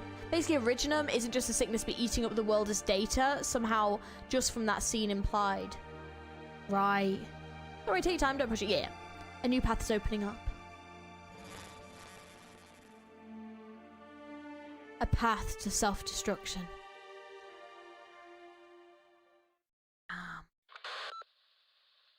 Can you hear me, Teresa? I'm listening. I was giving the doctor a tour of our... Urgent news from Castel. It concerns Victoria. Oh. はあ、つまんね。ちょっとこの辺回ってくるわ。Oh man, okay, that was interesting. God, this is such a fascinating story. Fires of uprising. Some Sarkas continue to seek a path of peace. Well, that looks fun. Okay, I think this is going to be the final one we're going to do for today, because then we're halfway through, and then we can do, and it's been 4.5 hours, so it'll probably be closer to 6 hours by the time I finish this, let's be honest. And then we're halfway through, I believe. Your Highness Teresis, Regent of Castel, Commanding General of the Military Commission. Wandering scholars have brought back their tales of a new nomadic city on the rise in the distant desert. The fires of an ancient furnace continue to burn, and the once scattered mercenaries have flocked to one banner, to the city walls that grow taller by the day. Your strength and reputation have caught the attention of the Duke of Cavendish. You have changed the way that we view Sark as tribes. Perhaps now this is the time to set prejudices aside and engage in a sincere sharing and cooperation that would be beneficial to us both. I, the Duke of Cavendish, hereby invite you to visit my demens? I don't know what that means. Where we may sit and parley. Our venerable empire is use for you and your brave warriors. Why not today? Because it's already been 4.5 hours. And by the time I finish this, it's probably going to be closer to 6. And it's like, I'm tired. Because we're literally halfway through. I would love to sit and do all of it today, but I genuinely need to film tomorrow, so I can't do loads of 8-hour streams. And I want to have some, you know, sleepy time. But, yeah. We can do more on it'll be on Tuesday. It'll be Tuesday. Winter 1091. One more time. I have to do this. No point talking about curing oropathy if I can't do something so simple. Mens is an old term for land. Oh, okay. Okay, got it. Ugh.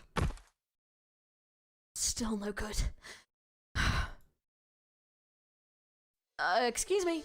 Why don't you put that med kit down? Leave this stuff to us. Alright. Some time in the gym would do you good once you've recovered. Sorry.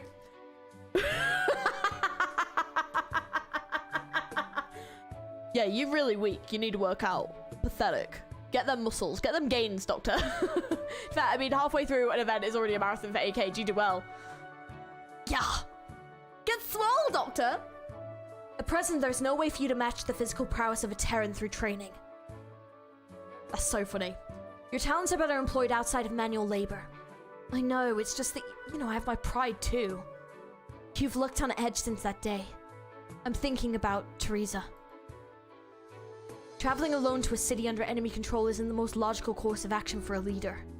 The warriors with her may be outstanding, but they're not enough to protect her in the face of an entire army. King of Sarkas enjoys unimaginable status in Sarkas tradition, and Teresa's own achievements are well recognized.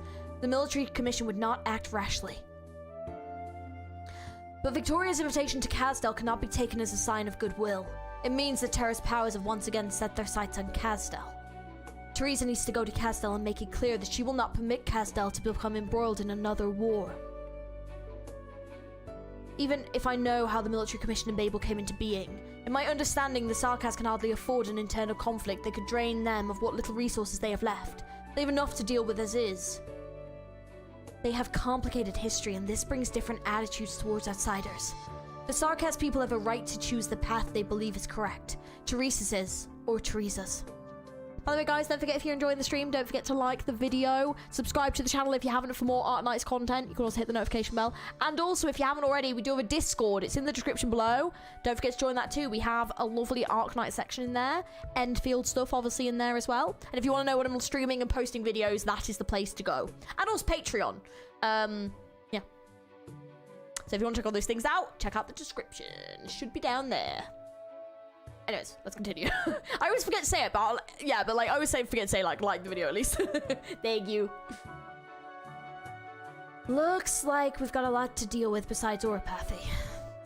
There's a big difference between knowing and understanding, I guess. Looks like there's still much I need to learn about the history of Terra. The right choice is to like, comment, and subscribe. And I think I always forget to say it though. I always just like, what if I recoil? I'll cry. Doctor will get blown away by the recoil. Just bloop. Yeah, he really, honestly, yeah. He probably would, to be fair. He probably would get, yeah. Bless him. We couldn't even sit on the bird beast, bless him. This time you'll be the one to guide me, Calcid. Of course. All we can do right now is make sure that oropathy patients in Rhode Island have access to proper treatment. Oh! Hello, Deadly Chaotic, how's it going? What's going on? An attack now? Wait. No. Not what I think. Ignore me. I was like, there is something I'm waiting to happen. Or someone I'm waiting to see, but we haven't seen them yet. Word is, Her Highness has set out. Listen up. We exalt only Her Highness. Destroy Babel and she'll return to the embrace of Kazdel. If we're branded traitors, so be it. But the Regent must not be injured at this crucial juncture. Kazdel will take back all that we've lost. Maybe the Sarkaz are united as Her Highness wills.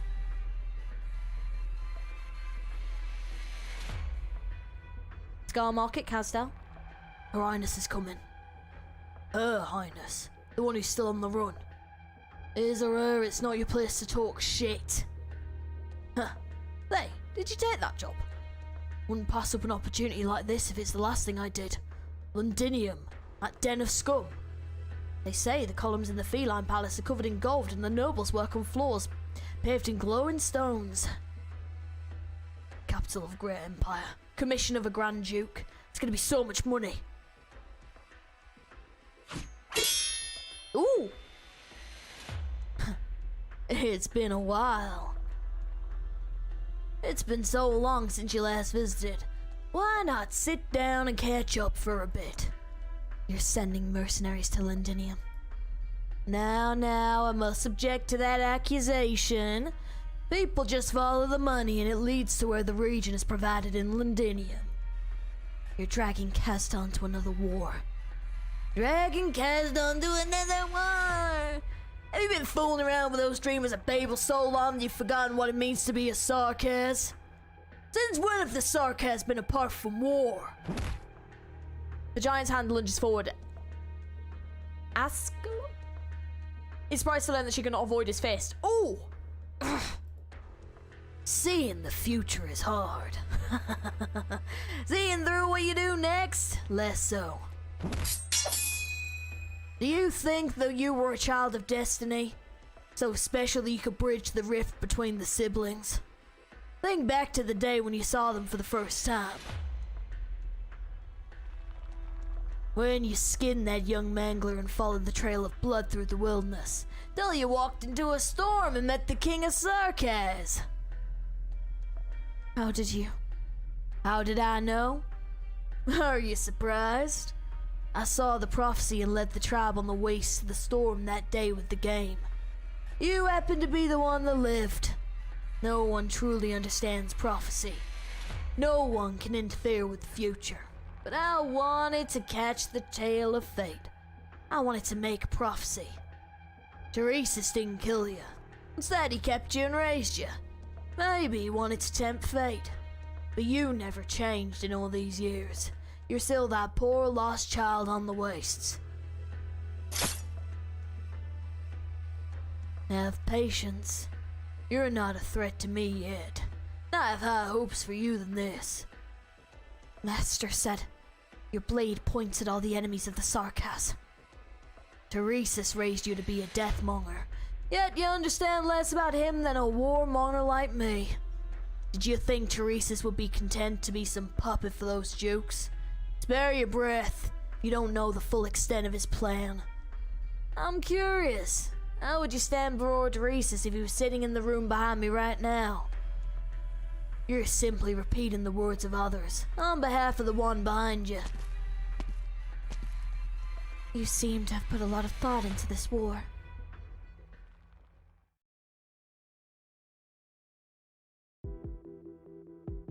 How many hostiles?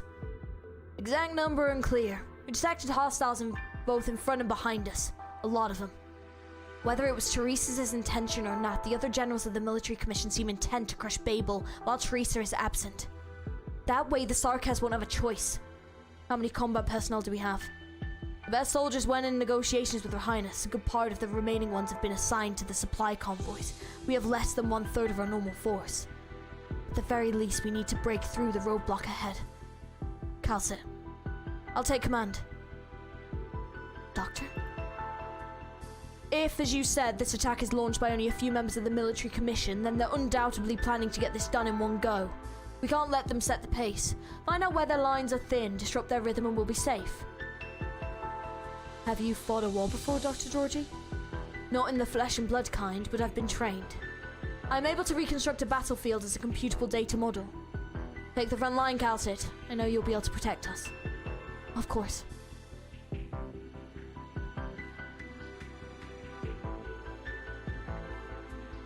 Welcome to the Scar Market, Your Highness. Things must be busy here lately. No need going against the will of the many. Am I right, Your Highness? The voices of the few are worth respecting too. Many know nothing of what's happening in the lands beyond. Their lives will be turned upside down. They'll be without a home once again. I'm just a humble merchant. My business only stretches so far. Mercenaries seek to sell their lives. I seek to make money. That's why I always respect the positions of my big clients. Then I'll talk to your biggest client, the one in the room behind you. Your Highness should go no further. Since when have you started meddling in the affairs of Casdell, Scar-Eye? All the more reason I can't let you go further. Well,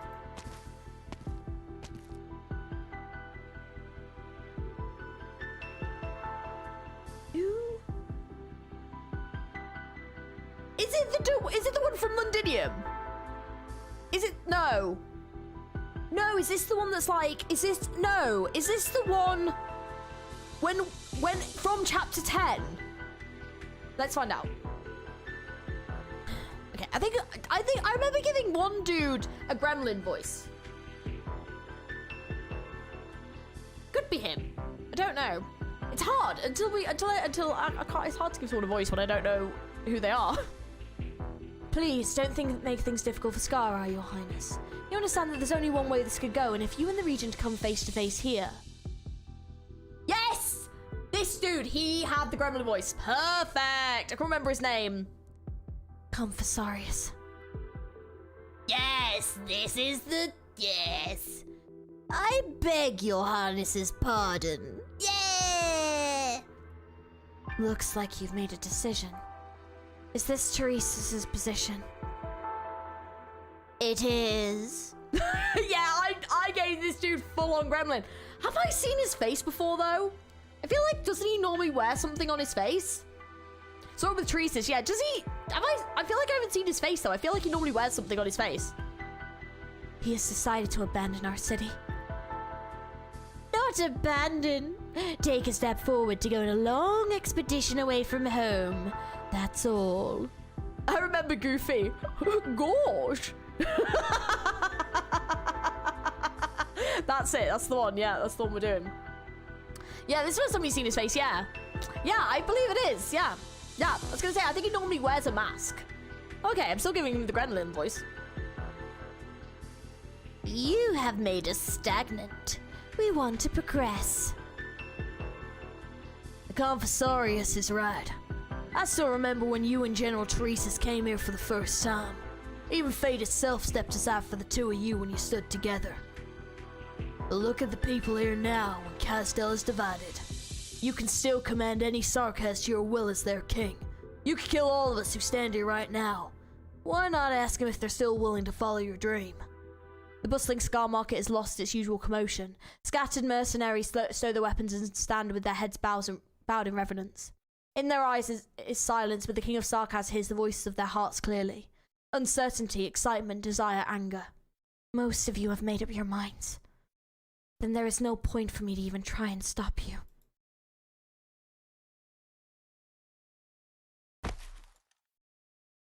One of the Sarkaz suddenly kneels. He has not changed his mind. He has not turned away from the temptation of Teresa's plan. He simply feels a sense of guilt towards Teresa, one of the 6 heroes, their king who rebuilt Casdell. Kneel if you feel you must. Neither General Teresa's nor Lord Scar-Eye will fault you. Ah, this ancient gesture signifies more than just fealty. I am more familiar with its other meaning. Penitence. How do I say that? I don't know how to say that at all. Oh my god, I can barely pronounce things that make sense. Like, I don't know how to pronounce that, so I'm just gonna leave it to her and just move on. Have you found the meaning of your name? Oh, is that his name? No wonder he's such a gremlin. He does, like, I couldn't even say his name, I'm sorry. I'm so sorry. Kisa Tusaj. Kisa Tusaj. I guess. Maybe? I don't know. Kui sa tustad. That's the one. Sorry. Qui so to shushti. Yeah. That's the one. Qui. Perfect. I love that. Not yet, Your Highness. Then forgive their sins as you must forgive yours. That's the one, Speedy. I love it. Teresa's and I will carry all of your sins. As you bid. I bow to you, King of Sarkaz. He makes me think of the dude from Lord of the Rings. It's like the sidekick like dude that's like serving the king of, is it Rohan, I think? And it's like he puts the king in like the spell and he's all like he's like that. He reminds me of him. That's who I think of when I think of the voice. And like, no, I will marry your daughter. That's what I think of. And she's like, oh, please, no. In the Millennium of Sarkaz history, it's always been an honor for warriors to go into war with their kings. They've tasted struggle and glory, picked themselves up from the bloodied soil. But the King of Sarkaz always stood in front of them, never abandoning their people. Where the kings point, that is where home is, where cities will emerge from the earth. Oh, that's a goated CG. Now, though, they've abandoned their king. Damn, look how goated that CG is. Oh, that is cool as hell. Oh, hang on. I need to save the previous one. Hang on. I haven't saved the previous one. Second. Let me save the previous one, and then we'll save that one. I want all these cool CGs. That is sick. Oh, kind of sad for her though. Sorry, it's me again.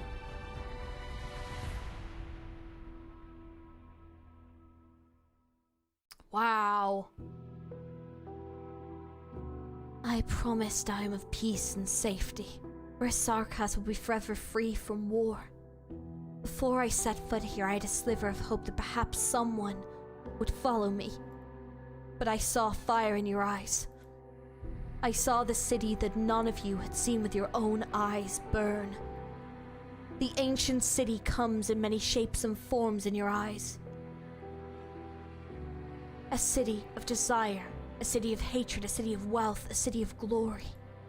You all believe you will plunder what you have longed for in that unfamiliar land. That's why I changed my mind. I decided to see Castel's bravest warriors off. Castel will embark on a path of conquest for the first time in many years. I honor you, even though I never wanted you to take this step. You answered Teresa's call and dove into yet another campaign of hatred. Death awaits you far away from home.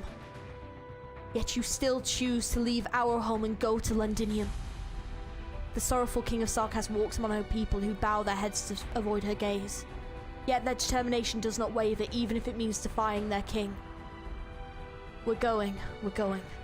Voices rise and fall as though the warriors are singing an elegy for themselves as they go to death. We exalt your highness, but we cannot follow you anymore. The regent promised that Londinium would be a new start. There lies the Sarkaz future. There lies our future. Take care of yourselves, my warriors. Even if you will never return to Castel. The white figure passes through the parted crowd. The king's people are unmoved by her words. They no longer follow the king they once exalted. The other possibility for her people, the home full of flowers that she strived to build, did not come in time for the Sarkaz. That is so fucking sad. Oh. General, you knew this day would come. What do you think? Hesitate and all we've worked for would be for naught. Her Highness did not hesitate. Neither should we. Make your preparations then, Fred. Do not forget the feelings that burn within you, here and now. No matter what they are,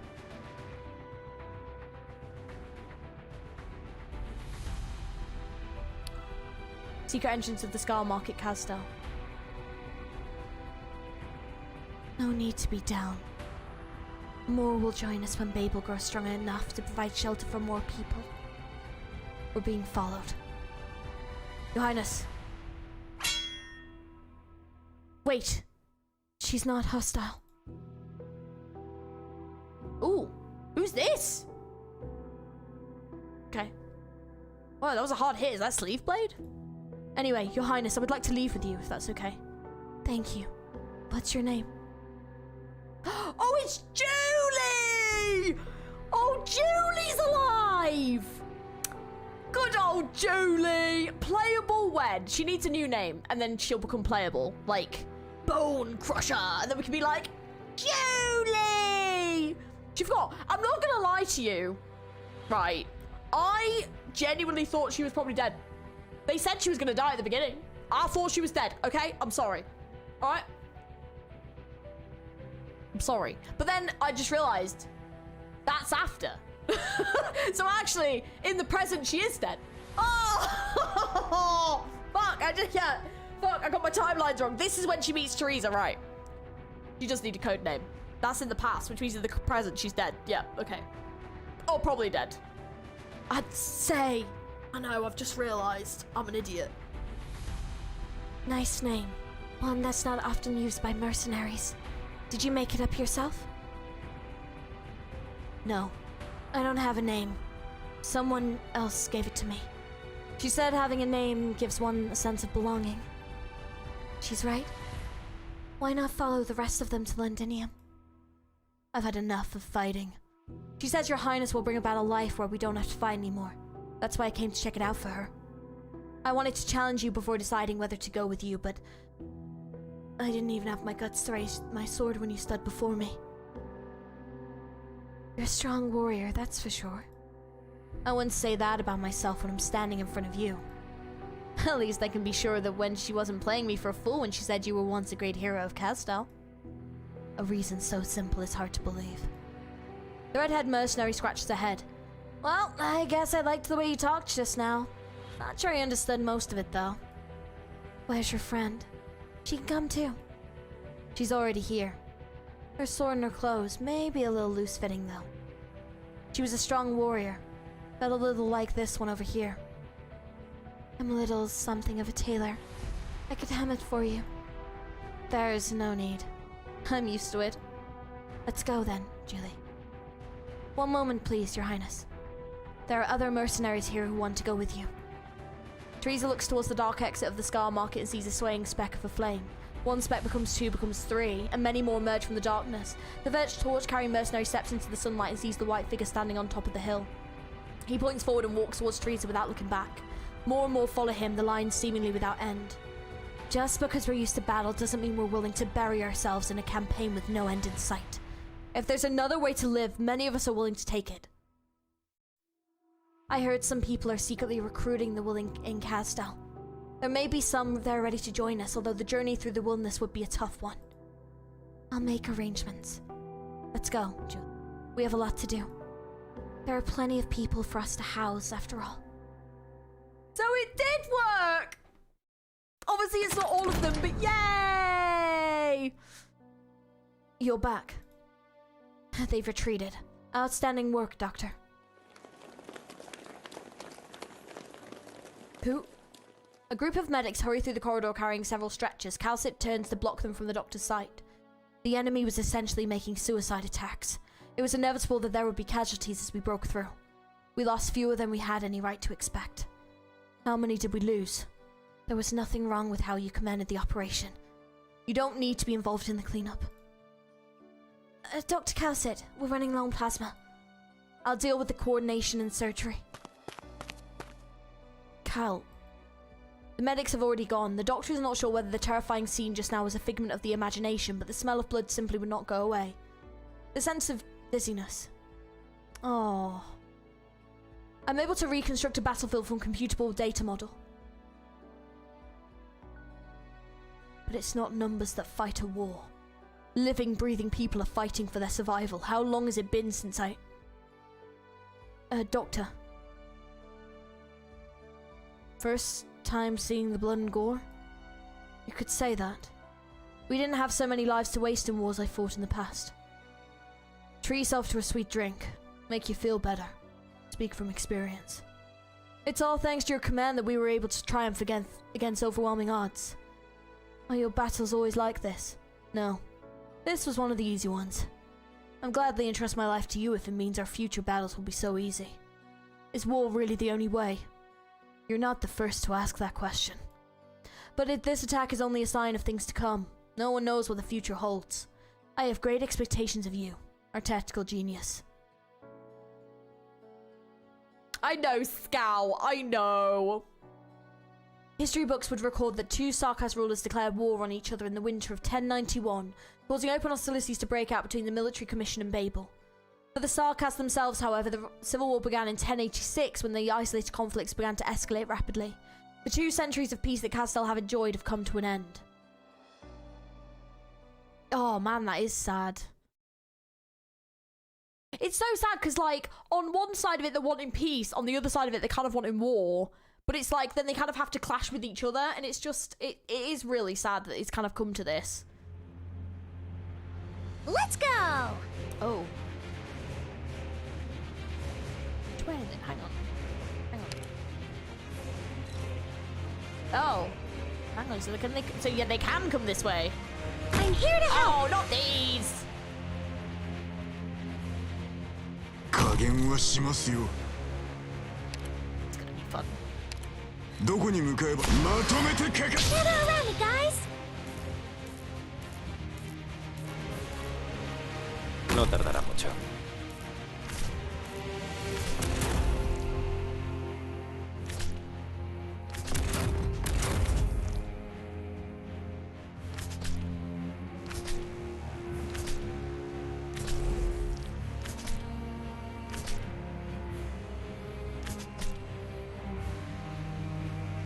Tap ないわね。これ式のことにも私が出張らないといけないの？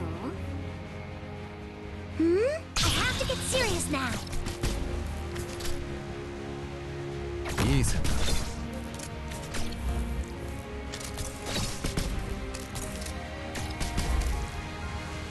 我が弦を発する。ネバなんだがまた毎回カウントするなんて誰が言ったのかしら。Le tue ultime parole? 魂の Oh, I did that ever so slightly too early. Oh well, it's fine. Assumo le posizioni designate.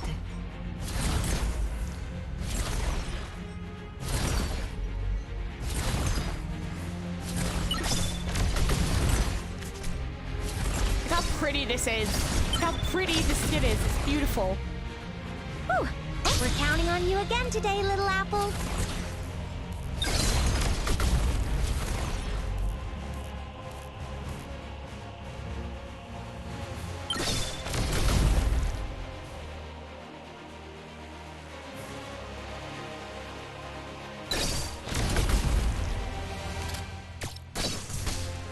Qui non è successo niente.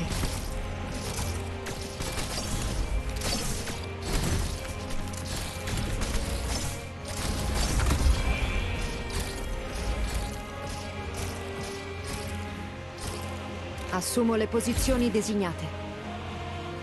取るに足ら Yeah, ん that's 処 just 刑 kind of だ a good place to be. 立ち会う価値もない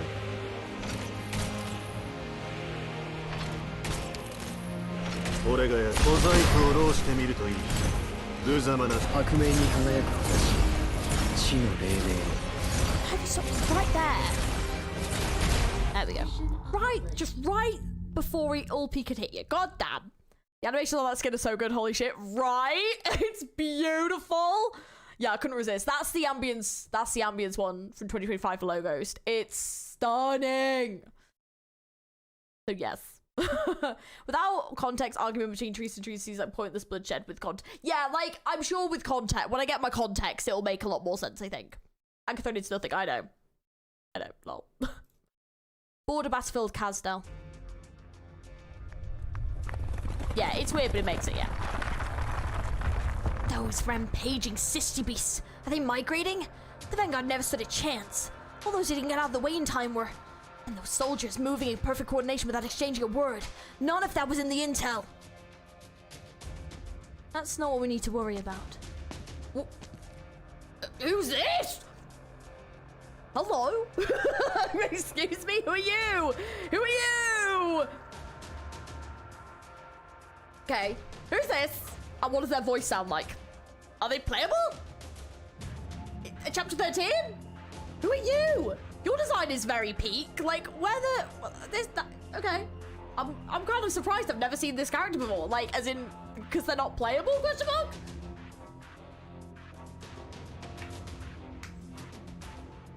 Oh god, not her. Oh, that's hilarious. Ursula, yeah. Oh, this could be a good Valley Girl voice. Oh, this is the Valley Girl voice. I haven't met her yet. Yeah, this is the Valley Girl voice, everyone. This is the one. She's not playable, but we'll meet her again later. Got it. Okay. She's in the main story. I'm doing Valley Girl.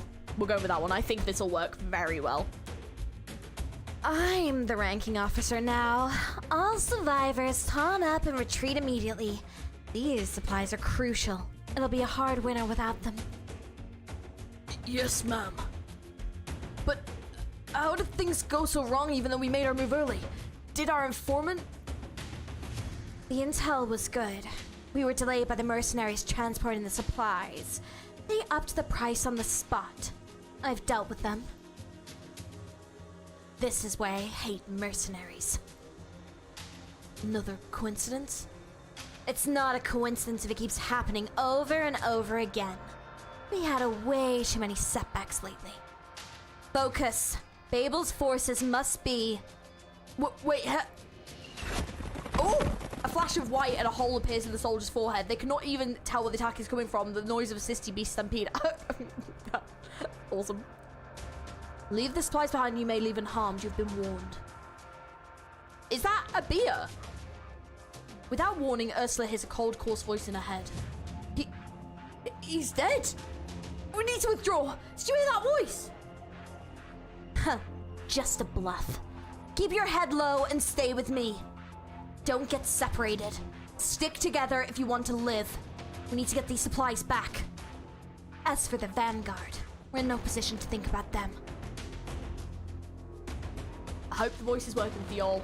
You'll be seeing it again in chapter 12-13. Apparently. They're retreating. I suppose nabbing the supplies isn't so easy after all. Be patient and follow the doctor's instructions. The chairman has said that the priority is to minimize casualties. Is it a flask? Okay.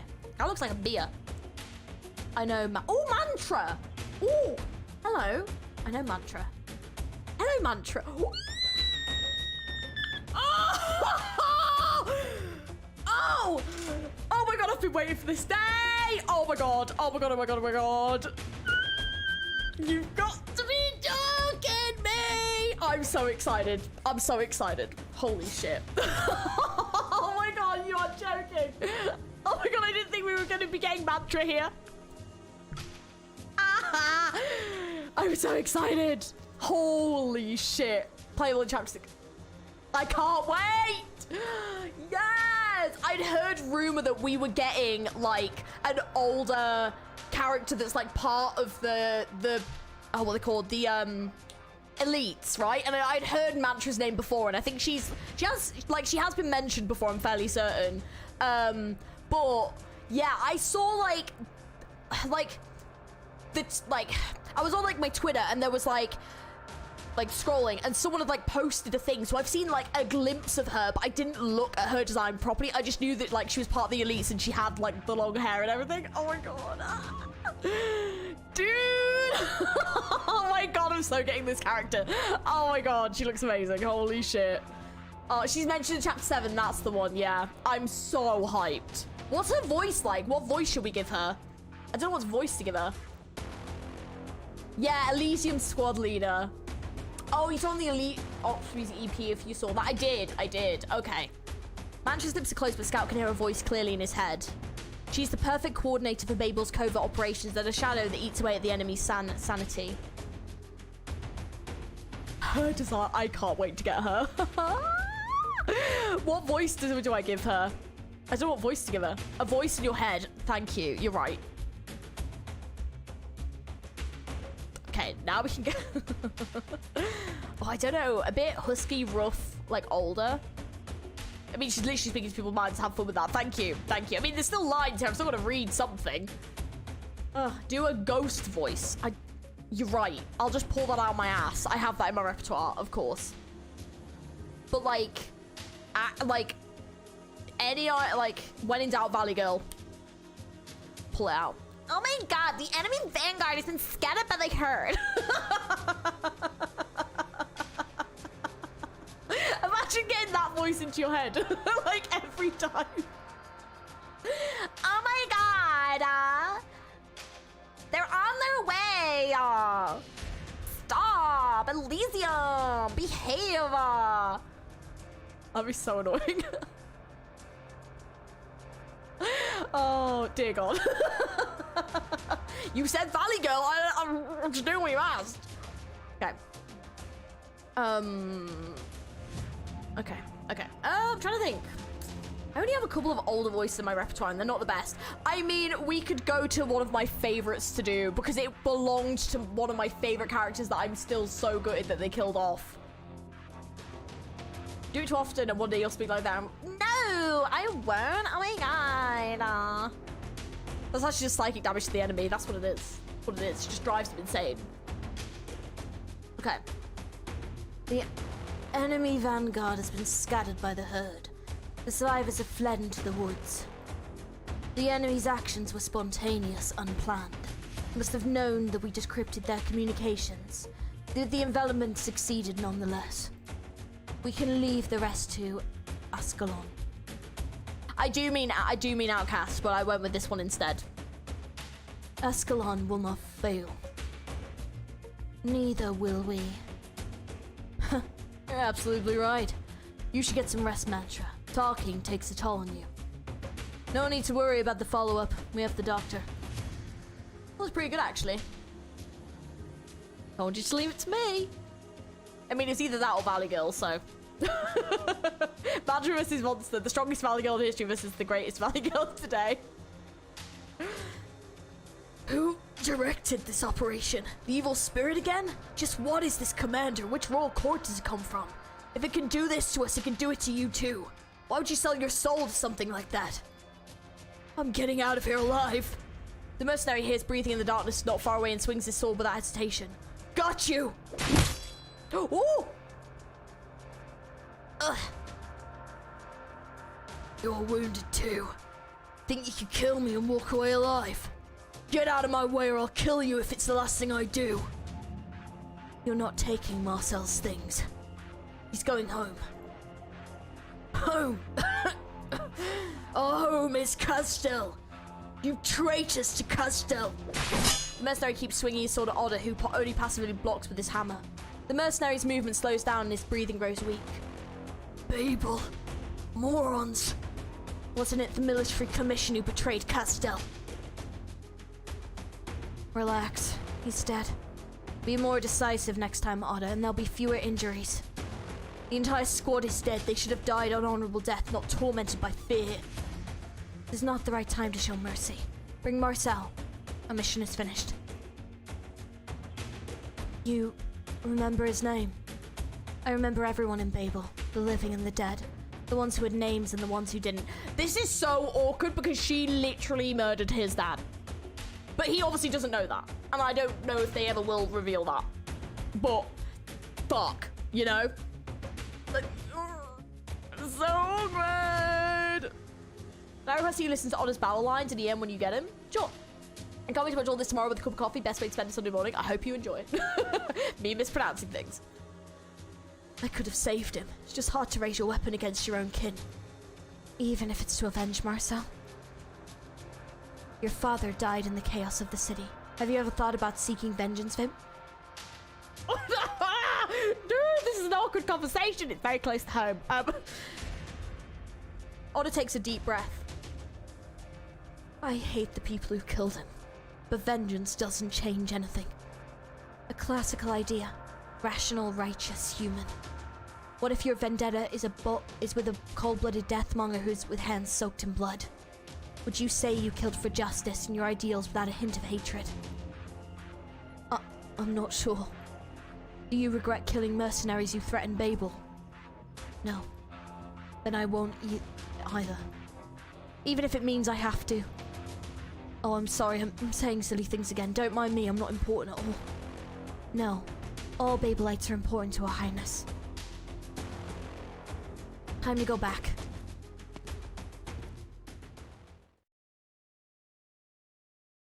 Ooh, recognize these set of rooms. Rhode Island of Babel Castel. What are you here for? I've already said many times it was my own decision to betray Her Highness. I've had nothing to do with the military commission and I'm not an informer for him. You want to execute me, make it quick. Oh, it's Ace! Oh, Ace! Ooh. Bruh. I haven't seen Ace in so long. Oh. I mean, the opinion would have to be Honor to fight his own father because father would go up against Babel and Honor joined up Babel. Yeah, but yeah. No, you're right. Not here to torture you. I brought some wine. I don't need it. Are you sure? This is Victorian fruit wine, not some lousy swill. What are you here for? Catch up about old times. We have nothing to talk about. I know, Scout's hiding something from me. Scallion would too, but because she knows we know each other. But I can make a pretty good guess why you wanted to kill the doctor. Be my guest. You're not a sore loser. You're unhappy because the doctor is an outsider. Everyone wants Babel and the military commission to get along. You believe the Dutch Scouts and the doctor have widened the rift rather than mending it. Good guess. Get out. I'm an outsider too, and I'm still fighting for the Sarkaz to this day. You... The wine. You're drinking out of your eye. Do you see a wine glass in this cell? Should have brought one. What happened to the rest of your team? Let's see. The one with the spear, the caster, the one with the shield who's sitting here right now. The medic and a sniper. Skull, spear, white smoke, grey gun, Strauss, walnut, Kung, and Herb. So the sniper's name was Herb. He's dead. Let bygones be bygones. All good fighters. If I ever get to mentor the young, I'll raise him to be that kind of fighter. Selfless, honest, cautious about picking a side, but committed once they've made their choice. How sentimental. Do the Sarkaz hate outsiders in Babel that much? Fools like you who would give your lives for Her Highness wouldn't understand. Babel might be changing certain things, but it's meaningless. It's not fast enough and its reach is not far enough. Her Highness did not have her hands tied. She didn't need to waste the time. The doctor helped Chairman Teresa a lot. In what capacity? A researcher, a military commander? Both. Even though the doctor killed so many Sarkaz, the more people like that, the longer the war will drag on. Her Highness's achievements are grand. She solved problems all her life, taking care of the needs of the generations, and now she leads the fight against oropathy. What's happening now? We're fighting a military commission, fighting our own. That's not part of her vision. Oh, I almost forgot, you're a mercenary, but you're not a Sarkaz mercenary. True enough. I only came to Babel because I was with the others. I got involved in this because most of my people were Sarkaz. Oh, White Smoke is dead too. Why bring her up now? I thought maybe there was something going on between you two. Doesn't matter. She's dead. She died in the presence of Chairman Teresa. Damn, now I'm starting to envy her. What happened? Ambush. Only two of us survived, but she lost her legs to an arch trap. I had to drag her through the mud. That's when we ran into Chairman Teresa. Well, we ran into the doctor first. Huh.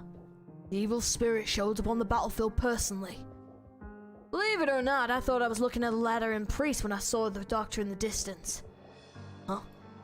The doctor was praying with that black hood bowed next to the glowing chairman. Wasn't even kneeling or doing any sort of ritual, just gazing silently into the distance with Chairman Teresa. That evil spirit you're talking about, Dr. Georgie, is not some heartless monster.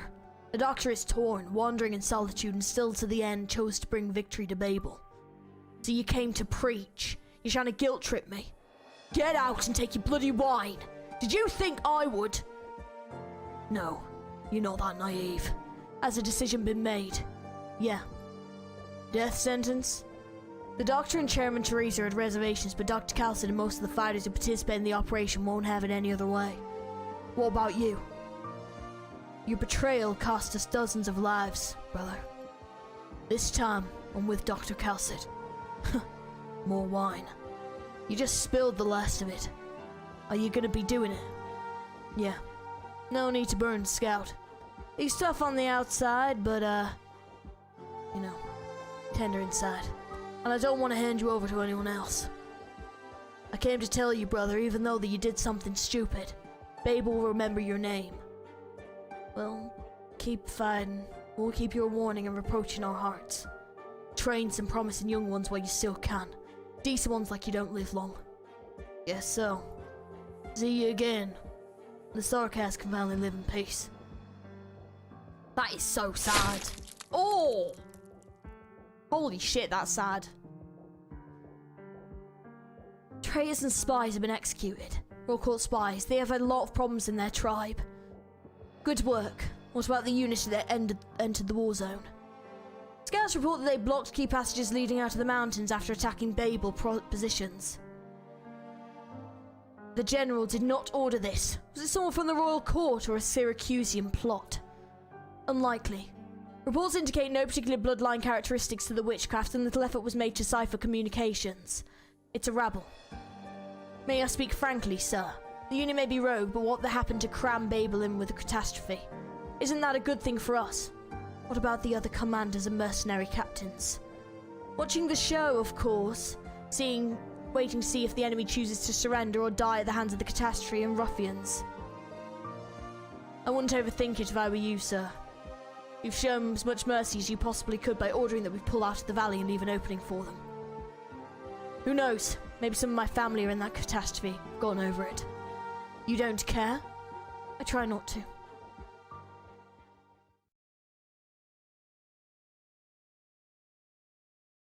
Rhode Island of Babel Casdell. I'm surprised that they had him put to death. Like, I didn't think that was something that Rhode Island would do. It was pretty brutal for Rhode Island, to be honest. Sorry I'm late. So? No need to start from the beginning. Ace was called on short notice. Just follow Mantra's instructions.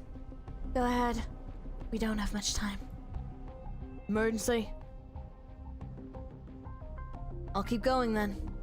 We have 2,500 souls in the catastrophe radius, mostly medics, infected civilians, prisoners and injured mercenaries. The scale of the catastrophe is larger than the catastrophe messenger predicted. It's currently expected to affect 5 outposts, 3 key passages, and a field hospital repurposed for an abandoned town. Because it's not Rhode Island, it's Babel, but obviously it's, yeah. But like, a lot of people who are here are obviously in Rhode Island now. Like, it's just, to me, I'm like, it's a brutal decision that was made, but also Rhode Island, you're right, it's very different. Yeah. It's wartime and it's a traitor. Yeah. They had almost made it out of catastrophe radius when their path was cut off by mercenaries. Trapping medics, wounding civilians to die in a catastrophe? Is Manfred willing to go to such lengths these days? It's not his style. Sorry, it's not his style. The 3 military commission units have retreated from the forest, even leaving a humanitarian corridor open in one of the canyons. The military commission has casters on the cliffs, ready to annihilate any armed unit that attempts to pass through. But they're not trying to hide what they're doing, and they're not doing anything we didn't expect. These mercenaries are different.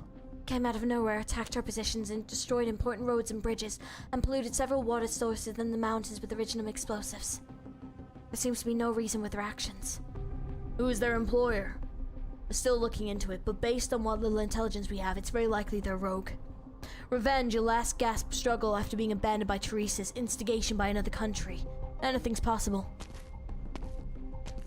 Doesn't matter. I'll find out who the leader is and kill them. Without leader, abandoned aimless mercenaries is just a useless rabble. You go save those people. We'll regroup back at the base. I'll leave them to you then. One last message. Her Highness says this operation is not part of the campaign. We should be relieved. A war that has become increasingly gridlocked. The opposing sides have a chance to work together for a common goal. Saving lives from catastrophe.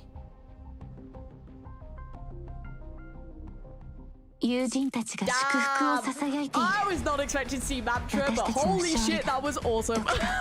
Oh, mate. Dude, this story has been so fucking good. Like, holy moly. I think we've unlocked Order. Yes, we have. ドクター、俺のことはもう覚えてないかな。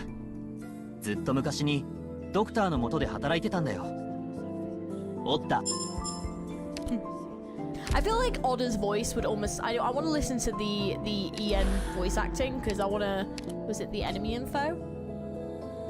So, Sark has Great Swordsman, Sark has Swordsman, Flying Boots Mercenary. Propelled by compressed air cannons beneath their feet, the Flying Boots Mercenaries raid and plunder in the winds. And then Pot Helm Marksman. Mercenaries with Victorian lens on their helms. Thanks to how that while their helms block out sound, they've never heard the snickers of the other Scar Market mercs behind their backs. And then Armored Burden Beasts. So large and slow and docile, these burden beasts immediately undergo rigorous training to perform tests that go against their nature.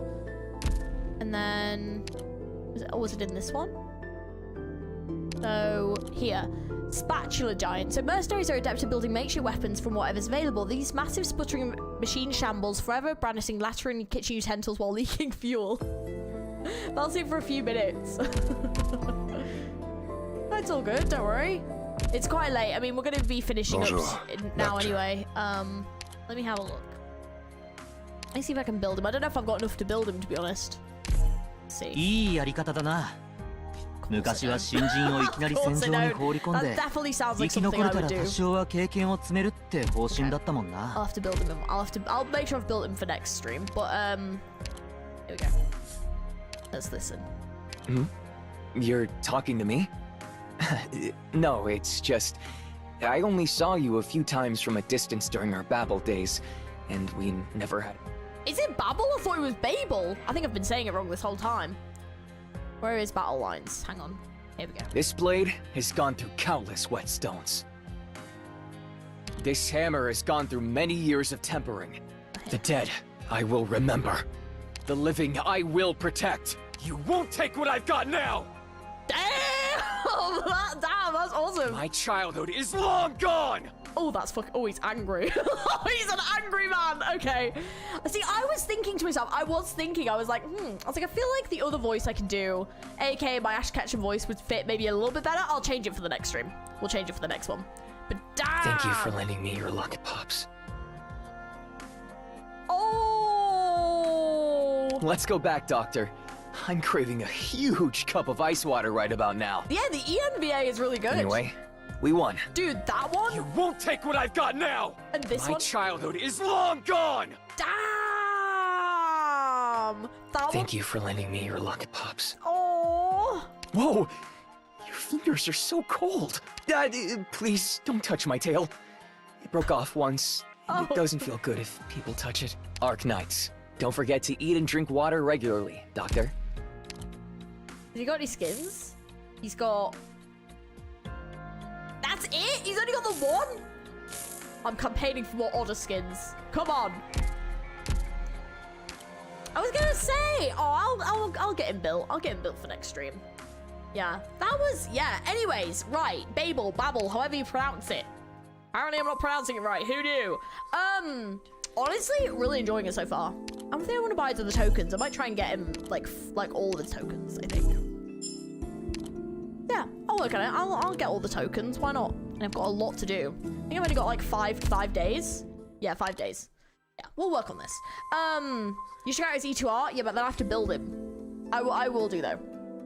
I'll get a build for next stream so I can show you guys what it is on next stream.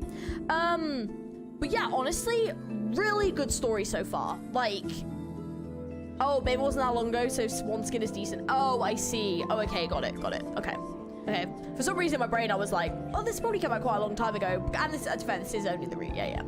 Honestly, this story has been really interesting so far. Definitely a few things that I would say maybe going over my head a little bit as to like the real reasons behind a lot of things and like the true motivations behind everything. But I will say that like overall it has been really good. I think playing this without the context though, I've honestly not minded, because I think it's been really nice to see how like the Doctor's been about. Obviously I know about like the Doctor and Calcit's like relationship, like, you know, like obviously now it's not good, so it's like interesting to see how it became that way. And then obviously how they met Amir as well, and Amir growing up, and then her link to Teresa's. Like I've seen things to do with all of that. So even if I don't necessarily have like the big Kazdel concept down, it's like really great to see the connection and the bond between those characters, because they are the main characters in Arknights. So yeah, it's great to like see how that's all occurring.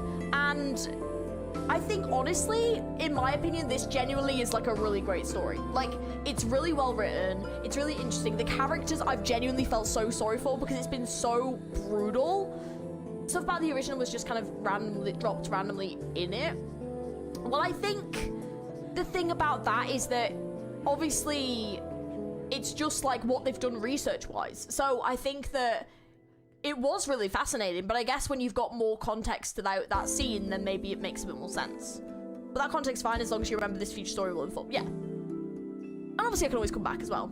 Mantra being in it, oh my god, I was not expecting that. I'm so excited, I'm totally gonna get her. I really like Oda as well. And actually, in all honesty, this is making me have a more sympathetic view towards Teresis and like Manfred and everything. So I think going back into chapter 10 will be fascinating to like see how that goes. Like, you know, like, yeah, it's because you like context. Yeah, I wouldn't say the original bits like randomly dropped in. I would say it's like that's just the research they're doing. So it's like it's just showing us what they've been up to. Yeah, that's like the whole reason for Babel. Yeah, I think it definitely gives us a lot of different things. I think Babel is a really fascinating story that's giving us building a lot of characters for us, which, yeah. Ascalon, bloody say it. Definitely like her a lot more now. Like, obviously I don't really know her as a character, but like, yeah, like she's definitely a lot more of a likable character. I think there's a lot more sides to her that obviously I didn't know before, so it's great to see that. And how she connects to so many other characters. The character I'm waiting to pop up is W. That's the character I've been waiting for, because I know, same again, W does have a past with these guys as well. So I'm waiting for that too. But yeah, overall, like, this has been a really solid story so far. I'm excited to play the second half, actually, because I feel like there's definitely gonna be, yeah. Is it maybe we'll drop for chapter 13 and before 14? So yeah, I guess that's why you have a more sympathetic view for Teresa and Manfred. Yeah. But in a way, though, that's kind of interesting, because going into those chapters, obviously I don't know what's going to happen yet, but going into those chapters, knowing this, like, first, and playing through the rest of 10 and 11 and 12, and going into 13 and 14, like, with this context, I think could be an interesting way of doing it, instead of maybe the other way around, because I don't know what they're going to do. It's probably going to be something absolutely horrendous, but, like, I will kind of learn more, you know? Yeah, so yeah, it should be interesting regardless. But anyways, I'm gonna leave this here because it's been a 5.5 hour stream and I'm very tired and hungry. But I will be streaming on Tuesday, so we'll pick this up and finish it on Tuesday. I'll try and get Oda built so we can all see some E2 stuff, and I'll try and even use him. You're not prepared for the second half, I'm not gonna lie. I'm gonna be post night shift. So maybe I will cry if I'm just really tired. I'll try and get some good sleep. But yeah, so I'm excited, and then yeah, we'll go through the second half, and if we've got some time, we'll try and do some like trailer reaction-y bits and things like that. But yeah, awesome. Alright guys, well, if you haven't already, don't forget to like the video. After the stream is finished, you can always leave me a comment saying your favourite parts of this without spoilers. Of the, you know, this part, 5 favourites of the first part. And yeah, oh yeah, I can 100% be here on Tuesday. Awesome. It will be the same time. Yeah, if not a little bit earlier, I might try and start a little bit, just like a tiny little bit earlier if I can. I will be sleeping also, yes. Get some amazing sleep. Fingers crossed it will be when I'm not at work, but it probably will be. I mean, yeah, I'll, obviously the VODs will always be up, but yeah, I do tend to go from, like, the afternoon into the evening, so we'll see how we crack on, but yeah. But amazing, guys. Thank you for watching. Thank you for hanging out with me. I appreciate it. Don't forget to like the video, join the Discord, all that good stuff. Subscribe to the channel. And yeah, I will catch you guys next time. Have a good sleep. You too. You guys have a great rest of your evening.